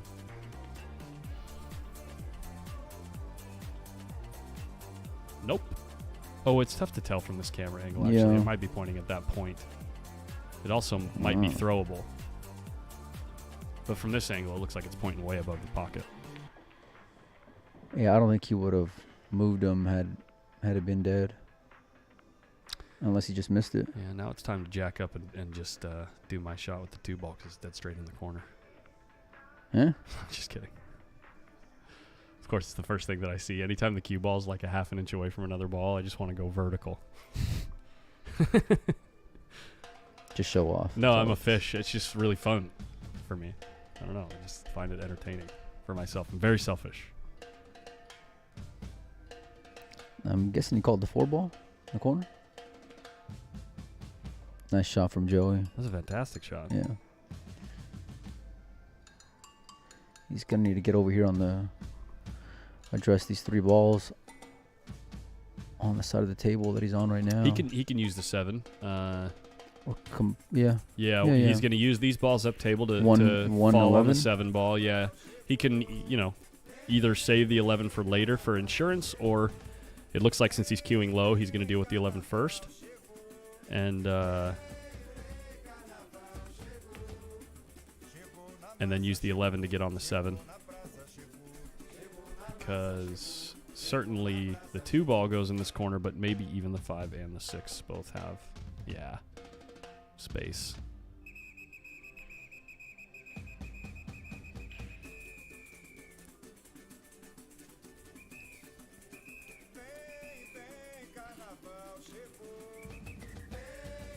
Joey had played a real clean match against Eddie, and it wasn't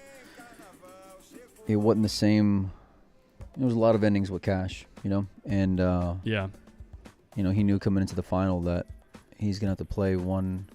He's going to have to be running balls against this guy because against Sam will run some balls. Right, yeah. I mean, we saw it after first mistake from Joey, He's so got a lot of angle here. He's going to have to just roll it with a little bit of outside to kill the cue ball, I think, in order to get prime on these balls. I think follow, you just get too close if you get the 7 all the way to the pocket.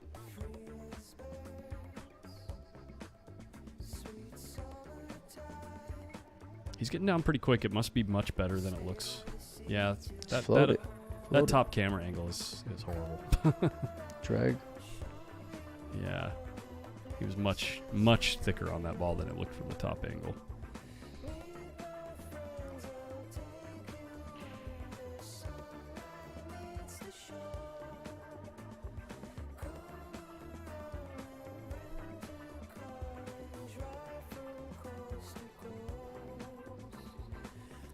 Sal, you can't come in here and talk smack about the stream unless you've been here all week. It's my buddy Sal from back home, ladies and gentlemen, on Facebook.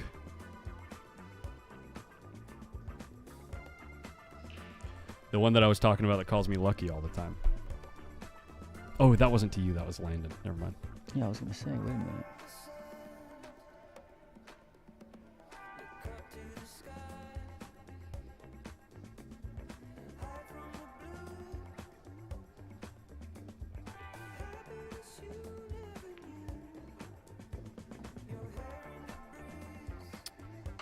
I don't know about this.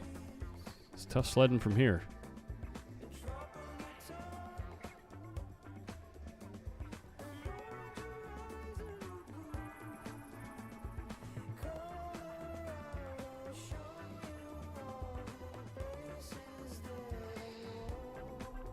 Is that your burner account down there?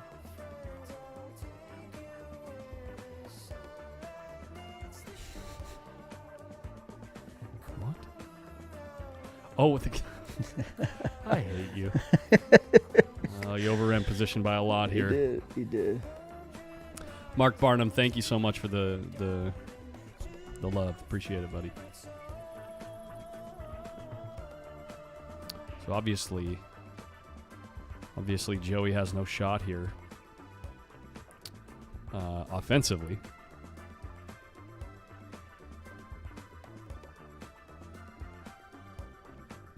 There's a pretty obvious safe here. Whoa, what's going on with my camera? Did you see that? It went real dim for a second. Shadow there. Weird. The white balance, you mean? Yeah, something was going on with the white balance, exactly. So obviously you thin off the 2, and you're trying to judge how thick to hit the 2, where it kind of like goes into the stack but doesn't knock the 15 out. And you send the cue ball to the other long rail. You can also do it the other way and put the cue ball underneath the stack off the short rail. See, I kind of like this. This is good. Yeah.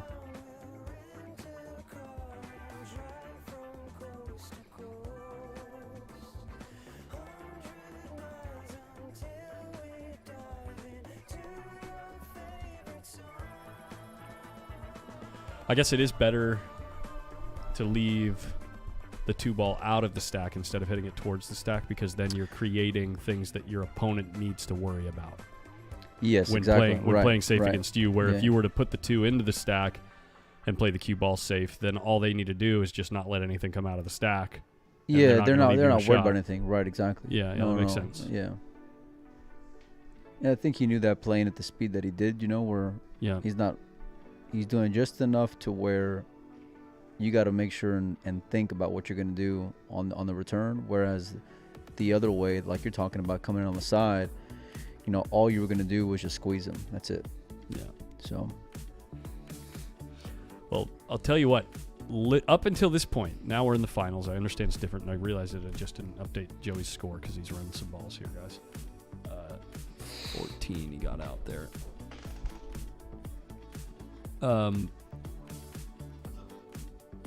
Yeah, I was just distracted by the unique situation there where It was the Joey music. didn't get on the break ball. the music got you. But then all week we've seen Joey fire in this situation. And I mean fire aggressively, like cut at this ball and send the cue ball in the stack. I wonder if he'll play it the same in the finals or if he'll play safe. You see this? This is literally the first time I've seen him play safe in that spot.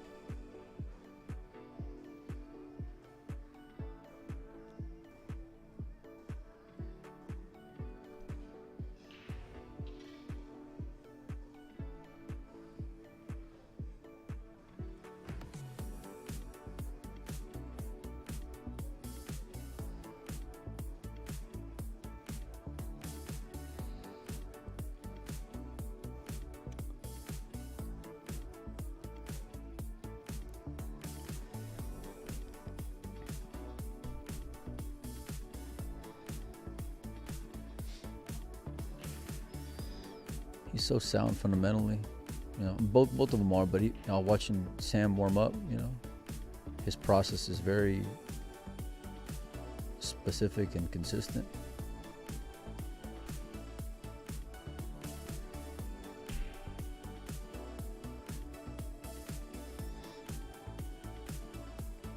Good shot. This is a very, very, very almost too healthy angle. I'm not shooting here. I suck. I can't make this ball. But if you do, it's open season. But if you don't, It's open season. it's open season. Look like he's going, no? I think. Well, maybe he's just feeling it out.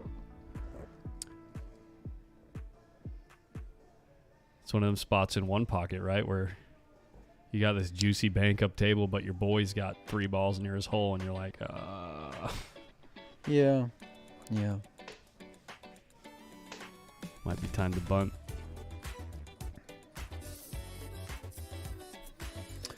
You got a little bit more cushion given the longer race, but Yeah. you don't want to I think you got to put just yourself at risk either. thin off the left side of the 7 and go back into the pack. I think he's going. Oh, boy.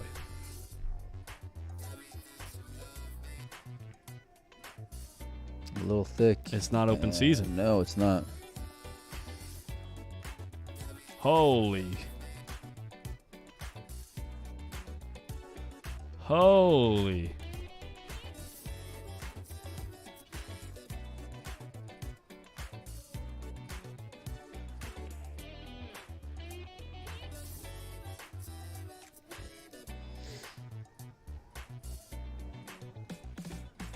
Grub says calculated. Yeah, he was totally playing safe there.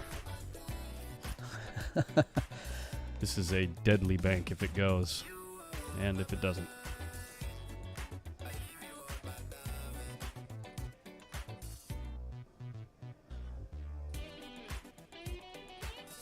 Short. He's going to sell out. And not doubled up, yeah.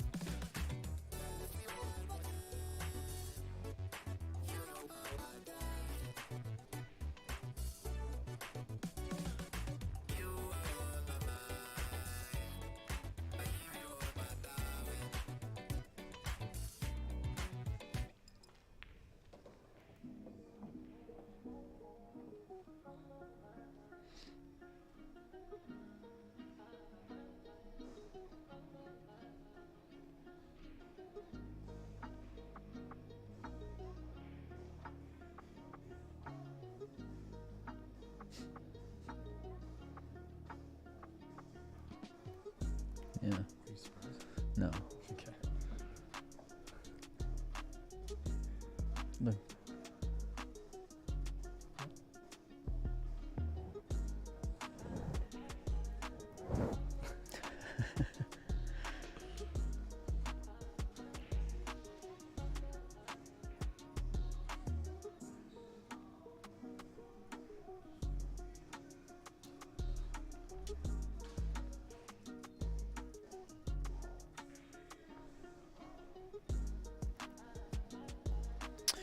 Josh, no, the finals has not happened yet. It was supposed to be at noon originally, but because of the 9-ball, they moved it back. So it's actually going to be at 3 p.m. So after the boys is when it's scheduled for, between Savannah and Sophia, right?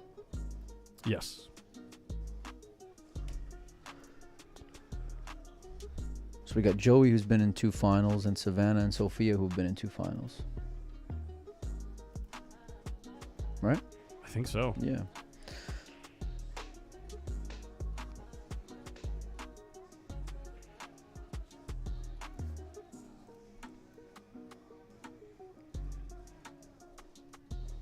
And this is a single race to 75, right?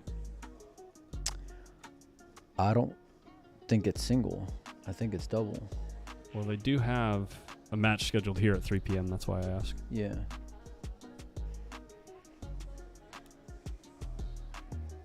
You want to go ask?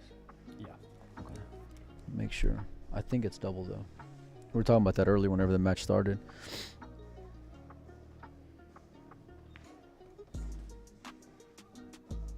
Good job pinching it back from Sam.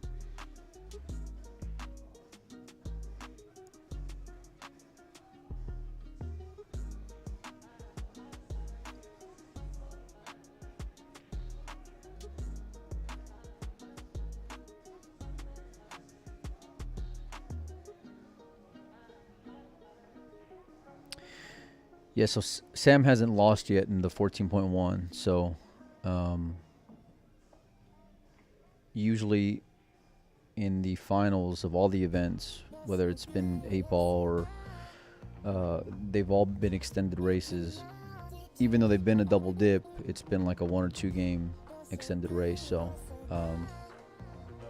it's a true double dip, yeah. So this one being, it's going to be a race to 75 and then a race to 75 if it goes again. So If Joey wins. if Joey were to win, right, yeah, which is a tall order.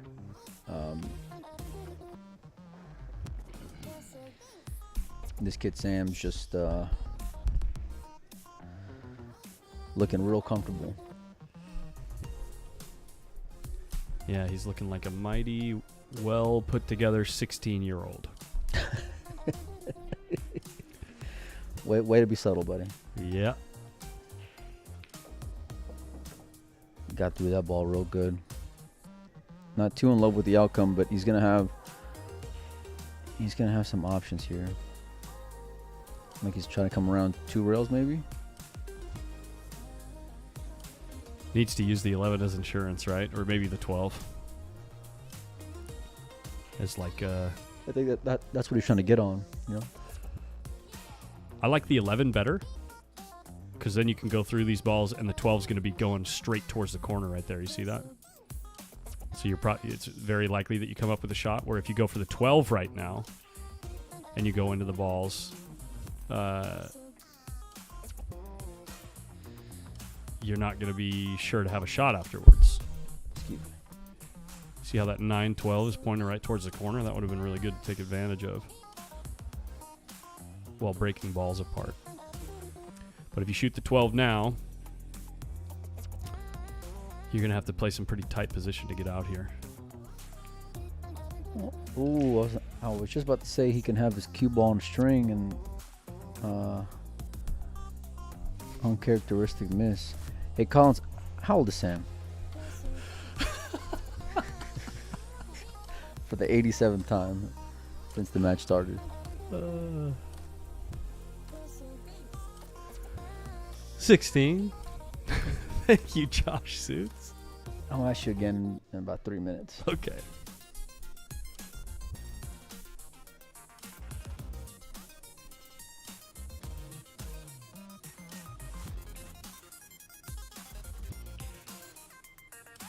Sam ran a bunch of balls. How many are on the table now? 6. 23-13. I was gonna do some math, but I will just look at their numbers.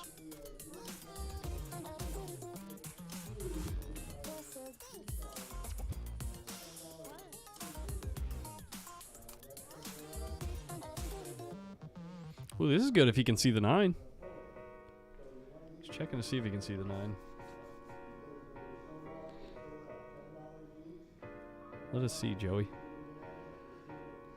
You think that goes? If that goes, it's looking real good because then he can use the, well, he's got 2 break balls in place. The 6 is less favorable because there's space between the 12 and the stack where he could get a little bit deeper on the stack. But obviously... Oh, combo? Must be. Let's see if we can take a look at Joey's stance and grip. Oh, he's got a little bit of a... What do you call that? You know, elbow over? Like his elbow comes out over the side. You see that? He tucks the cue underneath him.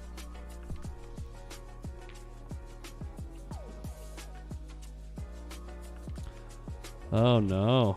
Now he's got to take away his good break ball. He's got to take the one that's not as good.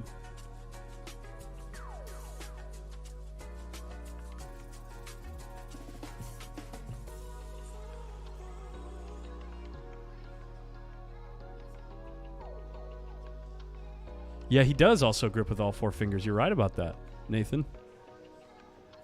Hope you're doing well, by the way, buddy. Yeah, buddy. We hope you're doing all right.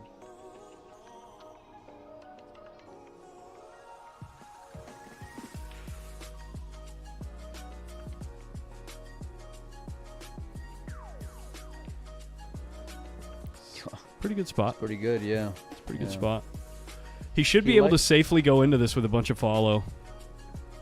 Or, you know, the thing with follow is you're going to get more spread of the rack, but you're risking the cue ball going. You'd really like the cue ball to skip out and hit the long rail because you're high enough on the stack. It's probably going to happen. You can get extremely unlucky and have it go in the corner, but with the stun or draw shot skipping off the top of the stack, you're going to get a bunch of balls headed towards the short rail and maybe 1 or 2 coming out to the real estate on the left of the table here. But you don't get as much spread of the balls if you go that way. And if you go that way, you probably want to hit it softer so the cue ball doesn't go way up table. Let's see which way he chooses to shoot it. I like going high here. High ball and driving through the rack.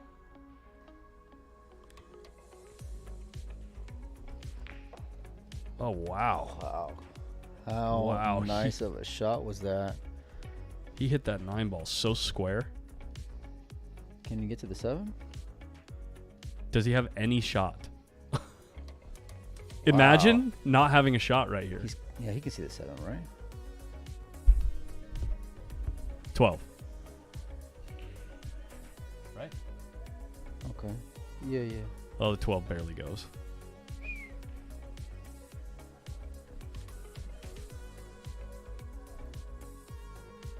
So he ran 5, I think, at the end of that. Oh, missed it. He ran 5 at the end of that, so that should put him at about 18, I think. Or did he run 6? He did run 6. It's 19.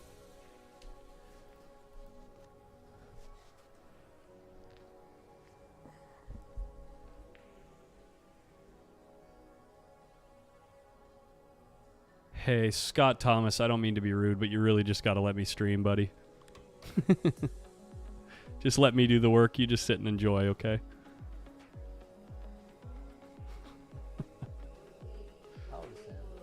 I can't.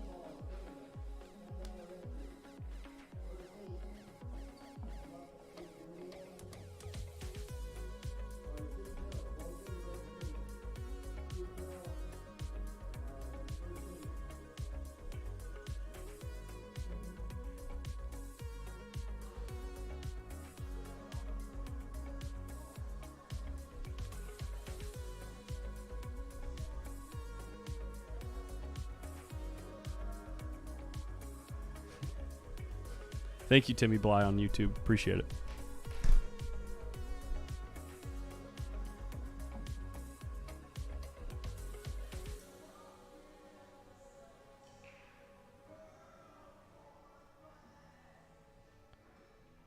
Damian Brads, yeah, it just depends on the incoming angle into the stack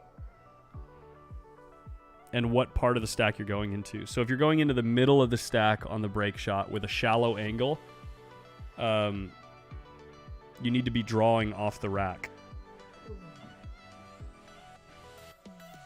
But if you're going into the middle of the stack with a steep angle, you want to be following the ball so it pushes through the rack. Hey, what's up, Alan B?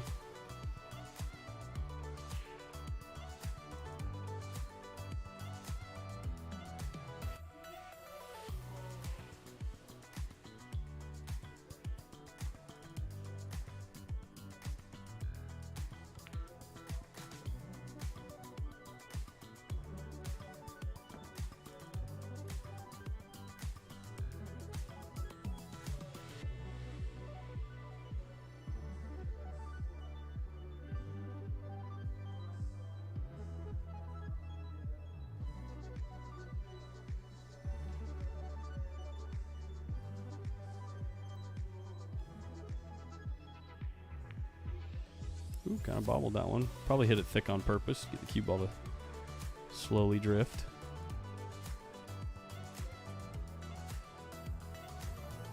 Sam is really looking to create like a massive lead here. He has a great opportunity. He has a break ball potentially with the 15 if he can nudge it out just a little bit at some point.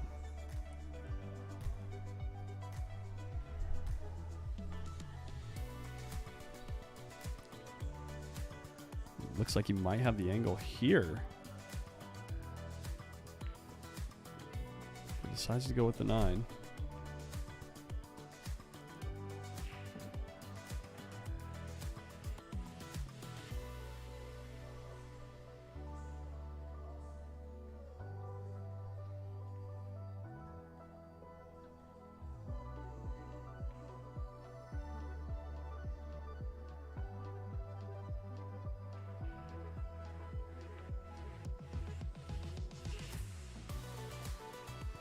Yeah, Jack. Joey is 17 currently.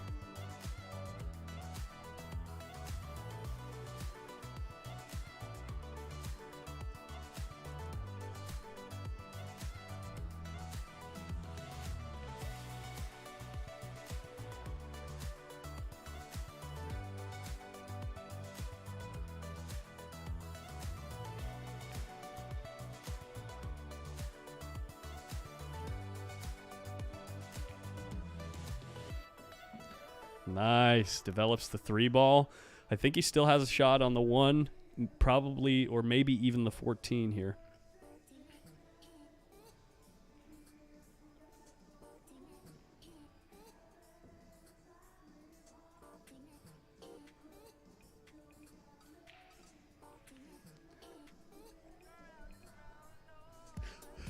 Oh, snap.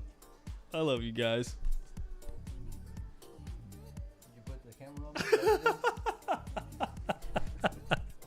I couldn't help myself, Mike. I don't blame you. It's been a long week, y'all. You would have done the same thing to me, dude. I would've. Yeah. I would have snapped the photo for sure. I was kind of expecting it. This is like dangerous territory. It is, yeah. There's cameras everywhere.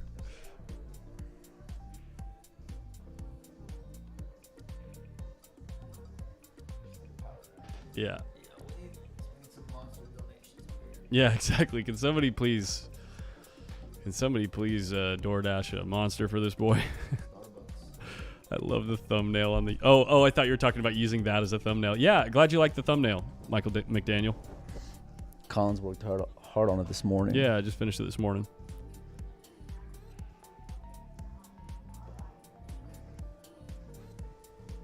Oh, good. Perfect timing. We get to show Shane. Right as I'm taking that.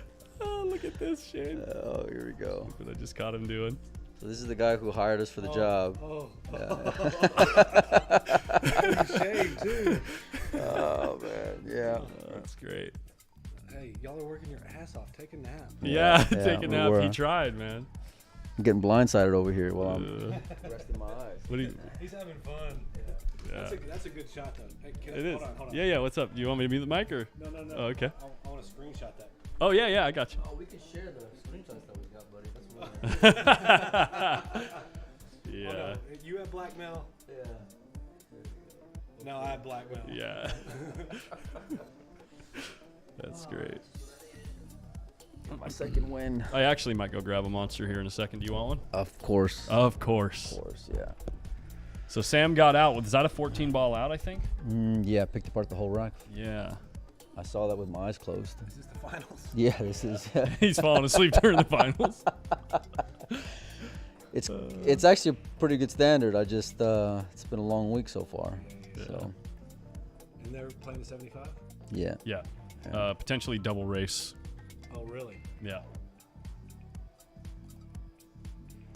And then the girls after. Okay. The girls were scheduled at 3 p.m., so we're going to keep an eye on the situation and potentially might have to shuffle a few matches or something to get them to play one spot later. Okay. Who are the two girls? Sophie and Savannah. Again? Again? Yeah, again. Okay. Yeah. Yeah. And they're racing to 50? They're going to 50, yeah. We may just have to do our thing like next week. Okay. Yeah.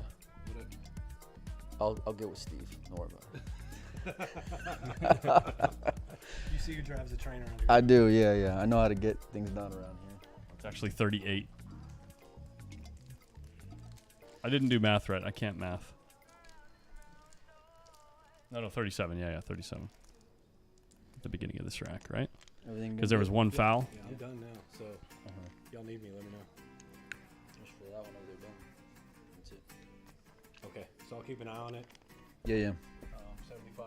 And so who? If Joey wins, then they're going to number 2. If not, then it'll just be over at 75 when Sam wins. All right, buddy. Oh, no, it should have Good been shot. 36. It was 36 at the beginning of the... Oh, no, that was Joey's... Pardon me, I'm tripping on Joey's foul. Bring that up again. I'm gonna post that on Cube.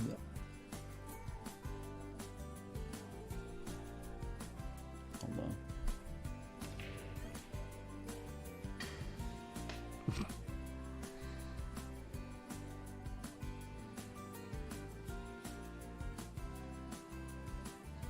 Yeah, it must have been 37, yeah.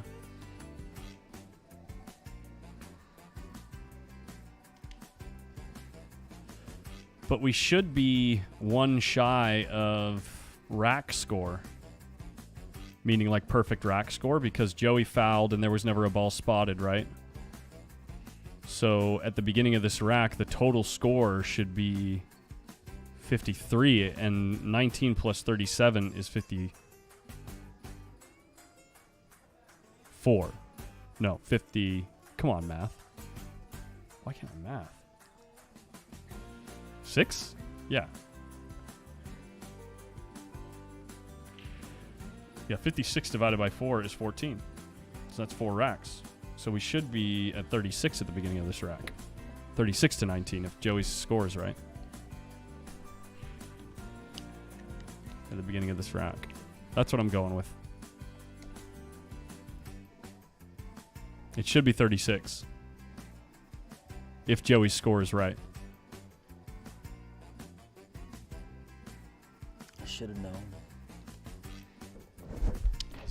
Just should have known. This kid's playing real good, man.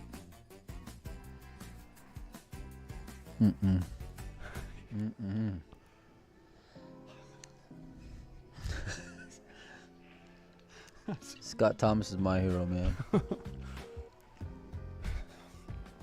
I wonder, like, if he has the audio on at all. I don't know. Clearly, he can't. Clearly, he can't hear anything we're saying. Right.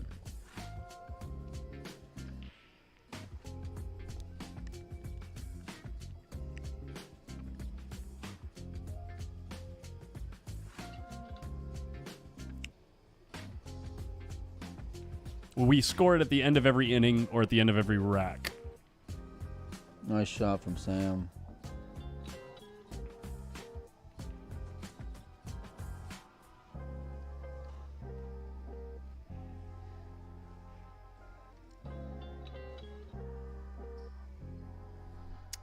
Hey, Michael McDaniel, thanks for the 500 stars. Appreciate it.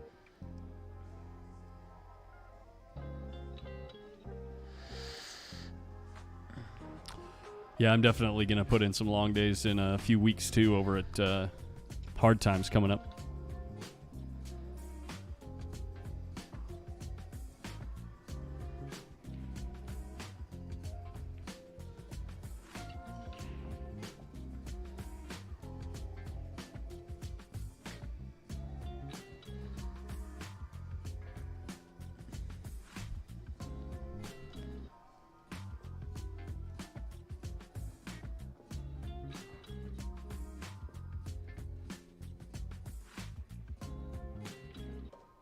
Uh-oh.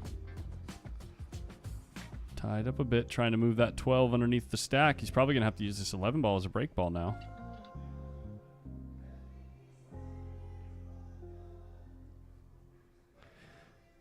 Unless you can get like a positive angle on this 8 ball and move the 12 down a little bit. Not like that. No, he'd like to do it. Oh no, he's on the wrong side, isn't he? Yeah. Yeah, you can see his body language. He's scratching his head now. He's on the wrong side. He's wanting to move these balls down. Yeah, yeah.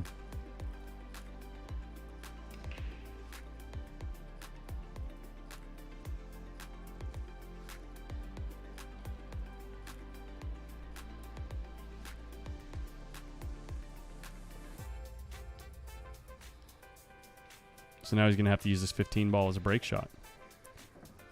Okay. He's going to try and move it now. He's determined to have this 12 ball end up underneath the stack. How are you going to end up with a shot here? Time to shake the trees. Yeah.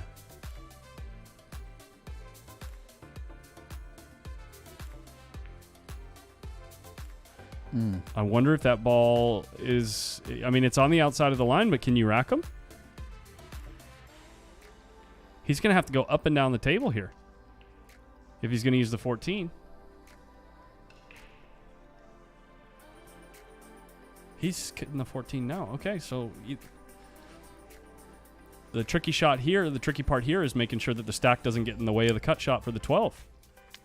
If you're going around the table, you got to get all the way back down here. You got to make sure you have a healthy angle, not on the rail, and the stack not in the way. That's a lot of things to be careful a lot of for. variables, yeah. Or you shoot the 12 ball and you go up and down. And that's still tough because you might end up with the cue ball in the rack.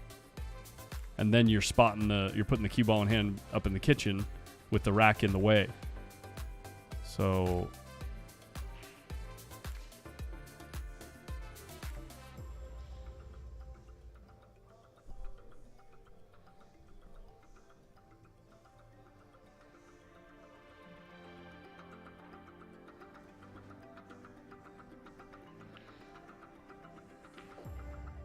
here we go. Is he going to get super straight? He's going to get... Perfect. No, he's going to get real straight. Oh, never mind. All right, so the score here should be 5 racks times 15. 14. So that's 70 minus 19. Minus 1. So 5 times 14 minus 19 minus 1. His score should be 50. And it is 50 on his scorecard. So that's correct. We are in business. 36 plus 14 is 50. We were right the whole time. Never in doubt.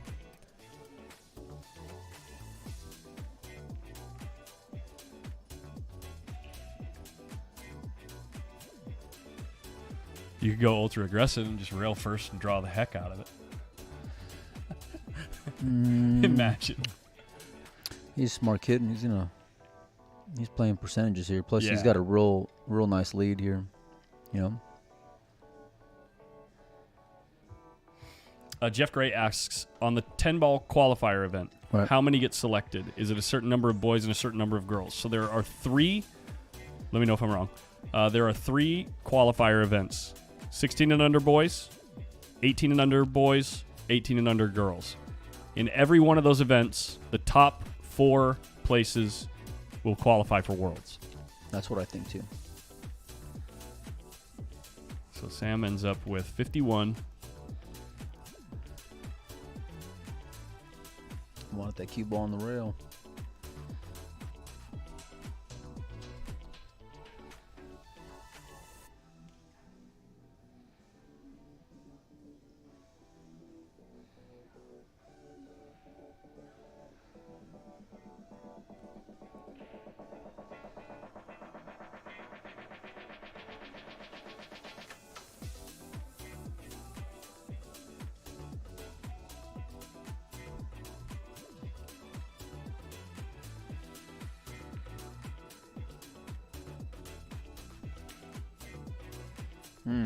That's no good. He went all out. Yeah, Yeah. I would have rather just played a little more conservative. Especially if this but 10-ball goes. Does this 10-ball go? Could be big problems for Joey. Looks like it might. It's pretty close because the camera's just a little bit off angle. I think there's a gap there. I don't know. That belly of the 15 might be in the way. No, I think because if the camera was dead in line with the pocket, that gap would open up a little bit in between the 10 and the 15. So he might have a break shot there.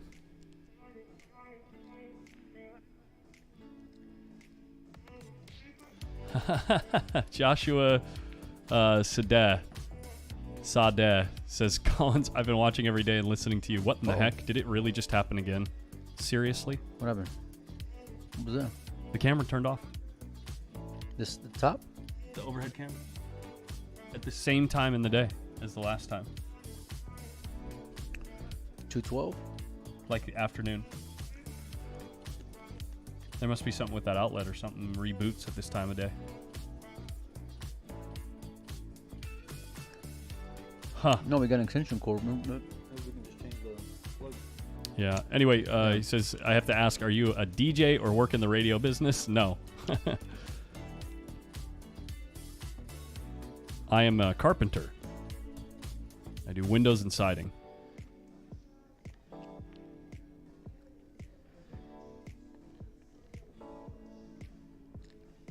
I'm assuming he's going to play safe here. Now I'm on pardon me, I'm on autopilot with overhead. I'm going to stick it here and go take a look out there. That ball spots.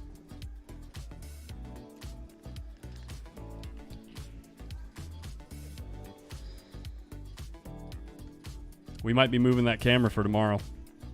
Well, you can't do anything right now. I Collins. can't. No, I know. they're in the middle of the final. No, I know. Yeah. So, I'm talking about for the next match. oh yeah.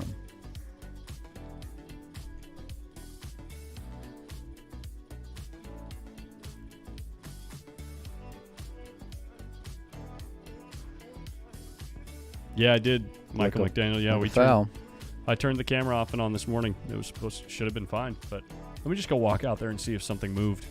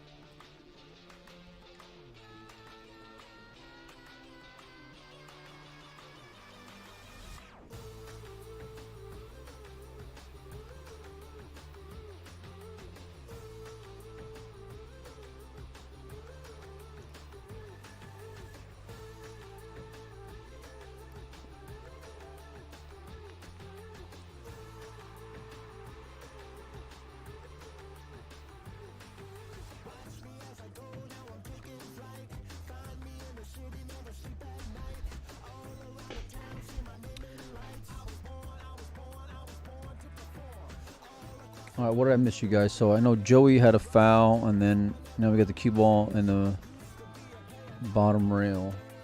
Did Sam take a foul back?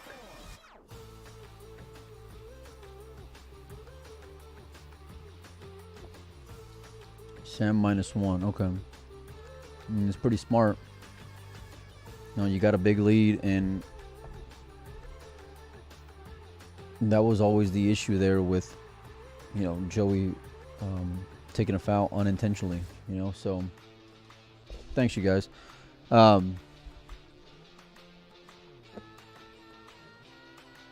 don't put anything at risk right now. You're in a really good spot. It's so hard to cue the ball, you know. You got to really just, he's going to have to feather something here, and then just hopefully send that cue ball back down table while not, you know, opening up things too much to give Sam an opportunity. So he's got Joey thinking here. Yeah, I'm going to just have to lower it and just put like a natural side angle instead of like a overhead side angle. You know what I mean? Because I need to have access on a ladder in case it does it again. So that'll either happen later today or just for tomorrow. Maybe we just run this the rest of today with this camera on the two sides.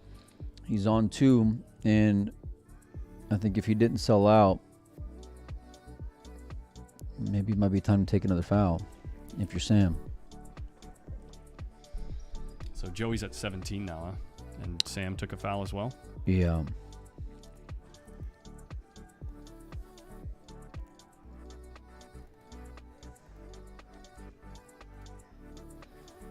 I love this move by Sam. Really smart shot here. Just taking the foul. You got him on 2. Yeah, Joey doesn't want a 15-ball penalty Right. and the re-rack. Yep. Joey can't afford it. But you can afford the 1 ball. Yep.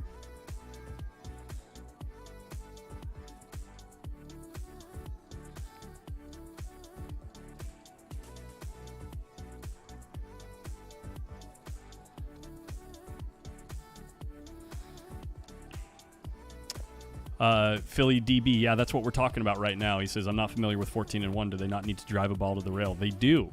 So Right. they've been fouling. That's why you've been seeing their scores decrease by 1. Joey's on 2 fouls right now. If he fouls a third time, he loses 15 points, a rack's worth of points. Plus the balls get re-racked, and he has to re-break. And the break is a disadvantage in straight pool.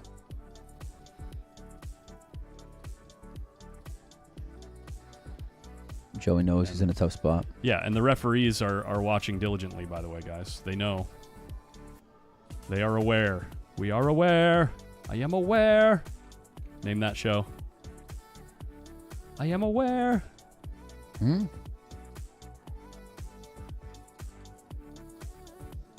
Has to get... Whoops, I'm doing it. Good Lord, this camera not working is going to put me on tilt. Has to get to a rail and needs to try to not sell a ball. That's about as That's good. a good shot, unless that ball lined up. Okay, now he's back to 0 fouls. So he's out of the woods, kinda. It's actually a pretty great return from Joey. That's a fantastic shot, Yeah. yeah. It sucks that we can't see the rack better. That's okay. Just let it go for now, buddy. I know. I need to let it go. Yeah. All right. I'm going to get you a monster to clear my mind. Okay. It's a good call.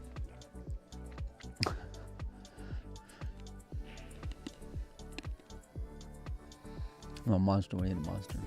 That's for later. Yeah. He's going to give him the 6, but looks like Joey's going to take a break. Oh, never mind.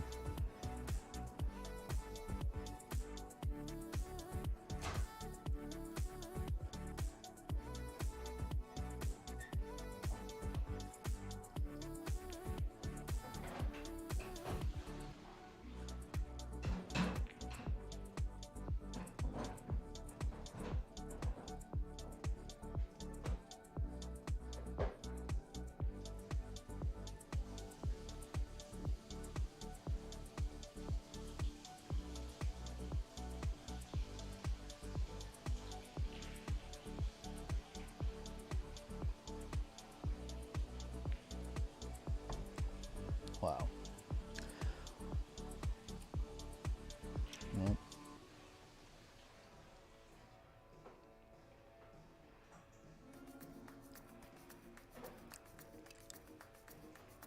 it's really just a credit to how Sam's been playing. You know, been playing very smart and been executing. You know, it's a great combination. Making it extremely difficult to, you know, keep Joey buttoned up and loose. So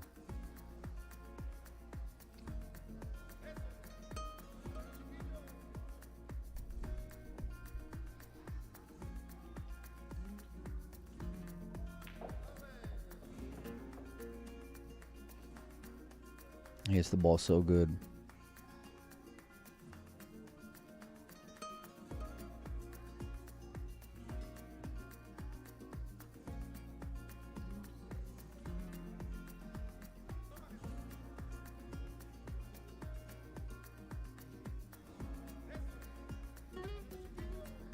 He's just looking at the angle, making sure he's got it lined up. I wonder if he's going to be hitting this with any kind of pace to open everything up. Yeah, nice and controlled, but is he going to get any kind of reward? He's going to have to come with a shot here. There's no... It's going to be tough to duck. As my waiter comes back with my monster. Good, sir. Thank you.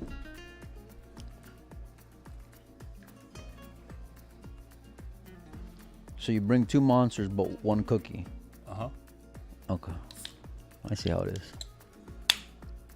Wait till you hear that they're 2 for $1. So you ate one, you ate one on the way, and then you show up in the room with a half a cookie. The first one was just so good. Wow. Talk about chili. Oh wow, he didn't make the ball. Oh. Perfect time to cut the camera angle. Oh, here you go. You got to make up ground for Joey Tate.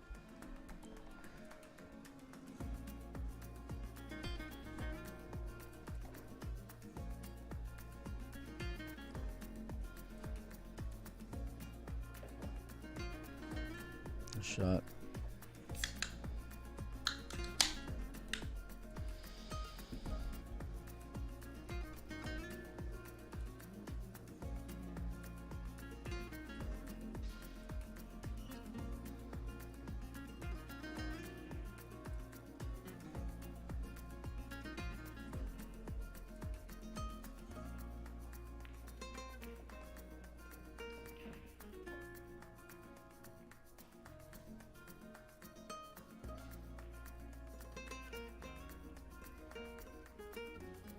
Hey, can you put on that overhead view real quick? I want to just check something out. Casey Smith says, Collins, you should have eaten both cookies before returning. No. It's much sweeter to know that he knows. It was. Listen, you don't know how good this guy moves. You know? That was the old Dumb and Dumber move, you know. You've had an extra pair of gloves this whole time. Yeah, you know what I'm talking about.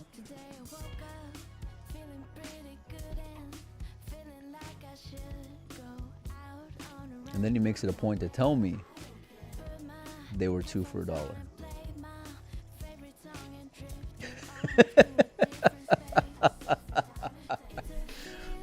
Touche, sir.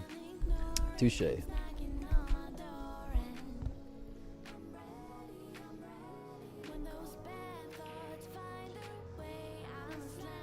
$54.21.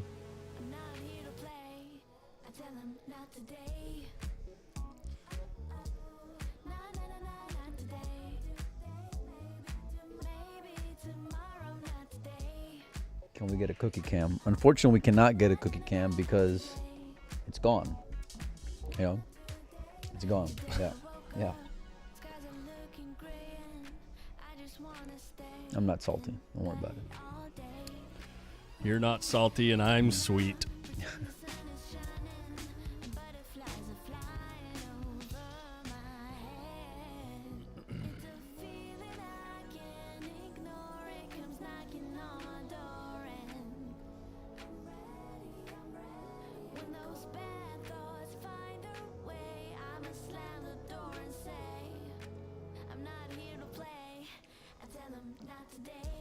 Joey's just gonna have to be ultra focused from here on out. You know. There can be no more mistakes Yeah, from Joey. he's in really. He's in no man's land with the way that Sam's just playing right now. You know. That wasn't the yawn cam. I was showing the cookie, Dylan Frazier. You want to see the yawn cam? Show you the yawn cam. There's a few things I want to say, but we're at a junior event, Yeah, and you know, that's the only reason that I know I'm safe. you know, they got sponsors, so.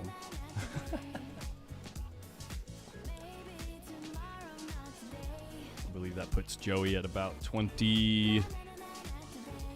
Yep. 25.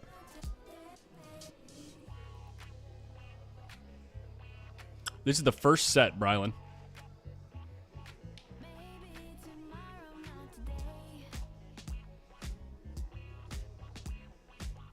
This is a draw shot. This is where you draw off the stack. Yeah.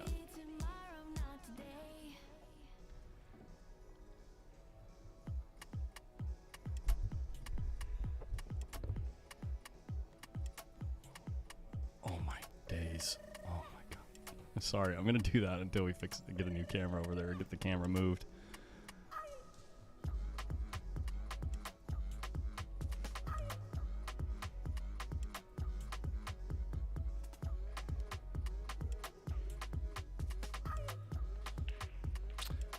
Actually, after this set, what we can do is put the 12-foot ladder up there, lean it against the wall, and I'm going to see if Isn't it plugged in somewhere? Why can't we just unplug where it's getting power from? I need, once it turns off, you have to physically turn the switch off and then back on top of the camera. You To sure? get it to turn 100%, yeah. But yeah, if we can put that tall ladder over there, lean it on the wall, once I get towards the top, I'll be able to know if I can reach it from the top rung, and if I can, I'll just have you hold the bottom of the ladder, and there's things on the wall I can hold on to, and I might be able to just pull it down, Okay. and then reset it. Yeah, yeah. Yeah.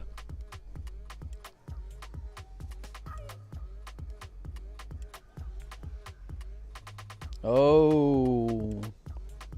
Is he going to get away with the Collins?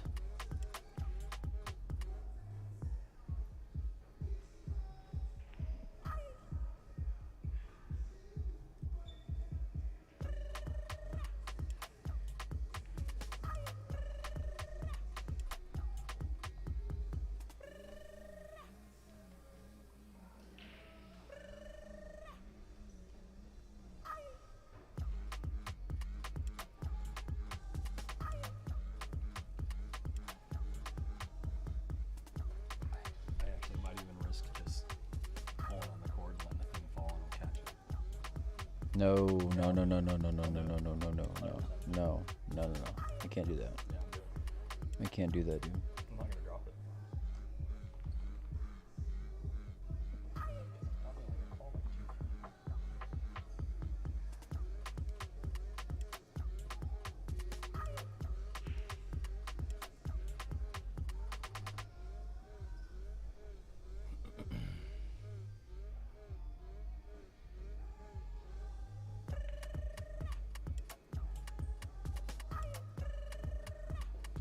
That was a fantastic shot there by Sam. So Sam needs to finish this rack in a couple more balls to, oops, sorry guys.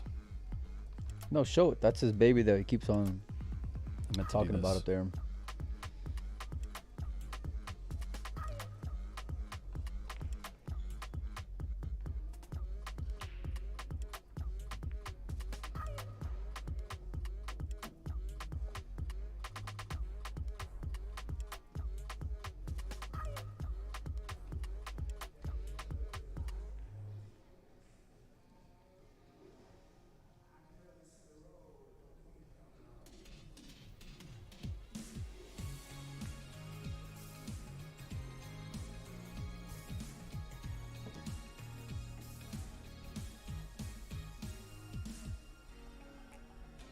He just got this like confidence about him, Oh yeah. you know?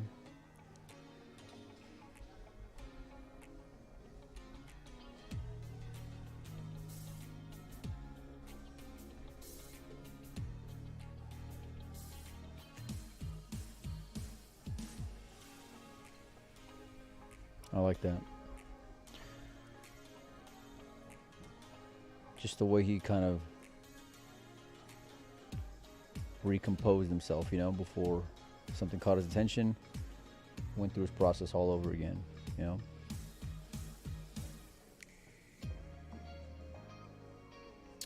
This is looking really good for Sam. Oh my days. He can get around this. I would think he could shoot the 6 right now, come around the 5, and then use the 5 to open the remainder of the balls.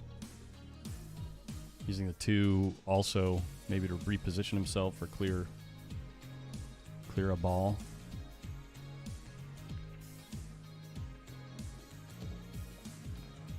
Oh, he likes the 5 now. I wonder what his plan is for this cluster on the left side of the rack.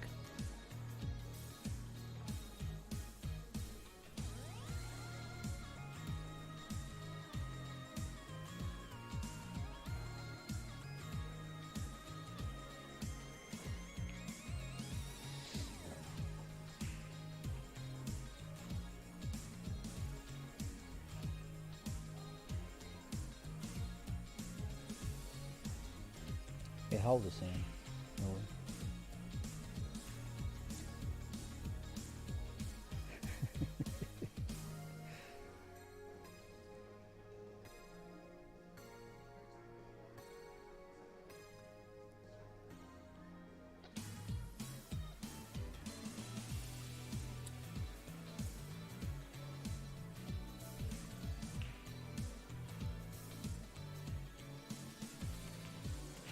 Oh, by the way, you're gonna have to wait until after the awards.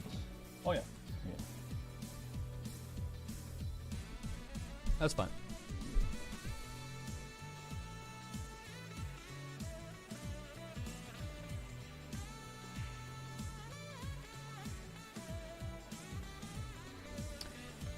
Anybody know how we got the nickname Rhino? It's a cool nickname, but oh, he's good. He's good. Do you know that story, Colin? I don't know. Do you know? No, that's what I'm asking. I wouldn't leave him there.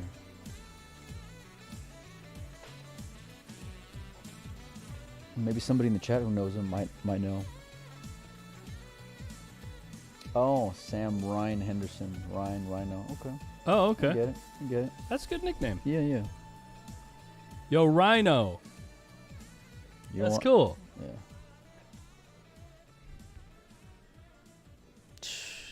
Kid can do no wrong right now, man. Yeah, the 3 ball's a good break ball. Yeah. It's kind of tough to get there, though.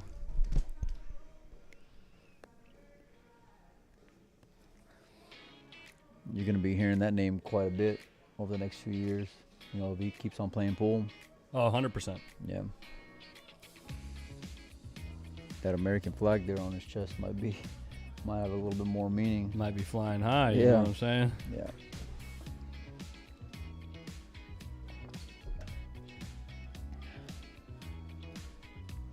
Did he not play last year? I don't remember the name. I'm pretty sure he told me that it's his second BEF. But he didn't play last year.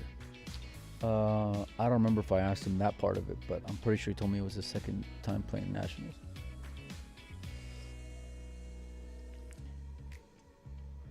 Oh.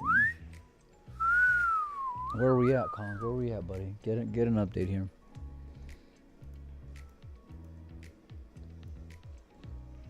Drum roll. 62. 13 balls away now, but it's gonna have to be on ice here for at least a little bit. I missed a Joey Tate score update when I was outside. Michael McDaniel says 2018. Oh, I think he did say that on whenever I talked to him. Yeah, okay. Yeah. What a difference 5 years makes.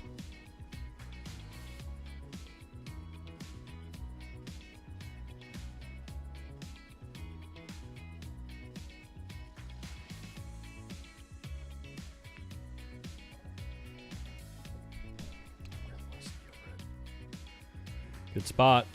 Good spot for the cue ball.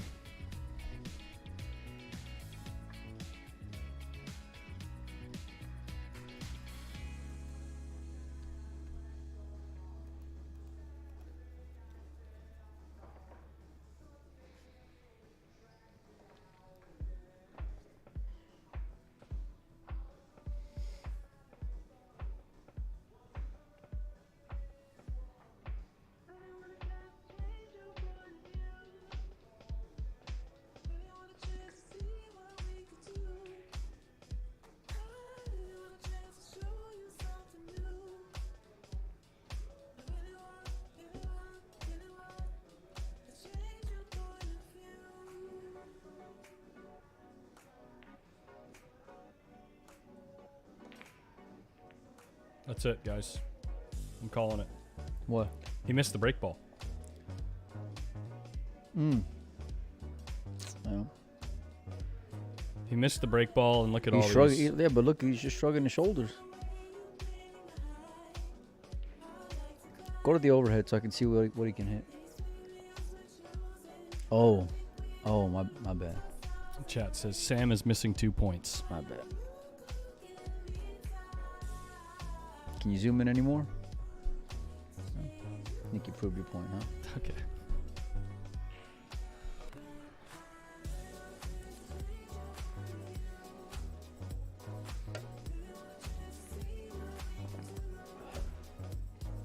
And then dice this 10 ball in to get going, and can open up the pack.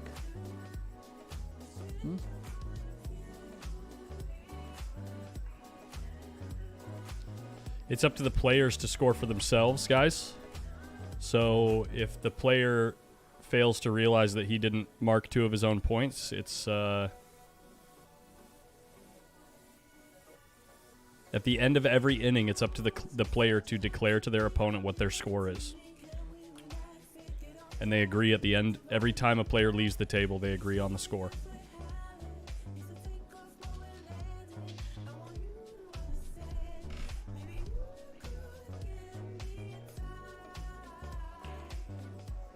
Well, what does the math say? We know we started off -1s. What is it? No, I'm not saying change anything, but what is it? No. Well, I mean, we've had how many fouls now? There were 5 in the middle of the set, right? So 6 total fouls. Oh, that's right. Well, So we should be 6 off of the perfect rack score, Joey had 2. Sam had 2.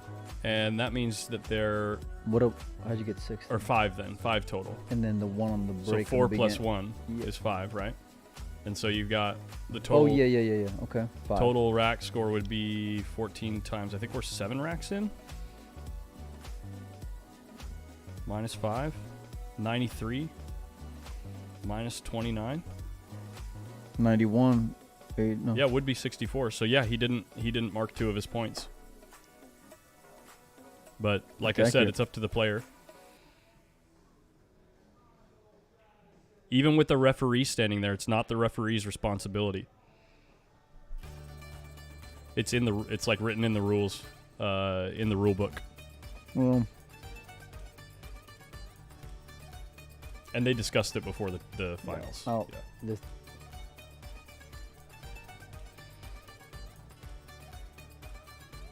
this kid's on a mission. Yes.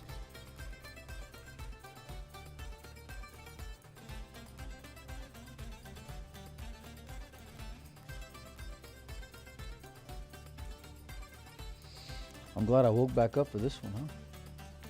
It's been a pretty good match.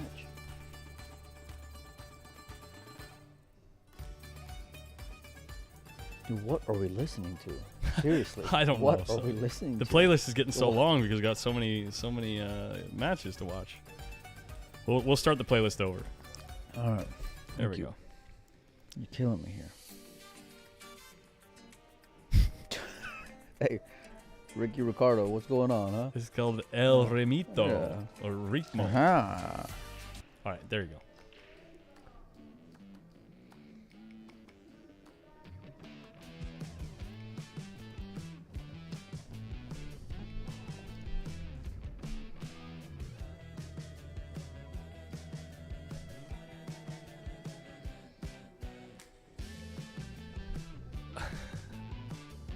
I wonder what the schedule is for tonight. What do you mean? The usual. Playing to some hot seats then in 9-ball? Probably, yeah. Yeah. 14 and under, 16 and under, yeah. We're going to need someone to, like, make a run, a food run or something. You know? Yeah.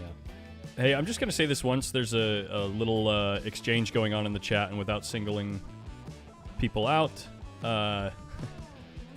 we all get it. Everybody who's watching is really smart, and we're all the most knowledgeable. You know, there's no reason to prove it in the chat.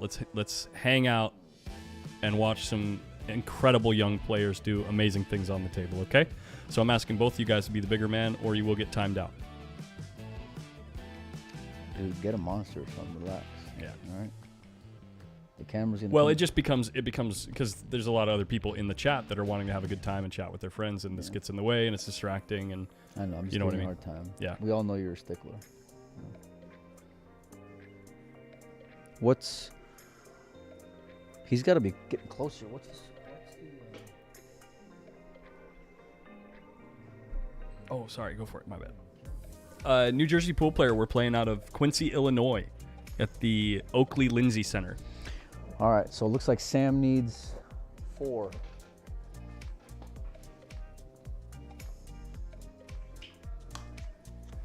Sam needs this 4-ball, 3-ball, 2-ball, and 1-ball.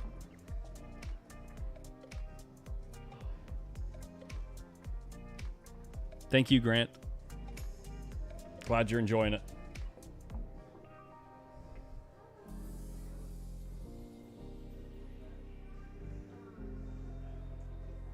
What's up, Bethany? Yeah, they're finishing the finals right now. What's up? Okay, one second.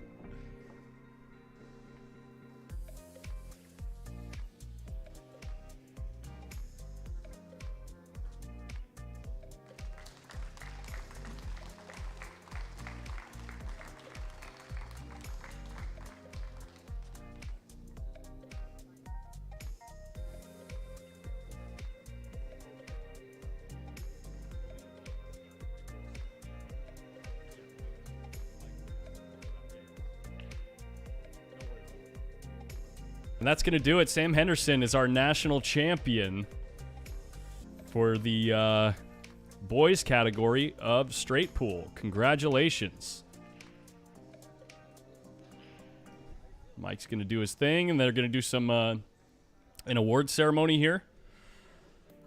And we're going to roll right into the girls' final. Pardon me. And in between the award ceremony and the girls' final, I'm going to try to remount that camera up there. But if you want to see these interviews that Melina Mike is taking right now, you can head on over to Windows Open on Facebook and follow that page. All that information is going to be up there, all those videos. Joey Tate's sister here to support our runner-up. Pretty strong by Joey, though. 2 finals in 2 days. Pretty good.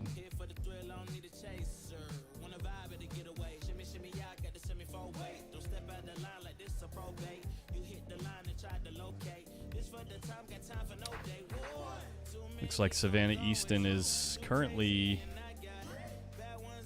practicing. Yeah, that is not 9-ball.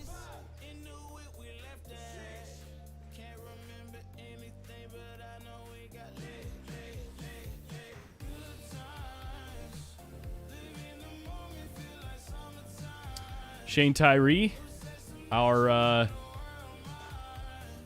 BEF, Billiard Education Foundation CEO and event coordinator.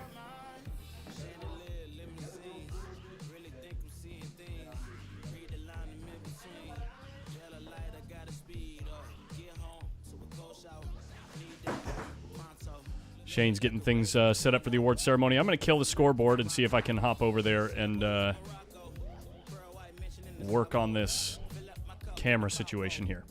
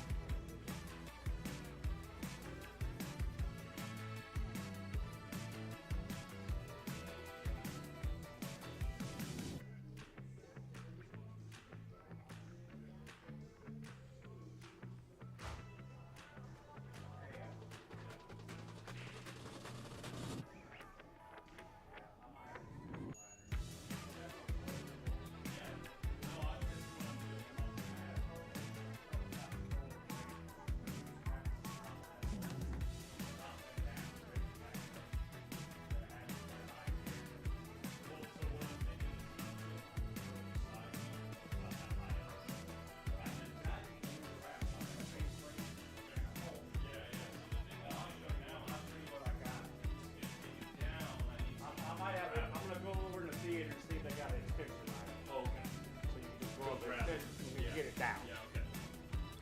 Yeah, I've never had it shut off. Grab on the tape when it's there. Okay. You can find a way To attach it here. to attach it to the top up here. Yeah.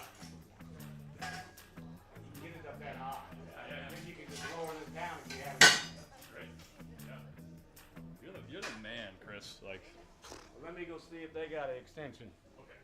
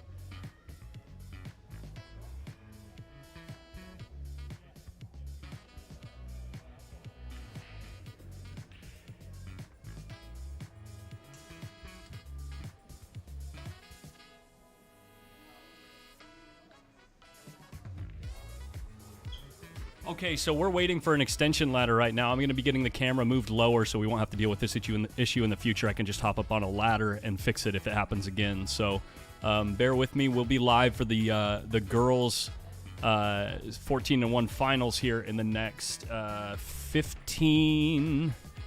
We're going to delay it just a little bit, but the next 15 minutes or so.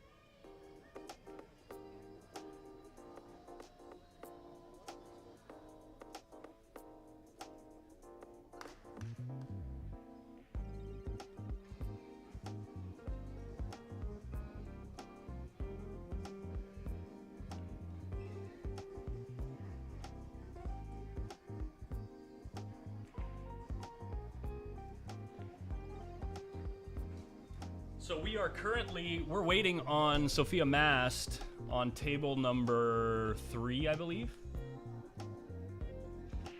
So I'll let you guys watch, that match right there.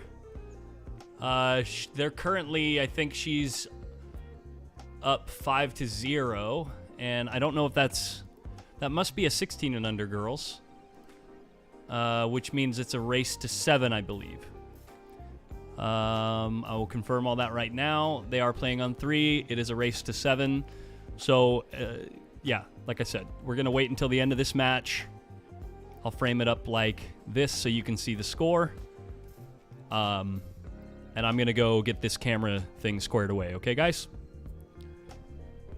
See you in a bit.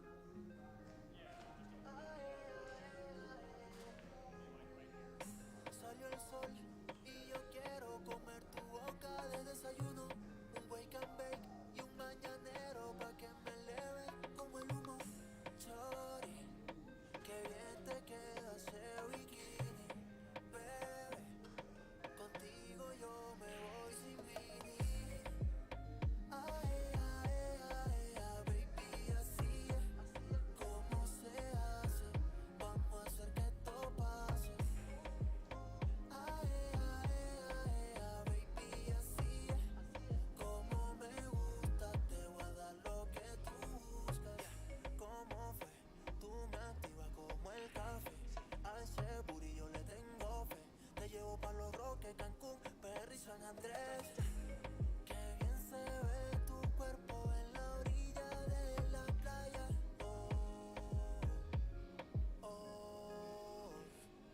Otra con ese flow, mami, yo no creo que haya. Dale, vente, contigo es diferente. Y qué rico se siente. Quiero hacerte mía otra vez allá en la playa. Contigo es diferente. Y qué rico se siente. Cuando te quito el top y te toco todo. Ae, ae, ae, ae, baby.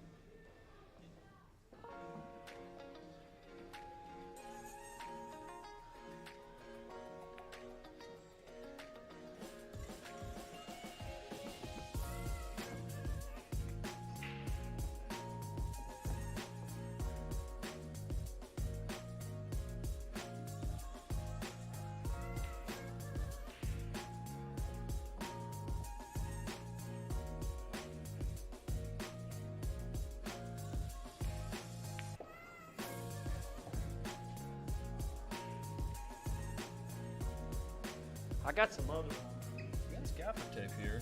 Gaffing tape.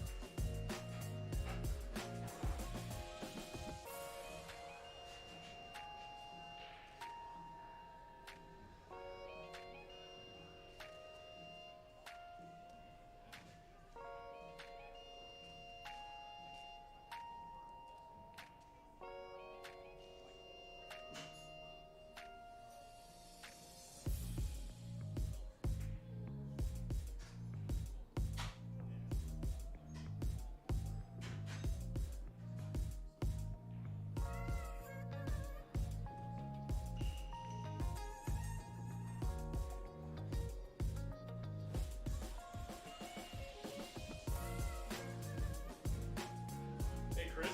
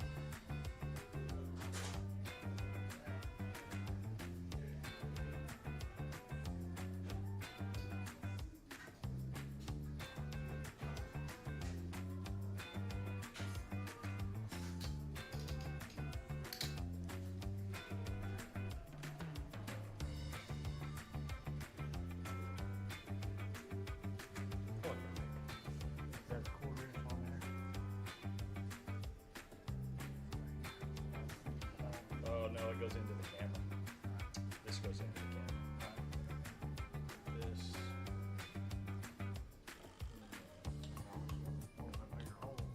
Let me try clamping it on there and see if it's steady or not on the way I got it steady. Because the platform up there, when I've got it, I went tape over the top and then all the way around the bottom to create pressure. And see if I can get this attached there. It might be a bit.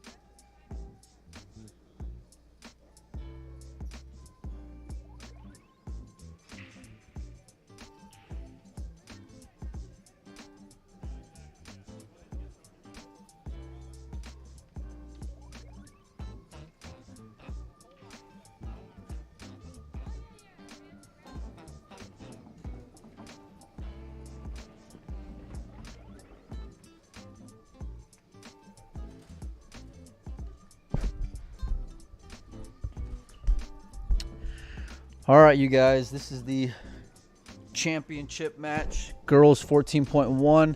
Collins is not here right now because he's still setting up the overhead cam onto the side there. These girls got another round coming up at 4:30 for their rotation, so they opted to get started. We'll get the scoreboard updated and fixed here in a little bit as soon as Collins is done. Let me go find out what the race is to. Give me 1 second.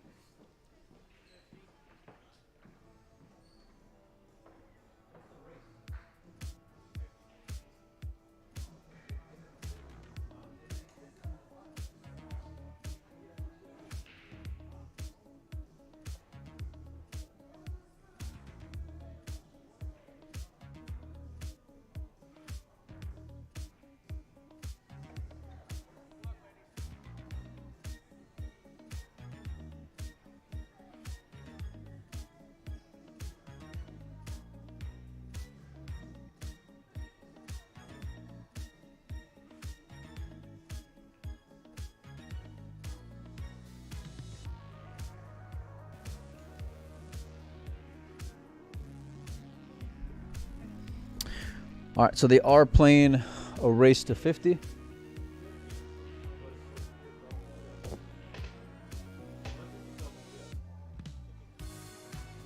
So what does that mean? The second, hold on 1 second, you guys. The second set would be different.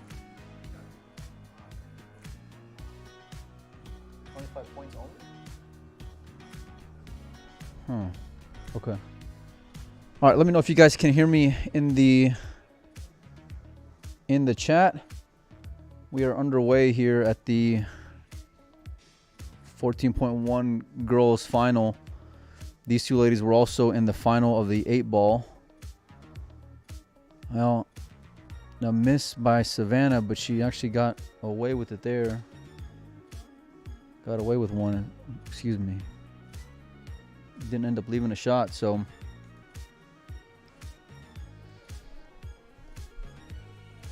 oh, Collins got a new overhead. It looks pretty good, buddy. Decent. Yeah, it's doable. It's not the same angle we had, but it's, you know, we can work with that.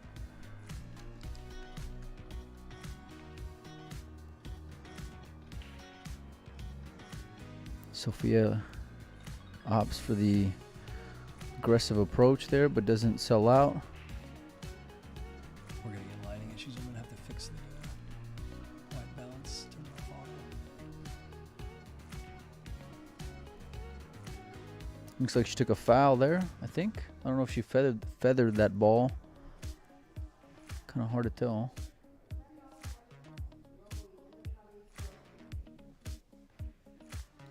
Mark, yeah, it is a true double dip. So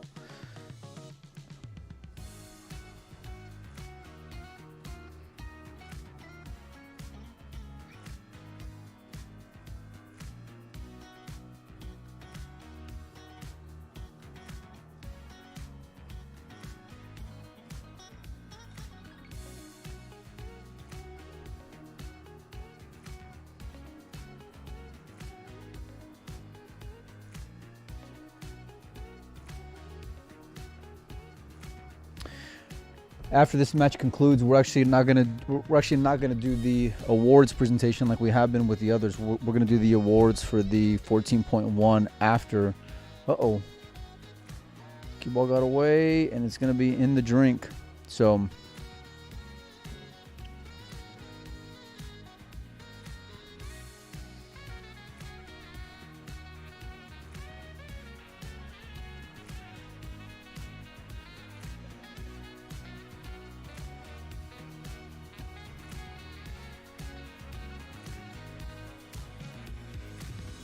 yeah, Daniel Collins will be back here in the booth in a little bit to get the score situated. That's why y'all can't see it right now. So just hang tight, enjoy it. This is the opening rack. I want to say Savannah's probably got a foul. I know for sure she's got a foul, but maybe even a 2. I'm not 100%. But as soon as they get rolling, we'll get you guys updated here pretty soon. So.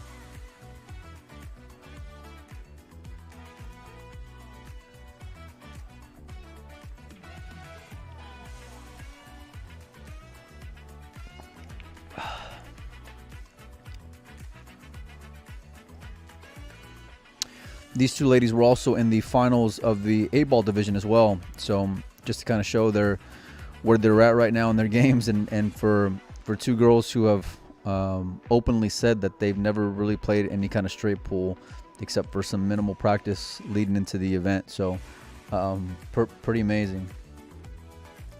Tiffany saying both had a foul, so that'd be at minus. No, it's a little tilted though. Look, it looks a little. Yeah, right? Or is it just me?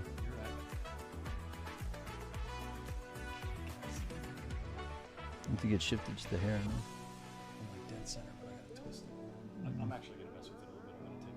I'm gonna take. Can you? Oh. Okay.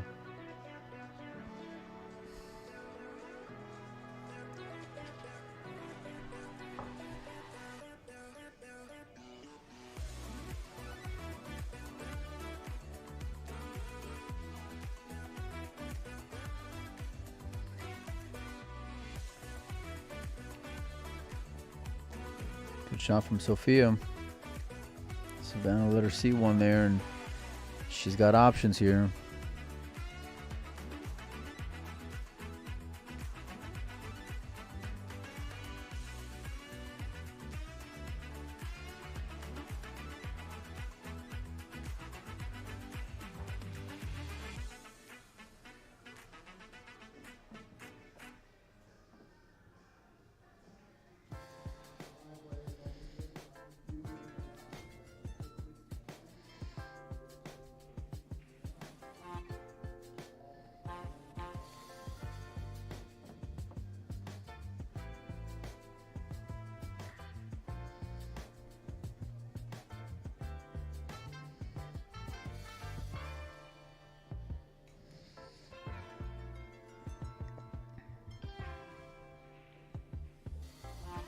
Savannah has 2 fouls, like saying.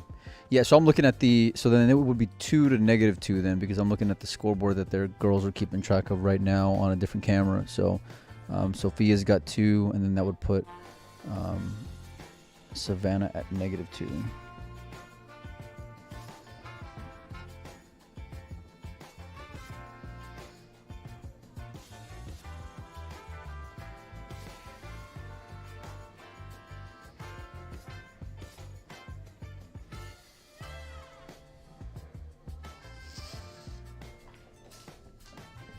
Nice shot.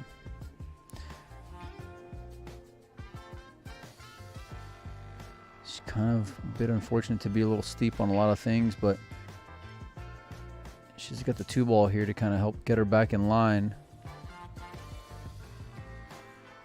Collins is still doing his best MacGyver to get the overhead camera stable and set up for you guys.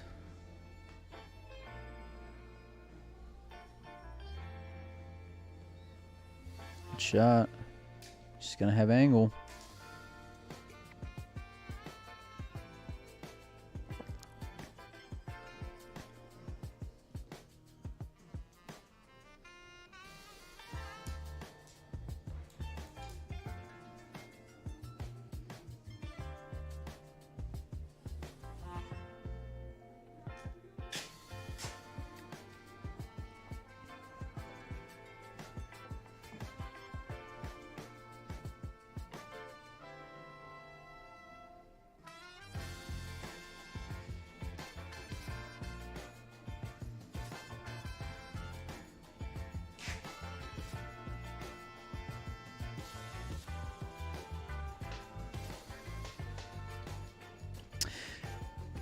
This is a race to 50.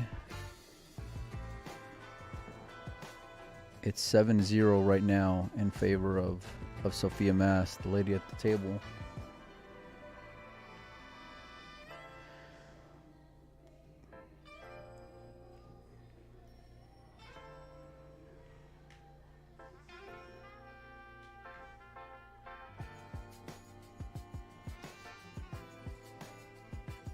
Did you restart the stream whenever you... No? Okay.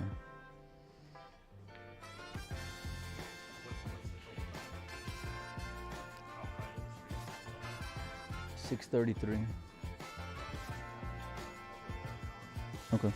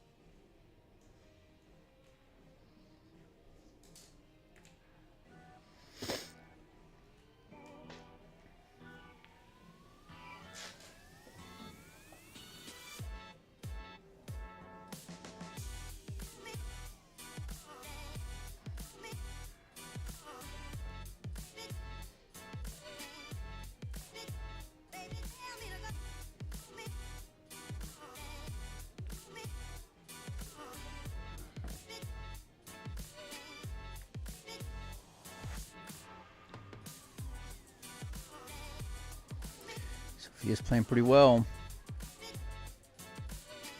She won the girls' A-ball division, defeating Savannah in the final, and about as good of a start as you can ask for.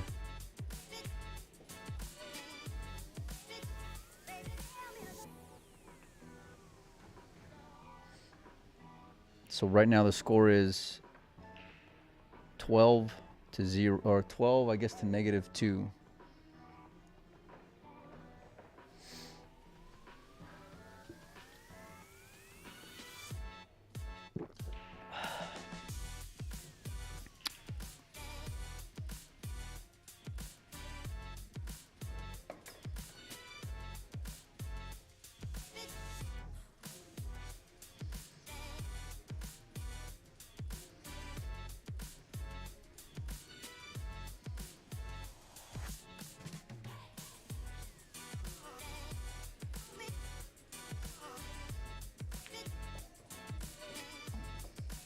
Nice shot. She's gonna see if she's gonna play that 6 ball. She's at least gonna take a look at it, but it's close.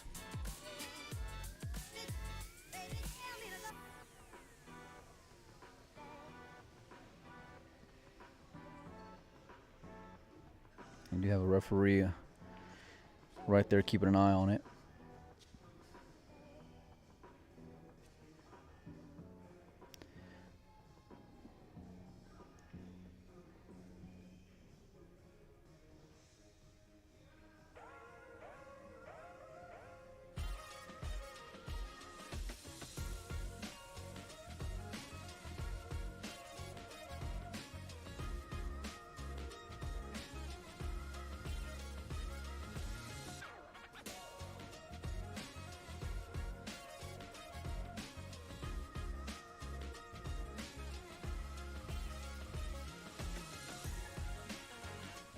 It's 13 to -2 right now, you guys. The reason why the scoreboard's not up on the screen is because Collins is out working on the overhead view. So we'll get that up as soon as we can. I'm not going to keep on beating a dead horse with it, though.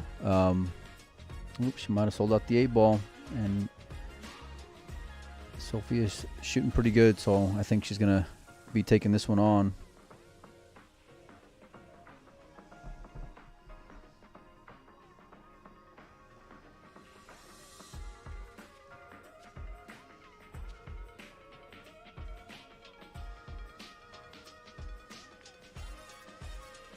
Gonna be close. She didn't get there.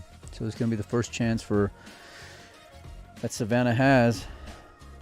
Gonna be using that 11 ball to open things up, and I think that's just gonna be her main focus.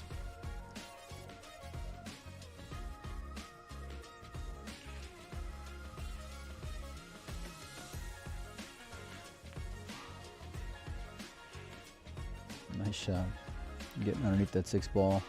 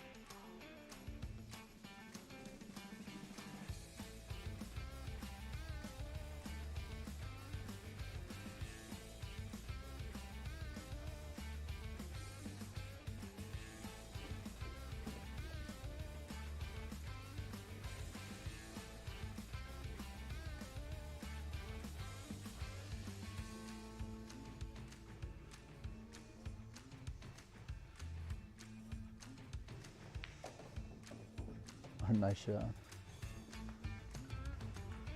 Hit that one with some confidence. The score right now is 13-2. Is how the ladies have it scored by the table. 13-2. Race to 50.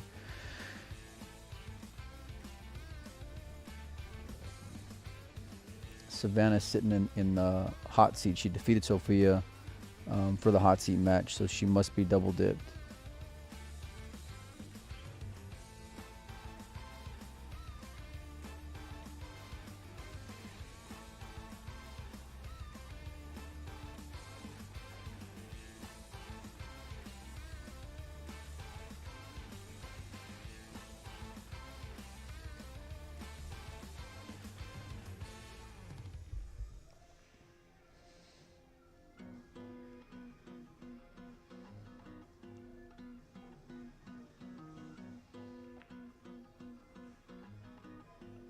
Nice shot.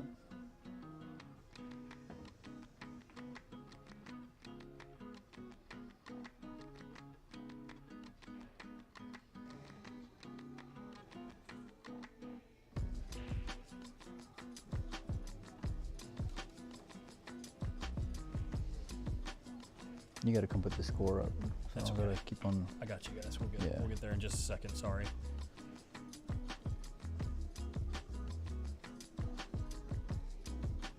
It's gonna be pretty good. I just gotta hit the white balance and the focus. It's a little out of focus, and I'll be back.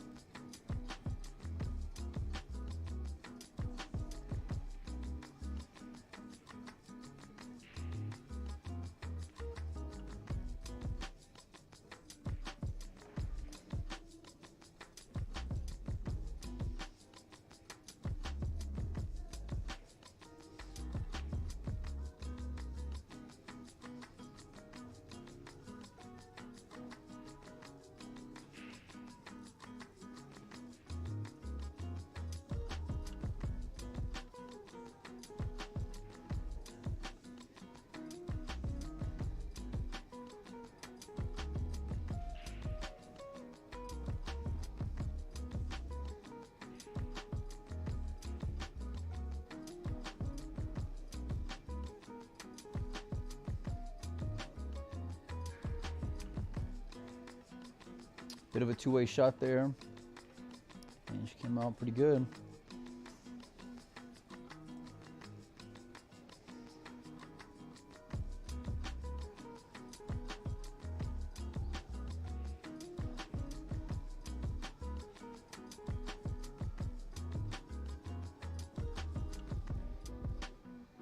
Current score is 13-3 in favor of Sophia.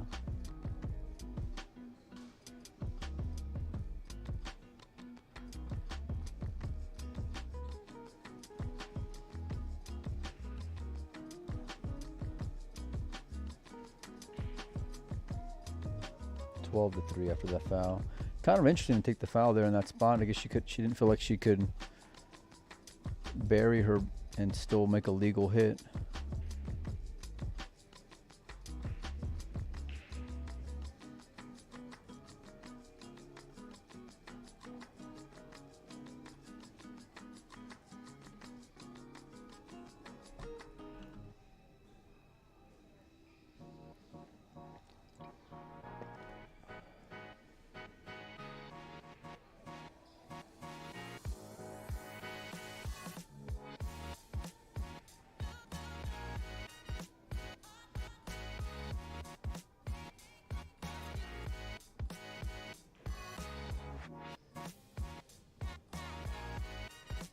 Good shot, really putting pressure on Sophia. She's gonna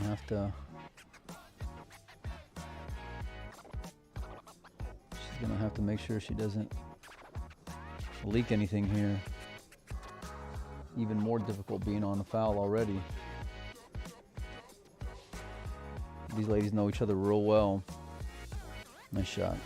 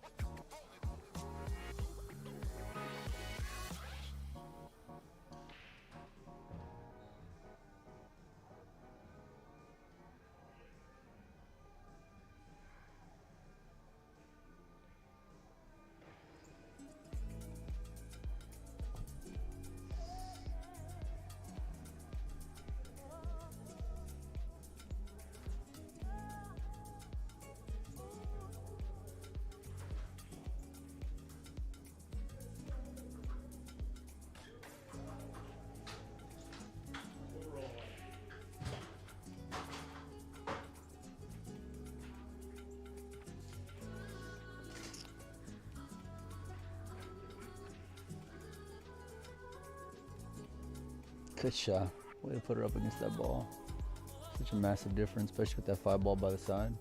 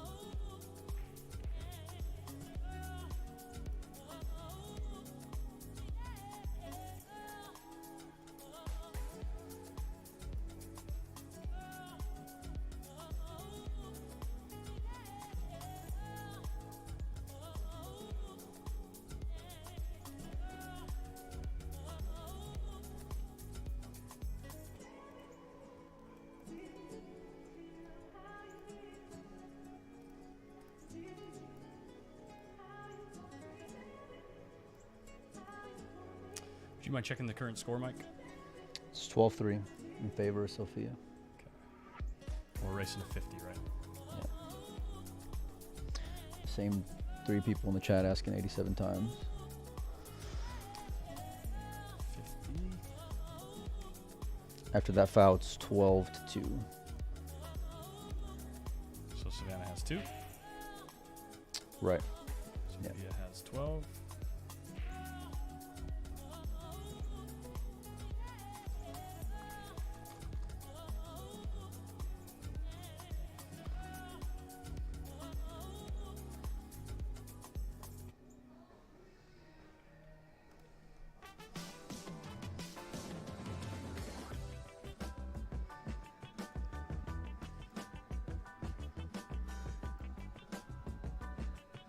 She got there.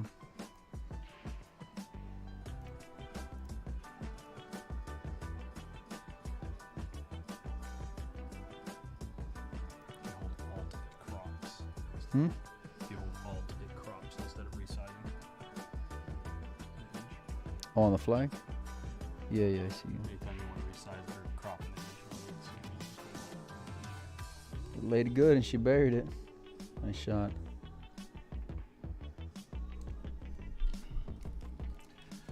Well, I'd like to thank everyone for bearing with us through that little incident, and we've got it in a place now where any future issues with the camera will be easily resolved.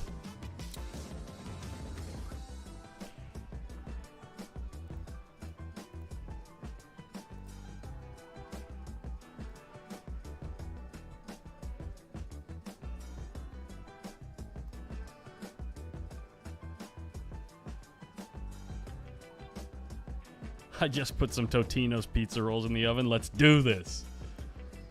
I love that. Totino's pizza rolls.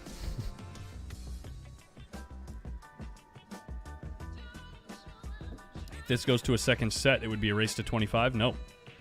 Same race both times if it goes to a second set.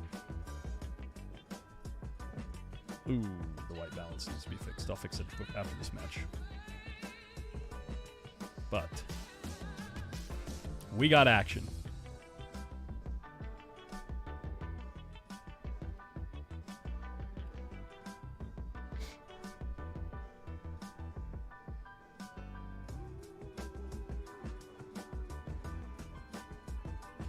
What's the latest story in the chat? Michael Silva says, my 2 favorite players.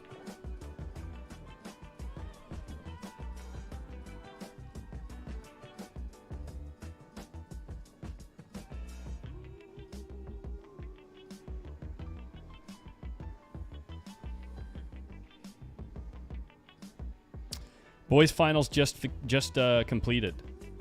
The winner of that event was Sam Henderson. Runner-up, Joey Tate, and third place. Why am I tripping? What's that?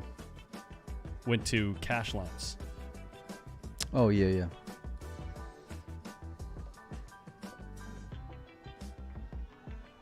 Dargan asks, do we know how Savannah placed last year in the 14.1? There was no tournament. 14-1 was not a part of the national championships until this year. This is the inaugural year, I believe, for the junior national championships.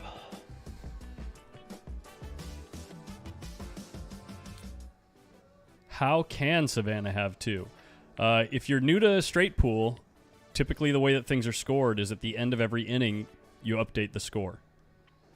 Yeah, that person was too busy complaining how there was no score. Start off at 13 to 2, I think, on the rack, or no, 12 to -2, something like that. Mm-hmm. But ooh, she sold out. So see how the inning ends here. Normally, the player will go and confirm their score, and we then update the scoreboard.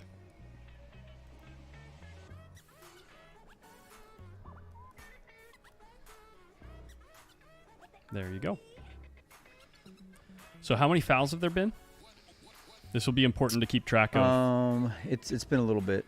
There's been a little bit because they took a foul a couple of times in this rack, or at least Sophia did. And then Savannah started off at -2. So there were fouls this rack then? Yeah. You're sure of that? Yeah. Sophia took a couple of And Savannah started off at -2? Yeah. So the current score by the board... Ish. Something like that. Yeah. Right. So the way that you figure score now is we have 22 total points on the board. 2 full racks is 28 balls. 14 times 2. So that means there have been a total of 6 fouls committed. So 2 for the break foul in the very beginning. I'm assuming it was a break foul. No, it wasn't. Oh, it wasn't a break foul? No. So it was two early fouls. Okay. Right. Okay, Yeah. that makes sense. And then the 4 other fouls in total. So currently we know that the total score is -6, and then at the end of every rack, it's very easy to figure out if you're on the accurate score because everything is a multiple of 14 at the end of the rack, -6 now because of total fouls.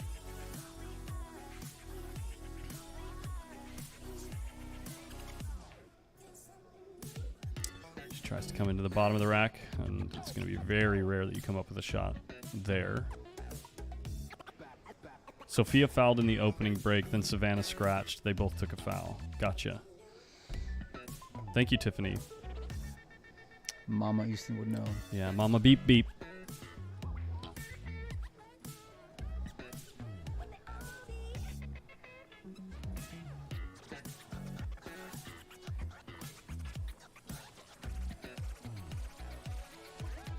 Mama beep beep.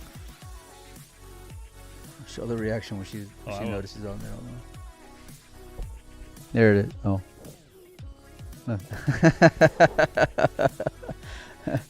Yeah. She's always on her cell phone during these matches. She's always sweating it from all angles. She does great. Yeah. She does great. I like this.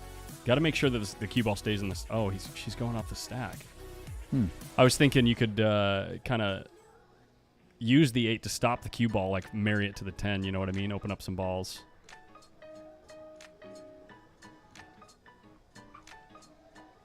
Eventually, Tiffany, seriously, within the next few months, I'm going to have equipment where if you're watching in the room, there will be like a central Bluetooth hub and like a way to hook up to it wirelessly. So if you have Bluetooth headphones, you'll be able to hear it anywhere in the venue that's close to the feature table. That's a plan of mine for the future, so you don't have to be on the stream. I know the equipment exists. I know how much it costs, and it's going to happen.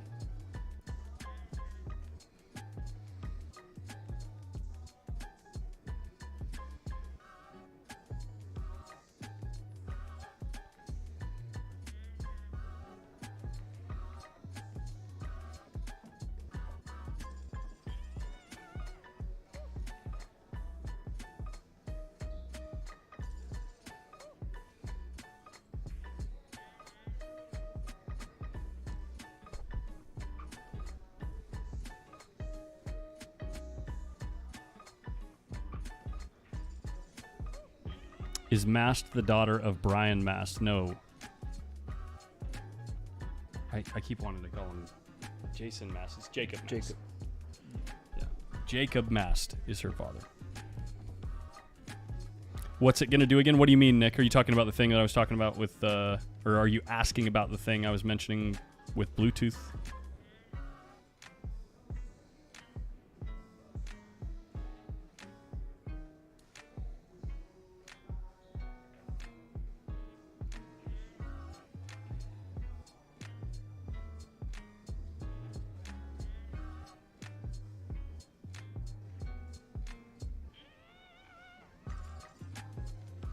Yes, the only time that you need to make a legal break with 2 object balls and the cue ball contacting a rail is on the first break. Every other breakout is considered a traditional pool shot. So you just need a ball and a rail. Was that a foul? Or did she just get through there? The cue ball moved real quick. That was interesting. The ref obviously didn't say anything, so... Must have been a very large avenue for the cue ball to roll through there that I just couldn't see. Dude, if Nate Tam was watching right now, he'd be rolling at this white balance. He'd be like, what in the heck is that color? He probably is watching.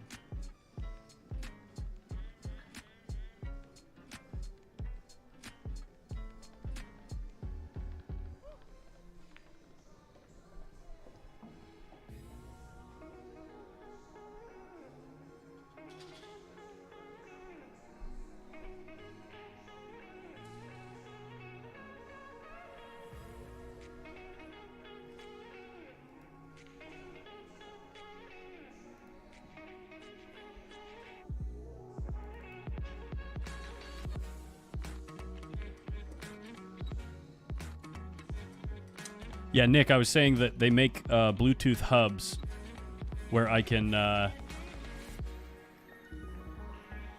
broadcast the audio from the stream into the room, and people can just connect their Bluetooth headphones to it.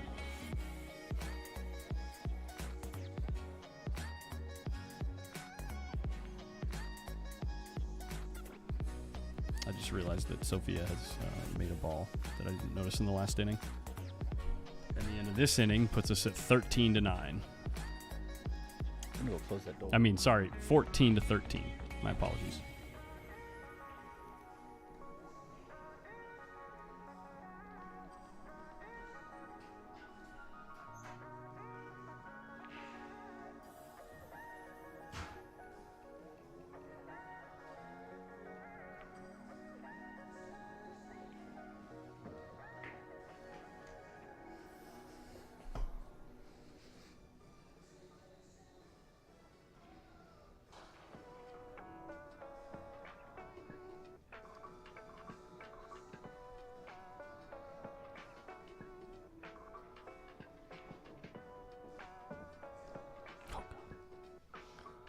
So bad. Okay. Streamer mode off.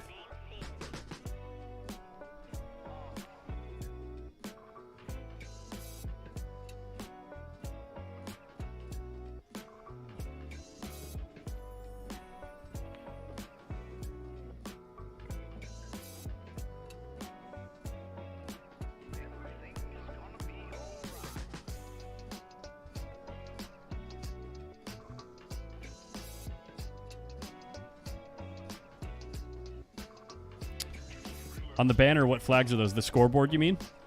Savannah Easton is from Nevada. And Sophia Mast is from Florida. Representing their home states. So we put their state flags down there.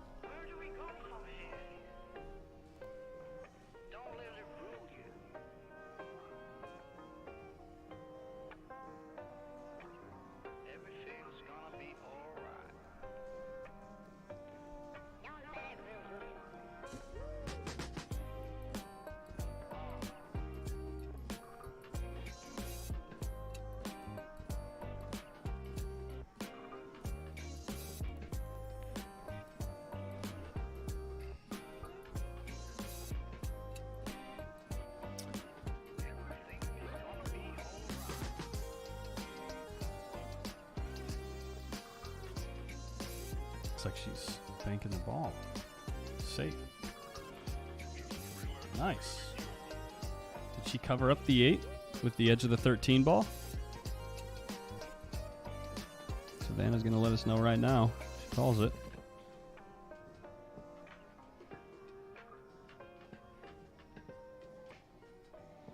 Hey, Bill Eddings, thanks, buddy. It's our pleasure. Good to see you in the chat, as usual.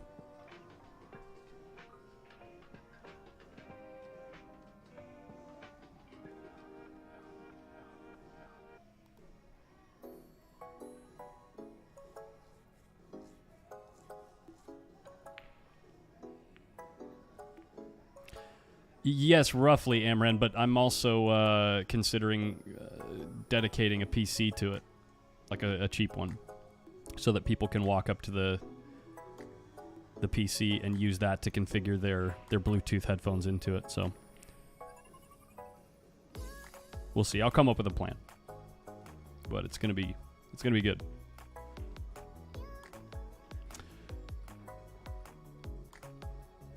Oh, the chat. Hey, chat. Dave Shelton is asking the chat if those are state flags. He can't hear me talking, so if someone in the chat on Facebook could let him know, yeah, Savannah Easton has the Nevada flag and Sophia Mast has the Florida flag. We'll probably get like 6 or 7 people saying it to him now, but at least he'll be able to know.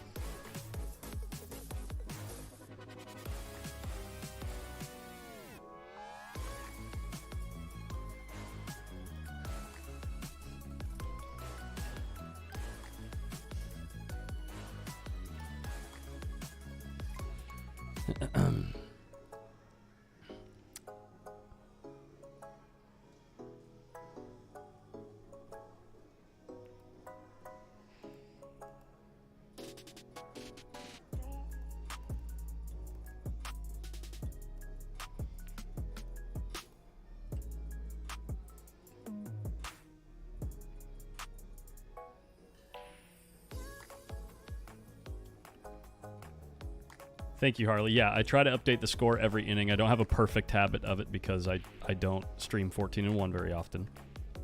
But certainly I will be, when the inning changes, I'm always triple checking the score.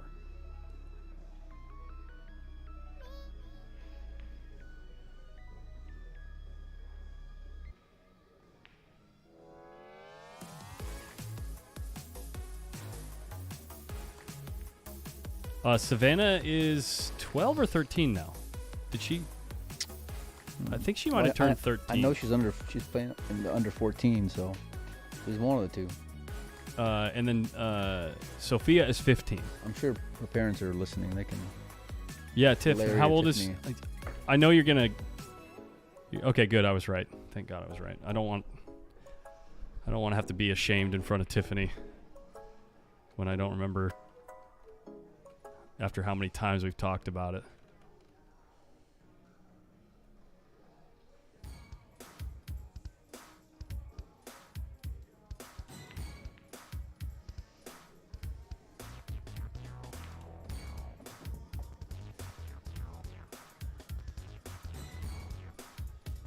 I just don't want to, they can really let you know. They're such great people, and I don't want to let them down.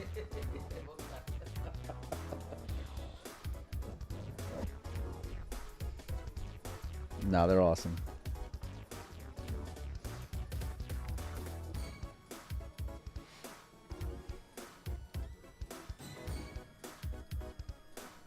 Yeah, I actually know that these 2 particular flags are correct because I've put them on this on this scoreboard about 6 times a piece in the last 3 days because they just keep winning.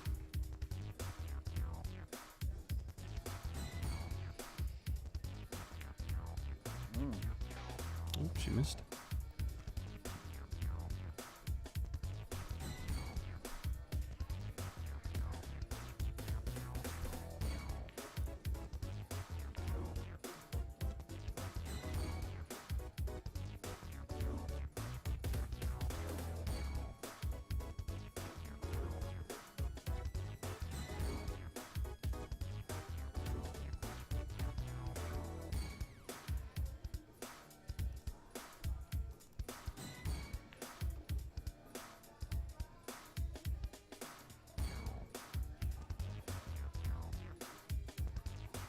Hey, Sounding Six, check this out.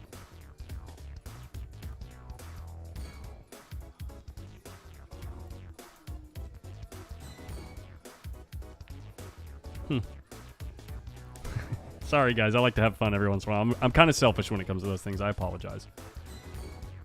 I couldn't help myself, but we're here to watch. Maybe Sophia's going to shoot at this combo here. It's pointed close. She might be able to get it to throw, and she does. Fantastic shot. She comes up with a break shot, too. She's going to be able to come off the rail into the stack. Good shot. Good shot.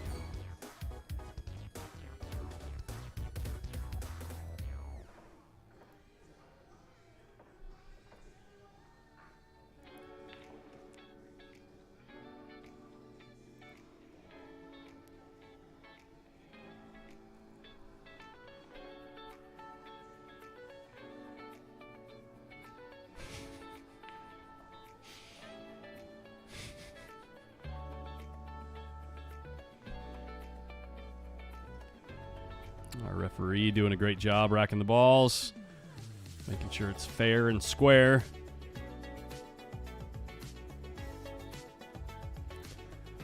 Now Sophia. Well, this is a tough break shot. I don't know if I'd be shooting at this. I know I said she had a break shot. Technically she does, but let's you got to hit this ball pretty sporty. This is a great shot. Keep it covered.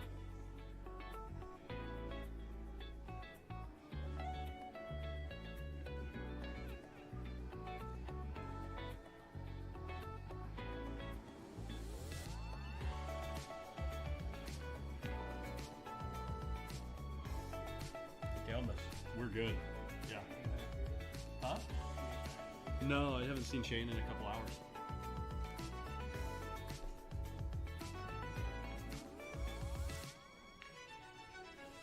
No. Yikes.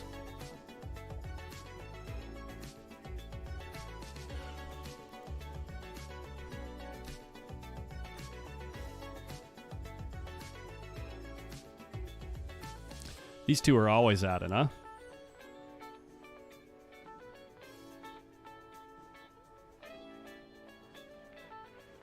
Oh, yeah, that's a third foul, isn't it? Should be minus 15.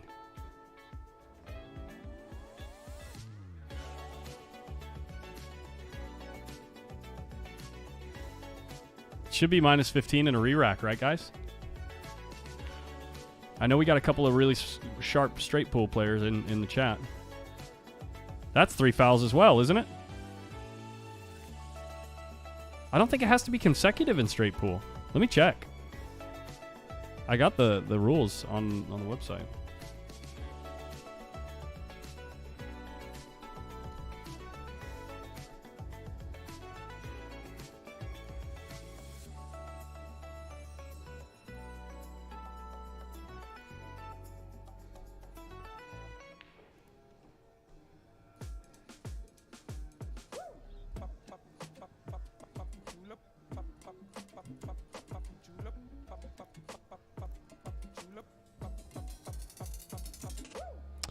Oh yeah, it might be per rack. You might be right about that, Ted Lynch. Let me look. Let me look it up.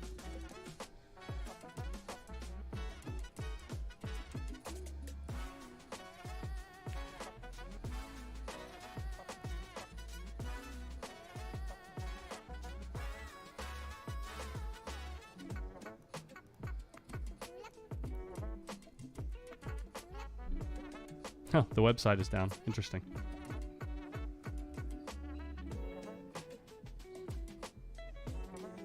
I'll go ask one of the refs that's not on this match. Let me go ask him.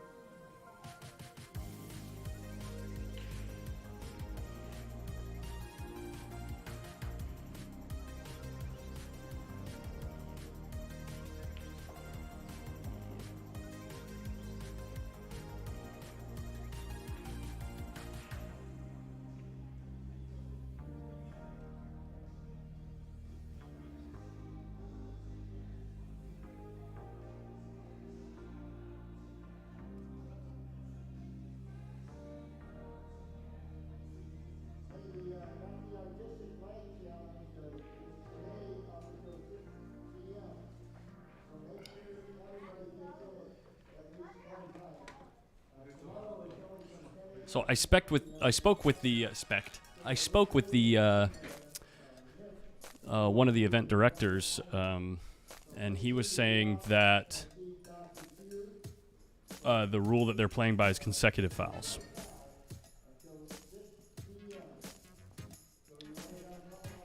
Let me get this fixed here. It looks like the score is now 11-27. You want to come hang out? I guess. Hi. 27. This is Tanvi Valum. Hi. How you doing, Tanvi? Good. How are you? Good. Have you been playing today? Yes. Yeah? What'd you play? Like all together? Yeah, today so far. Like what I played tournaments? the like all in this whole. Oh, so you're playing every. So you've played. No, like I'm asking you, like, is it all the tournaments? Yeah. Played? Yeah. Well, just today. I'm just Oh. curious about today. What you've been playing. I played the 9-ball 14 under girls. Okay.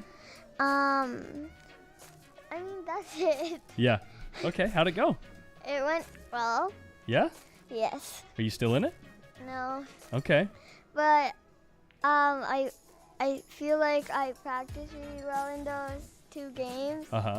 So it was pretty fun too. Good. That's awesome. Who'd you play? My first match was Darcy. It's Darcy. Uh-huh. And I don't know her last name, but the second one I played Addison Ruiz. Uh-huh. So Which opponent was tougher? both. Both of them? They both played pretty tough, huh? Yeah. Yeah. Okay. Did you win either of the matches or? No, I No. lost both of them. Oh, okay. Any games? What? Did you win any games? In other tournaments? Yeah. No, in the. No, I didn't win any games in the 9-ball. Oh, okay. They beat you 7-0 or 6-0 in both of them, huh? No, it was Hill. Oh, Hill. There we go. Both- That's it. So you won. Yeah. You won 5 games But in each match. Okay. second one was 5-3. No, 6-3. Okay. Yeah. Gotcha. All right. Well, that's good. You made a good showing. This is your first national championship that you're competing in, right? Yes. And you're 9? Yes. 9 years old. Okay. Do you think you want to come back and play again? Yeah. Yeah. Of course. Totally. Awesome. So you're having a blast, aren't you? Yeah. Yeah. What about your dad? Is your dad having fun? Yes. He's having fun, I guess. Yeah. Okay. I guess. Yeah. He's up there in the bleachers watching you. You Yeah. know? Stressing out for you. Come on. We're going to get there. Did you try the straight pool? Yes, I Yeah. did What'd you play. think of that game? It was my first time playing, so Yeah? it was pretty fun. It's like I've never played it before, so Yeah. it was pretty new. So I had really fun. So I had a lot of fun. So I think I'll be continuing practicing. Trying to practice it at home. Yeah. It's actually one of the better games to practice. Yeah, like One Pocket. Yeah, well, One Pocket's really fun to play with other people because in that game, right, like in most games that you play, Well, it teaches you defense. yes, but in most games that you play, you're kind of playing against yourself. Like even though Yeah, the that's opponent comes true. to the table, you're still just trying to be the one that when you're at the table, you're trying to make sure you don't Yeah. make mistakes, right? Where in One Pocket, it's much more playing against that player because That's true. yeah, different players that you play in One Pocket might choose different shots depending on the way they like to play. So you're actually playing against, you'll run into specific things against that player. So Yeah. That's true. yeah, That's this really straight pool game is really good to practice alone because you can always just go for another high run and you're going to run into Yeah. new interesting situations every time. So true.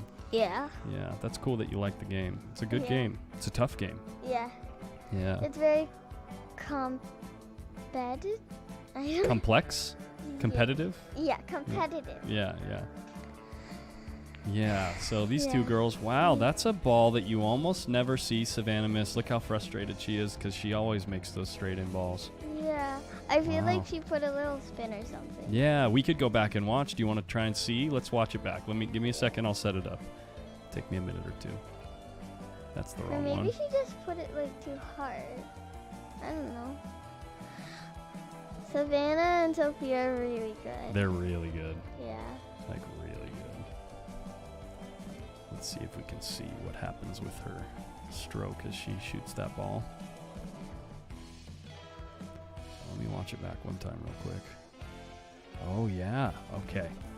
Yeah, she put spin on it. Spin and bottom. So it might have been, as she goes through the ball, let me see if I can get a replay up here in time. You can see her tip is pointing on a certain line, and as she goes through, it kind of drags out this way. Do you see that? It kind of just barely drags out to the side there. And since the tip is pointing this way now, it makes the cue ball go into this side of the ball and makes that ball spit down to the rail right there. Yeah. Yeah. Sometimes I do that. Yeah, we all do it. I mean, Yeah. that's usually what happens when a miss happens. Yeah. It's usually because you put a funny little extra something into the stroke Yeah, that you didn't because- mean to. Because you really want to get to the next ball. And if Right. you don't get to the next ball, it's like, why did I not do that properly? Yeah. But isn't it the funny thing about pool, right, is how frustrating it can be when it doesn't work? Yeah. It makes it feel so much better when it does work, right? Yeah. Yeah. Makes you want to, it makes you chase that feeling of playing really good. Yeah. Yeah.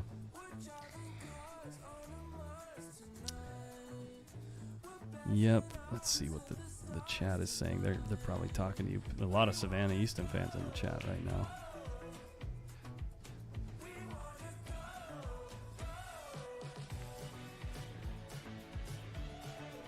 A lot of people are watching. Yeah, we've got about a lot. 550 people watching right now. 550? Yeah. We got a big stream. Oh, It's a good wow. stream. Oh, so the referees rack in like In the finals. in the finals? In the finals they have a dedicated referee. Okay, so like because it's like the most important because it's Well, finals. just because it's like the finals. Yeah, exactly. Well, we only have 4 referees that are working Yeah. between 20 tables, right? And so Yeah. when you get down to the finals, you want to make sure that no one's making a mistake. Yeah, exactly, or someone trying to take advantage or something in the last game because Yeah. that's a big title, it's national champion. So Yeah. yeah. Robert Caldwell says, "When did you start playing pool?" It was only about 6 months ago, right, or 8 months ago? Yeah, last summer. Thank you, Cecil. Just last summer. Yeah. Just last summer. Okay. Yeah. So the ruling for this tournament is 3 consecutive fouls. Yeah. For negative. Sorry, I'm talking. Oh. Yeah, the chat was asking a question earlier about a situation that came up. So in straight pool, when there are 3 fouls, kind of like in 9-ball, there's 3 fouls is loss of game. In straight pool, It's 15 minus. it's minus 15 and a re-rack, and the person who fouled breaks the balls, like because the break is a disadvantage, right? Because you try to play safe in straight pool. Yeah. But in this tournament, they're going with 3 consecutive fouls, and the foul on the break, any foul on the break does not count. That's what the ruling for this tournament is. So Yeah. yeah. Jackie Diamond, good to see you. She says, "Great co-commentator." She likes hearing you talk. That's good. Thank you. Yeah. It's my first time commentating. Yeah, it's your actually. first time in front of the camera. It's not your first time talking on a microphone, though. You were on the podcast a couple weeks ago Yes. with Melina, Mike, and I, and it was we had a good time talking to you. That was Yeah. good. If you want to see that and you're watching right now and you want to make a mental note, go over to Windows Open and on Facebook, or Dogging It, the Pool Player Podcast on YouTube, and search Tanvi Valum.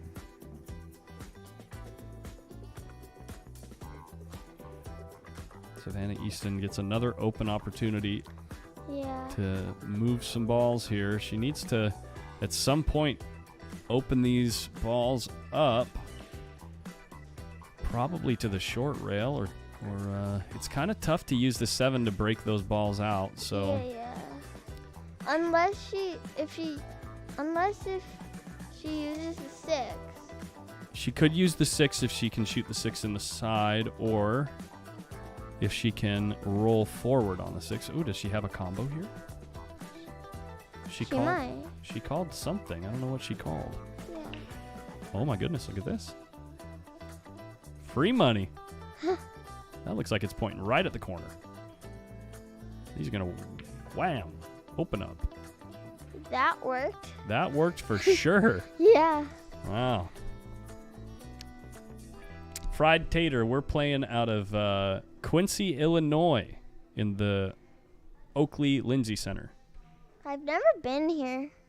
It's Yeah, pretty neither have I. cool. It is cool. It's a big space, and they got the Yeah. tables set up real nice, don't they? Yeah. Plenty of room to play in, and And like it's nice food. yeah, the food's pretty good, huh? Yeah. Yeah.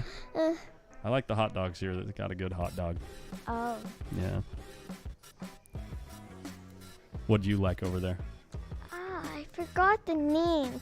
Oh yeah, cheese curds. Oh, yeah, those They're are good, really too. good. Yeah. It might be because I really like mozzarella sticks, Yeah. and they almost taste like mozzarella sticks. It's the same kind of cheese. Yeah. Cheese curds are usually made with mozzarella. Yeah. Yeah. Oops. That was a good draw. Oh, she almost scratched. Oh, my goodness. She almost scratched. Almost. Oh, my goodness. What She's, did she just call? I'm assuming the 3 or the 4.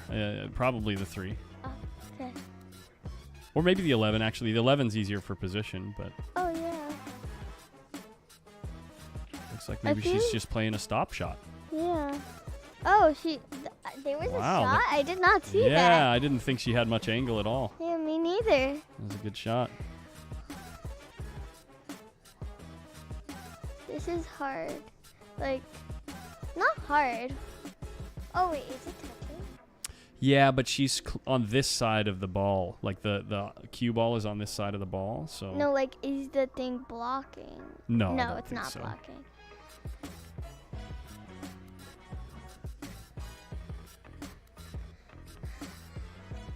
Sophia didn't get a chance. Like, I don't know, 5 minutes. She played a lot of ball, Savannah. She's running fast. Who won the hot seat here? Was it Sophia or Savannah? It was. I think it was Savannah. I think it was Savannah too. I think you're right about that. Let me double check that so I know. Yeah. Girls. Yep, it was Savannah.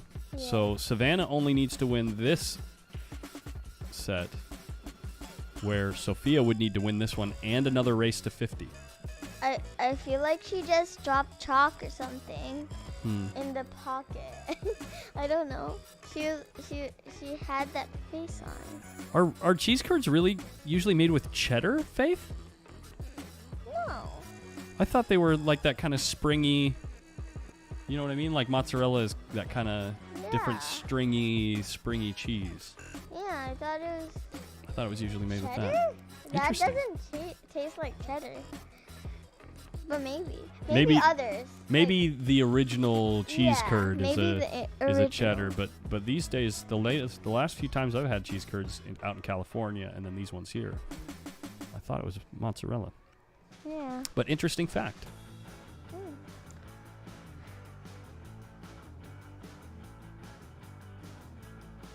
Someone just said, "Is that Can B?" Yes, I am. Yes, Can it is. B. Check it out. Wave at the camera. Hi.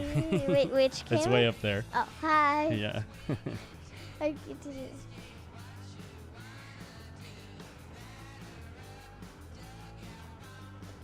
She just ran like more than 15, like less than, maybe 15 balls. No, I don't think she ran the whole rack. Yeah, maybe like I think it's about 8. 8? I don't think only 8. Dang, you might be right. Yeah, no, it was a lot more than 8. Yeah, like maybe 12, 13. 13. It looks like 13. So almost the whole rack. Pretty good, huh? Yeah. Not too shabby. Mhm. Not too shabby, Savvy. Savannah. Savvy. Okay. Kind of. Kind of. There we go.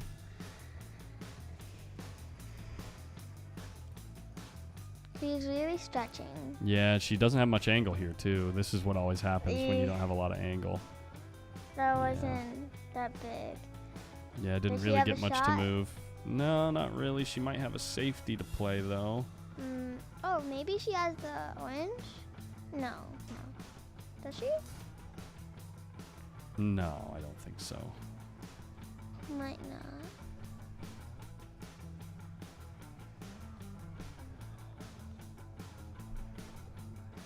No. So here you got to try to play some kind of safety. Yeah, it's So hard. you need to leave the cue ball in a spot where the 9 and the 1 are protected, which is Savannah's stumped. it's really tough to get there. You basically, if it's possible, I can't really see because I don't have an overhead camera anymore, but if you could, roll the cue ball real thin up here, would be She really did. good. She needs to cover the 1. She just got there. Sophia finally got to play 28. I think she ended up making one more because of the break shot, right? Yeah, so it's 29. Oh, yeah, 29. Yeah. That was really close. Like, only 3 more balls? Yeah.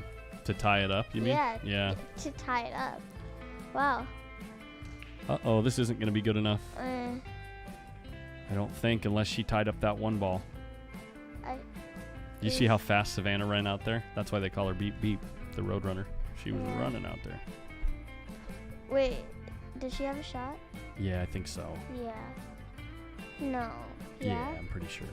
I can't see it, though. Yeah, she does. And now, you know what I actually like here? I like cutting the 10 in. Cut. Yeah. The 10 and not Yeah. the 9. Yeah, the 10 is better because Yeah, you can she's go into the doing the balls. 10. Yeah, and then the cue ball usually will stay on the side with the 9 ball. Yeah. Oh, she went the other way and missed the ball. Oh, But that's going to put her at 30 because she got 1 more. yeah.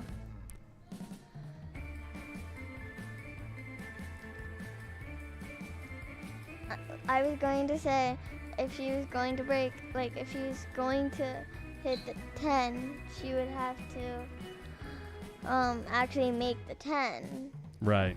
And then like that, and then her second priority is like to break the balls. Yeah. Else it gives the other person a chance. Exactly, right? Yeah. If you're gonna go for it, right? You got to make sure you get there. Yeah. You got to make sure you make it, otherwise you give your opponent an opportunity. Yeah. Yeah. She didn't ghost ball it.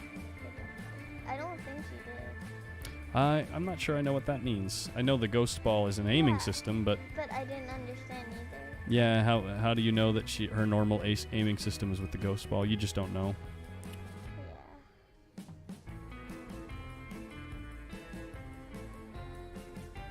Okay. She's stretching. These 2 girls are really good at stretching out across the table. Like yeah. they Like, both th- started like- playing since they were as tall as you, right? And so they both started playing really young.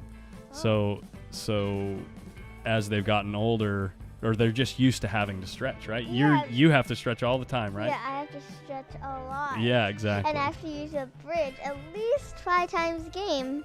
Yeah. Uh, So they I'm sure remember what that was like. And so, but as you get taller and as you get older, yeah. you still retain the ability. You still have the ability to stretch, Yeah. but you don't have to use it as often.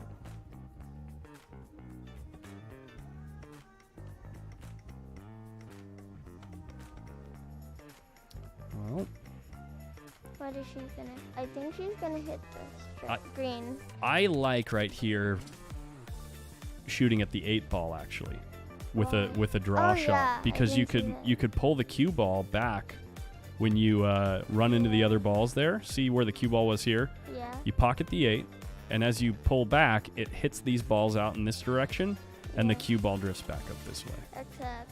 You know. She didn't decide to do that, so she's going to have to come up with some other solution to get the balls to open up. I feel like if she hits the brown and then she might get position for the green Yeah, or the stripe. 8 Yeah, yeah. or the I don't know the numbers of the balls. I think that's 14. Yeah, the stripe is the 14, yeah. is she going to hit the 14? Or Yeah, this is a good. I mean, this is a decent shot. But what happens? We call this.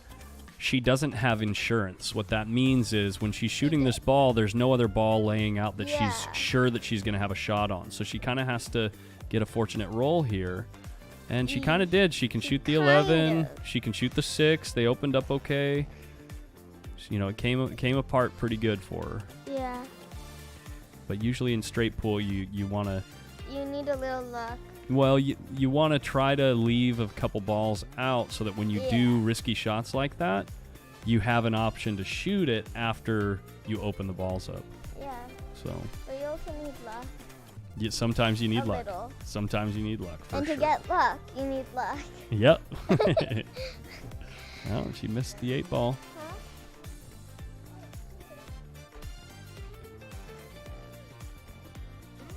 39 to 30.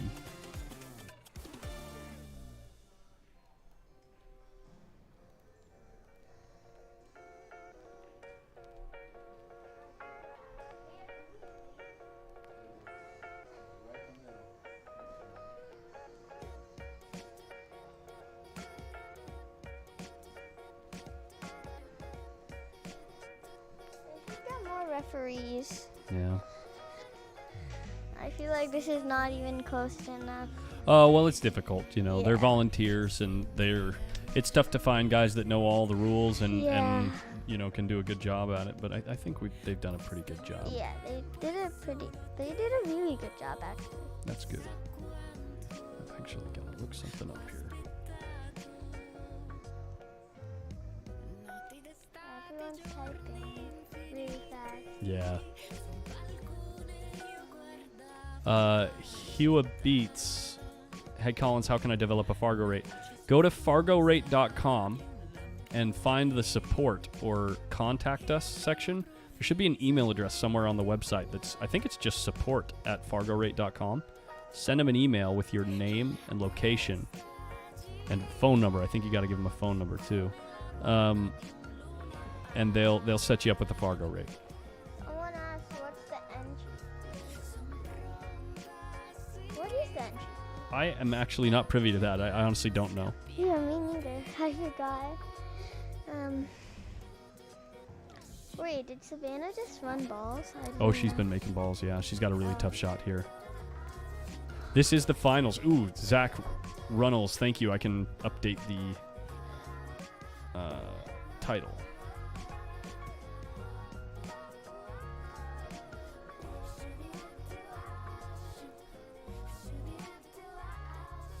That is updated.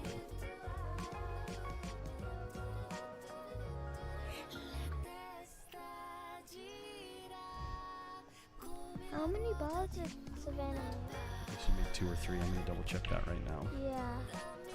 2. She didn't run like many balls though. Oh, Sophia got a tough shot.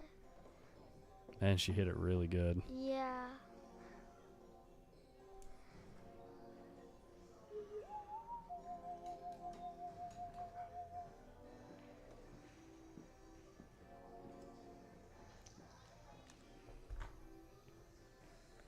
All the staff here are really nice. Yeah, they are, aren't they? I've had a really good time with getting things set up and yeah, the place looks really good too. Yeah. Yeah, we're definitely glad to be here. We're lucky to have such a good venue with great people here. Yeah. Mike, do you mind sitting down for a little bit? And, I'll be back in just a few minutes. I can update the score, but I'm going to double check on this while we have a guest.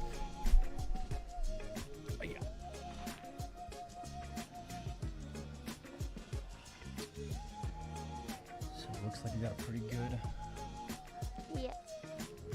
good matchup here. Yeah. I think Savannah got more than 39. Let's see. So, yeah, it looks like it's 32 to 42 right now. 30. So she got 42. Yeah, she's got 42. 32-42 is the score that the players have right now. I'll update that, or I'll get Collins to update that in just a minute. I want to share with you guys a pretty cool story. So I get a message from Sam Henderson's mom, and you know, Sam won the 14.1 event, the boys, right? Yeah. He beats Joey Tate in the final. Yeah. And so his mom messages me and she says, hey, because part of what they got as a gift was from McDermott some cues, right? And so Yeah. the mom messages me and says Sam wants to give the cue away to a junior. Uh-huh. So me and Sam went and walked around right now, and I don't know if you saw the kid who won the 10 and under, Dalton. Oh, Dalton, yeah. I know him. You do? Yeah. Did you play him? Yeah. Yeah? He's really tough. Yeah. He's only 6 and he's playing really well. Yeah, he was. I saw him. He was playing a match right now, and yeah, so we ended up giving him a cue. It was pretty incredible. Yeah. It was pretty heartbreaking because he had just lost his match and was in tears, and then a few seconds later he gets a brand new cue, and then he's super excited about that, you know. And it was a pretty awesome experience to be a part of. So Yeah. Sam's just a great kid, you know. Yeah.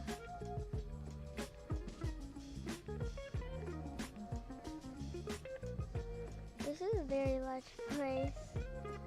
I mean, Yeah, no Wow. kidding. No kidding. A lot of stuff going on. The 9-ball still going on. This will be a double dip. I mean, sorry, they have to double dip Sophia. So, double dip. What does that mean? so if Savannah were to win this set and get to 51st, then she has to beat Sophia for a second time. Oh no, no, I'm sorry. It's the other way around. So if Sophia beats Savannah the first Oh, set, so like Sophia was unbeaten? Savannah was unbeaten. Excuse me, Savannah was unbeaten because Savannah won the hot seat.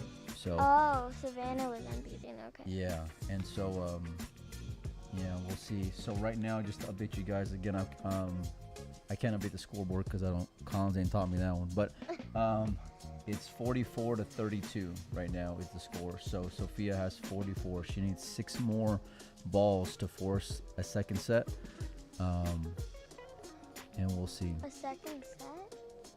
Right. So if Sophia gets to 51st, then they're gonna play a Oh, second yeah. set. Oh. It says, someone said, someone just said she has to beat Savannah twice. Right. Yeah. Exactly. How are you liking it here so far? It's good. Yeah. Yeah. I've never commented, so it's No. pretty new. We had the pleasure of interviewing you before you came over Yeah, here. Colin said that. Yeah. And you're It was fun. you're incredibly witty and sharp, and it's funny because sometimes when I'm interviewing juniors, Oh my I gosh. get more nervous than you guys do because you know it's we got to make sure the conversation goes, and it was so easy with you. You did awesome. Thank you. I just saw like 5 comments just Popping pop. up all at once. Yeah, all at once. So we got 4 more balls in order to force the second set. So It says, someone said, can barely hear you, Mike. oh, can barely hear me. Huh. I don't, maybe Yeah. her volume is down? Yeah, I'm not gonna start pushing buttons that I'm not qualified to be pushing. So, yeah.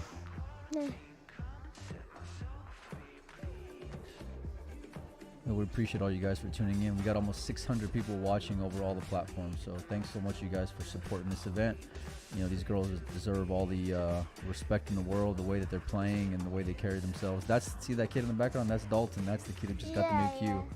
He's really good. Yeah, no, it was great. It was great. When I played him, it was hill, and I was like, it was so, wow. Yeah. Oh, when you played Dalton? Yeah, it was Yep. hill.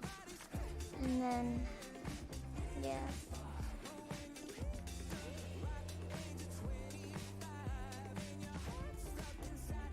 Right now the score is still, it's 47-32. Sophia just needs 3 more balls to win her first rack. See, you're First. a natural, Cameron. You do a better job than I do, that's for sure. Oh, looks like Sophia's back at the table. Didn't have a shot, so Sorry, Savannah's back at the table. Excuse me. It's been a long day. But she's got some ground to make up, so it's 32-47. Yeah, Cecil's over there. Cecil's over there doing something.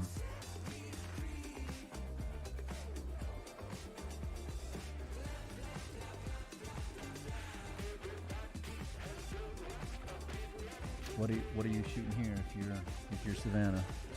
The two, I guess. Two in the corner? I don't know. No? I don't know. He's Savannah. Oh, what a nice shot. That's a good one right there. I'm not Savannah. He's Savannah. Sounding 6 asked, Mike, how much weight would Tanvi have to give Collins? The way that Collins was playing last night, it'd be close to even. But the way that Collins was shooting the other day, Tanvi could give Collins like the 6 out. The wild 6 out and all the breaks. So Collins is in here. He's updating the score. Not over yet. So right now it's 34-47. Sorry, 35-47. Excuse me. She could actually win this. This could be the last rack.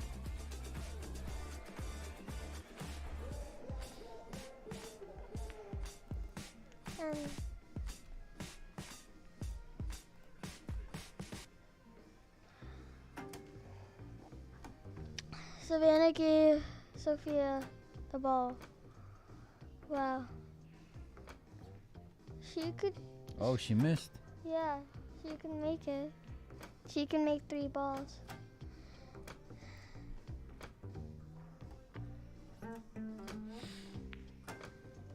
Here we go. So she needs 2 more in order to force a second set.